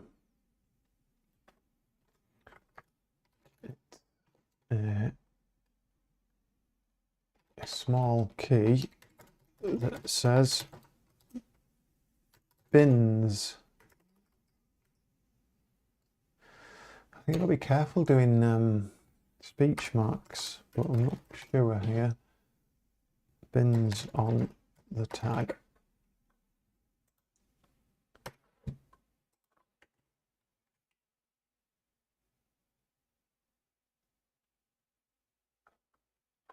Okay.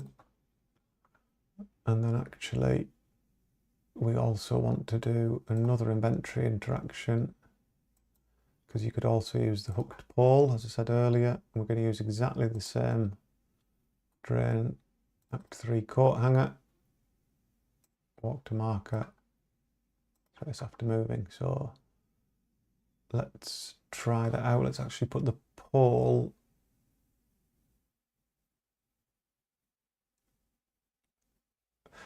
We only want to do that. I'm just thinking of someone going back. I'm like always trying to think of the next step. We only want to do this if they haven't already got the keys in their inventory. Otherwise, we'll say something else, saying there's nothing else in the drain or something like that. So we're going to do a inventory check, carrying a specific item. So if they're carrying the dumpster keys, if that condition's met, then we're going to say something. So I don't want to go back down the drain. The dialogue. There's nothing else worth fishing out of there.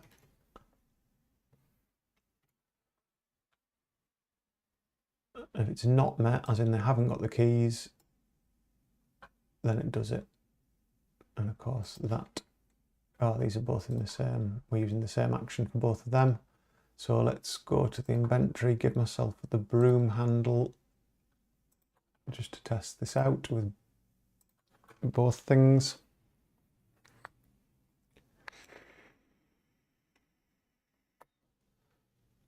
So just play this through.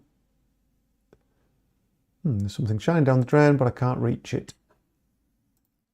We've got the broom handle. We haven't set up any interactions yet for things that aren't the right thing. But let's get the car aerial.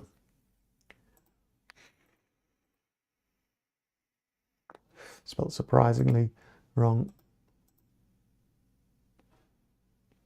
So coat hanger with the snapped broom. Actually, let's use the coat hanger straight on the drain. Got it. It's a small key. It says bins on the tag. That's for them bins, obviously.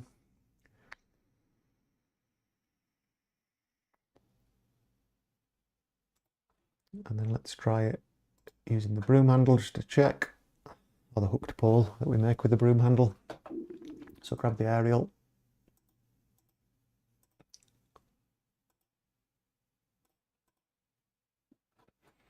Combine coat hanger with the snap broom. Should be able to attach these together.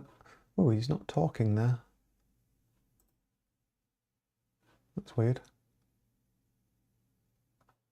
Because he's still facing this way. I need to reset his thing.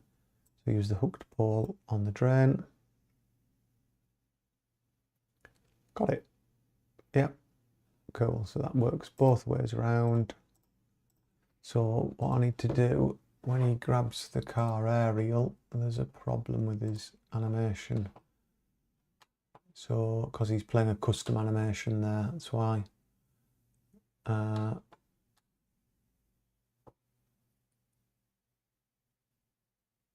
Waits for half a second. Gets rid of that. Adds it to the thing, and then we need to set him back. Character, animate, is player. Reset to idle. Make sure we wait for the animation to finish. Yeah, I think that was the issue there. I hope that was the issue, because I don't know what it was otherwise. Yeah, so he's talking there, gives me a surprisingly clear signal. In handy here. Grabs it. Use that with that. There you go, he's talking now. Yep. So he just hadn't been reset. He was still stuck in. I mean, there's another way of resetting it. I could, all of these,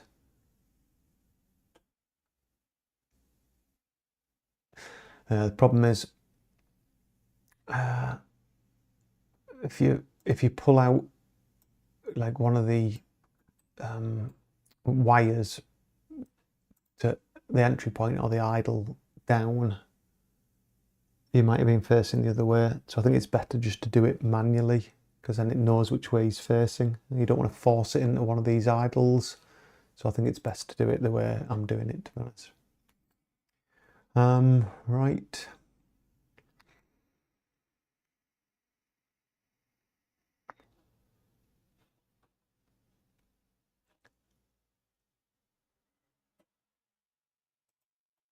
So we've got the keys, the left-hand side bin. We haven't done the logic for the lock. but we can tick something off. Drain spot keys, we've done that. Getting through a lot of these, I'm quite happy with today. I mean, it has been 4.5 hours worth of work, but we've got a lot of these things done. I didn't really think I'd get that much done today, but that's great. So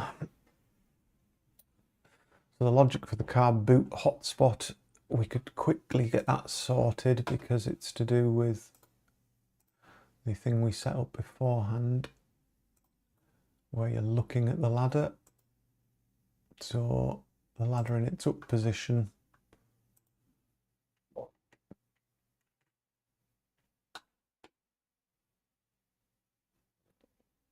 Maybe there's something in my car boot that could help. That's where we change the variable. And it's going to have to be a global variable because it's in the other scene. So we're going to create a global variable called car act 3 underscore car boot visible. It starts as false. We're going to change it here. So variable set global 1 act 3 car boot visible sets to true.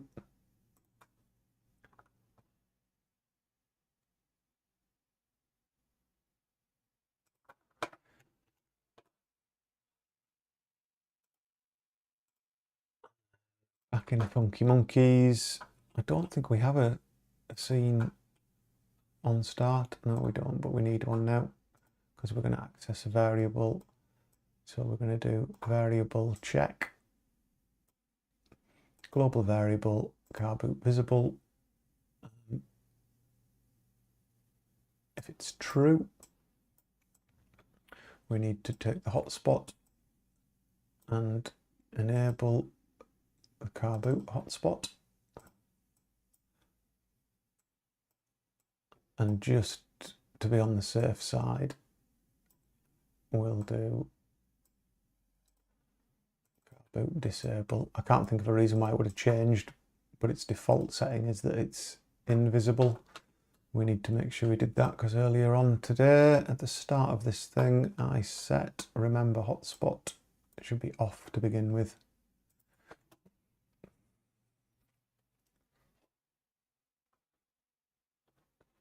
So you can't see the car boot.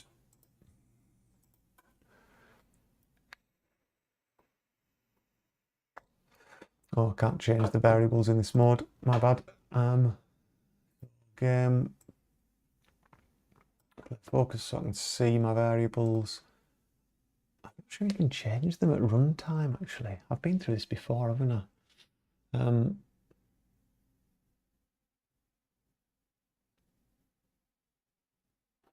Let's see. So we know that it's disabled. That's fine. Let's actually start from the side alley. We've got, let's filter by act 3. So car boot visible, initial value is false. Yeah, I don't think you can change it at runtime.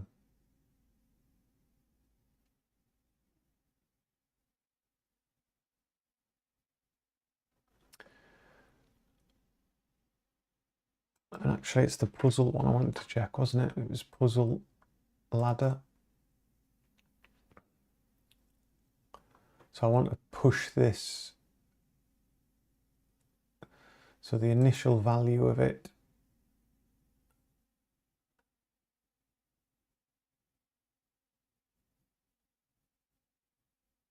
is after you've tried the broom.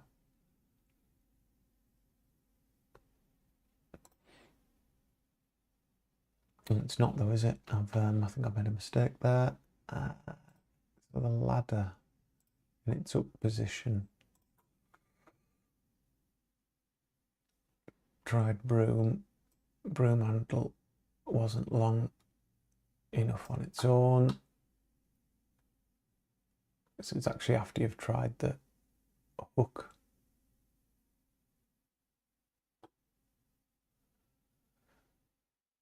So that's one of the things I need to set up. If you've tried the hooked stick on it, we then need to set this to check car boot.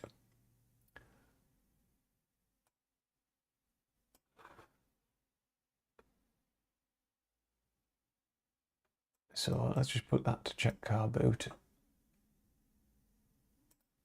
We know it's turned off the car boot at the moment. So this should, because I've set that to check car boot, you can see the puzzle ladder check car boots in there. If you look at the ladder, I'll try and use the ladder. Even the broom and hook couldn't reach. Maybe there's something with car boot that could help. That should have changed the car boot visible to true. Yeah, you can see that's happened. Just make sure. I mean, there's no reason why it shouldn't. So the car boot is now visible and you can get the car jack out of it. So what we need to make sure we remember to do, and I won't remember after this live stream, is let's do the use interaction for the hook. I'm going to have to do some little bits of animation. I've already got a reach animation in Sprite where he reaches up. So let me just show you that. Sprite characters Clive, reach up. So we've got this little animation where he reaches up. So I just need to put the hook and the broom in his hand, really. Sprite's going to be taller, which is going to be a bit of a pain, I think. It's another one of these custom ones that, so it's going to have to be taller. It's going to have to come up to here and still not quite reach the ladder. So I'm going to have to do some custom animation for that, for him to try and get the ladder. But importantly, the logic of it, I need to set that up now before I forget. So it's the ladder in the up position, and it's an inventory interaction. If you use the hooked pole, you should walk to the marker, face after moving it. We'll temporarily put this animation in, which is the Clive reach up. So Clive reach up. He's going to fail. He's then going to turn. So character, face direction, affect the player, face down. Wait until he's turned around, and then basically say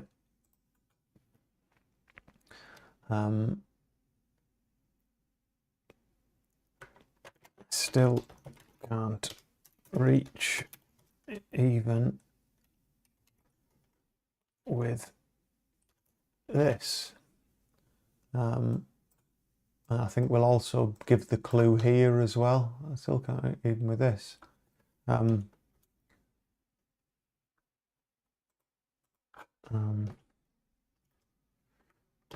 Maybe I've something in the car boot that might help. So it gives the player a clue there, and then we change this variable.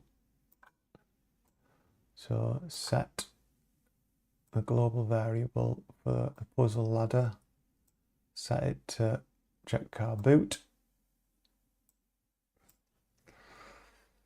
So then if someone looks at the ladder, we've already set it to here, we've already given them the clue.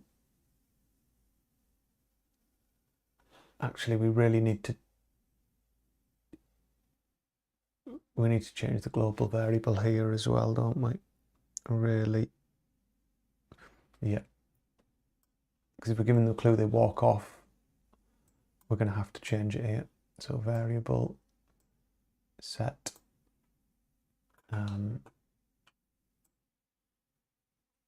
car boot visible to true, so it's true at this point already. Yeah, that was simpler than I was thinking it needed to be. All right.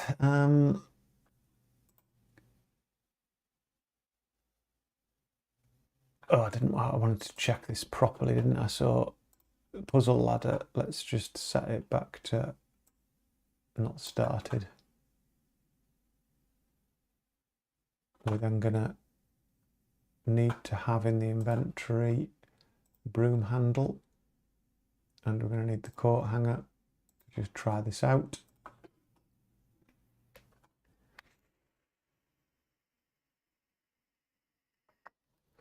I could actually set up the broom handle attempt here as well.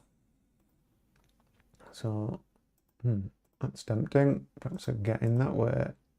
There's no way I can reach at the moment. So in his inventory,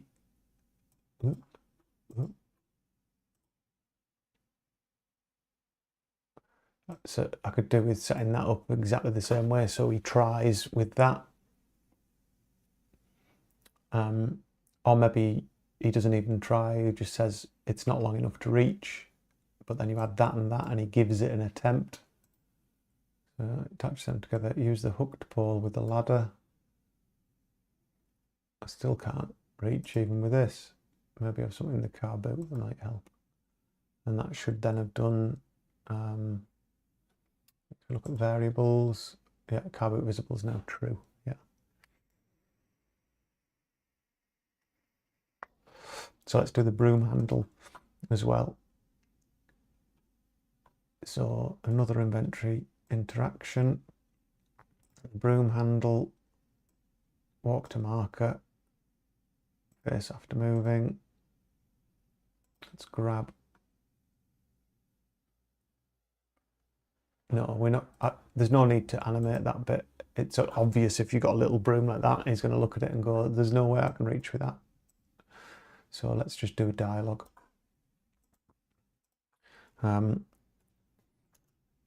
It's only a short piece of broken broom handle.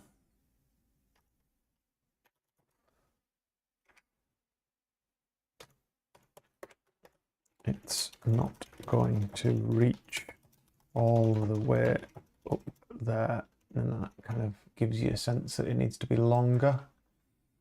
And then we can actually progress the puzzle variable here. So set puzzle ladder, going to set,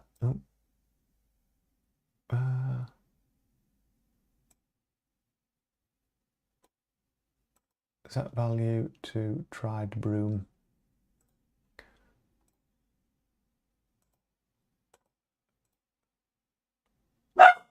Oh, dogs are barking. It's because there's someone walking past the house. Bonnie, it's okay. You don't normally have to put up with this kind of thing because there's usually someone else in the house dealing with barking dogs whilst doing live streams, but hopefully that that needs to be copied. So tried broom gets set there. If you've just looked at it, we need to set something as well, don't we? So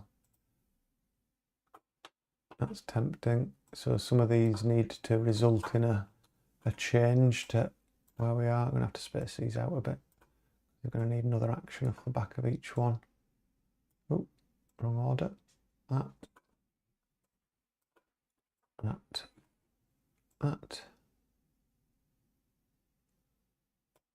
Grab all of them. All of them like that. Can I get all of them? Yeah. Give it more room for that one.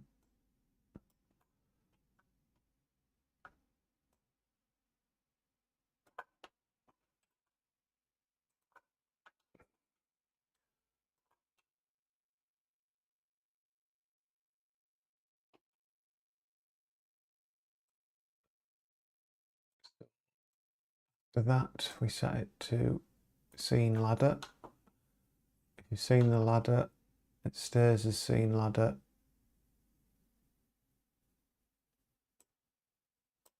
we've just done tried broom, so then he'd do that. Check car boot. Even the broom and hook couldn't reach.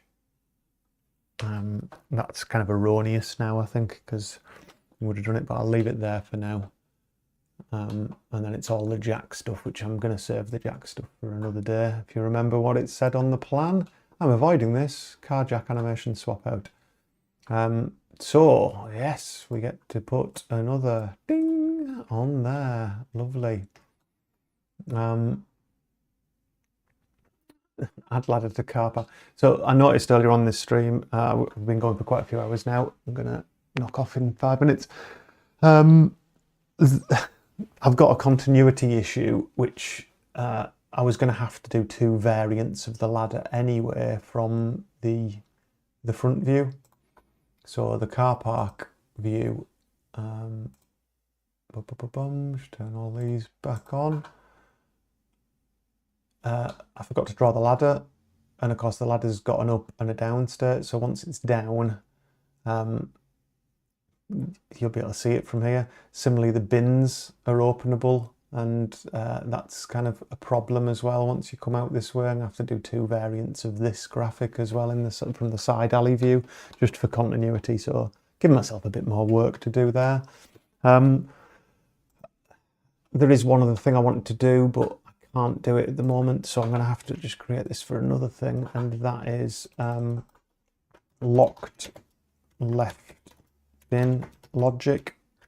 So the left bin at the moment is, you can just open it like the right bin, but that's what the key's for, the left bin. So I need to do that next time.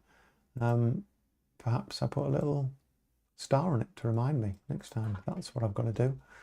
And of course, we all know I'm avoiding that. Okay, so I think what I'm going to do is wrap it up there. I've got loads of stuff done.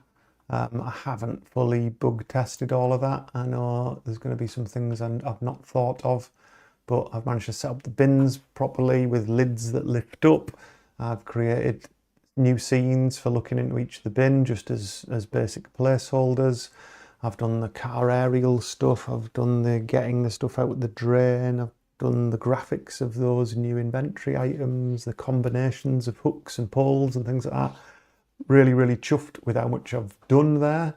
So as the first ever Super Saturday, yeah, it's been nearly 5 hours. I'm not even sure how long YouTube replays can be of live streams. So hopefully this will get processed. It'll probably take a couple of hours to process, and then I'll just be able to publish it as a pre-record in the usual way. Huge thank you to all the people who've subscribed. Thanks to those who join and chat on live chat. I didn't expect anybody to join today because I don't normally stream on a Saturday. It's normally a Sunday evening. I might well still do one tomorrow evening, usually about 7:30, 8 o'clock UK time, where there's quite a few people who are regulars on that one. But if you're watching this back, it's obviously massive. Don't expect someone to sit through 5 hours of it, but this is also so I've got like a record of all of this, I guess. So it's partly for me in historical terms. I look back on this about how long it took to make this game.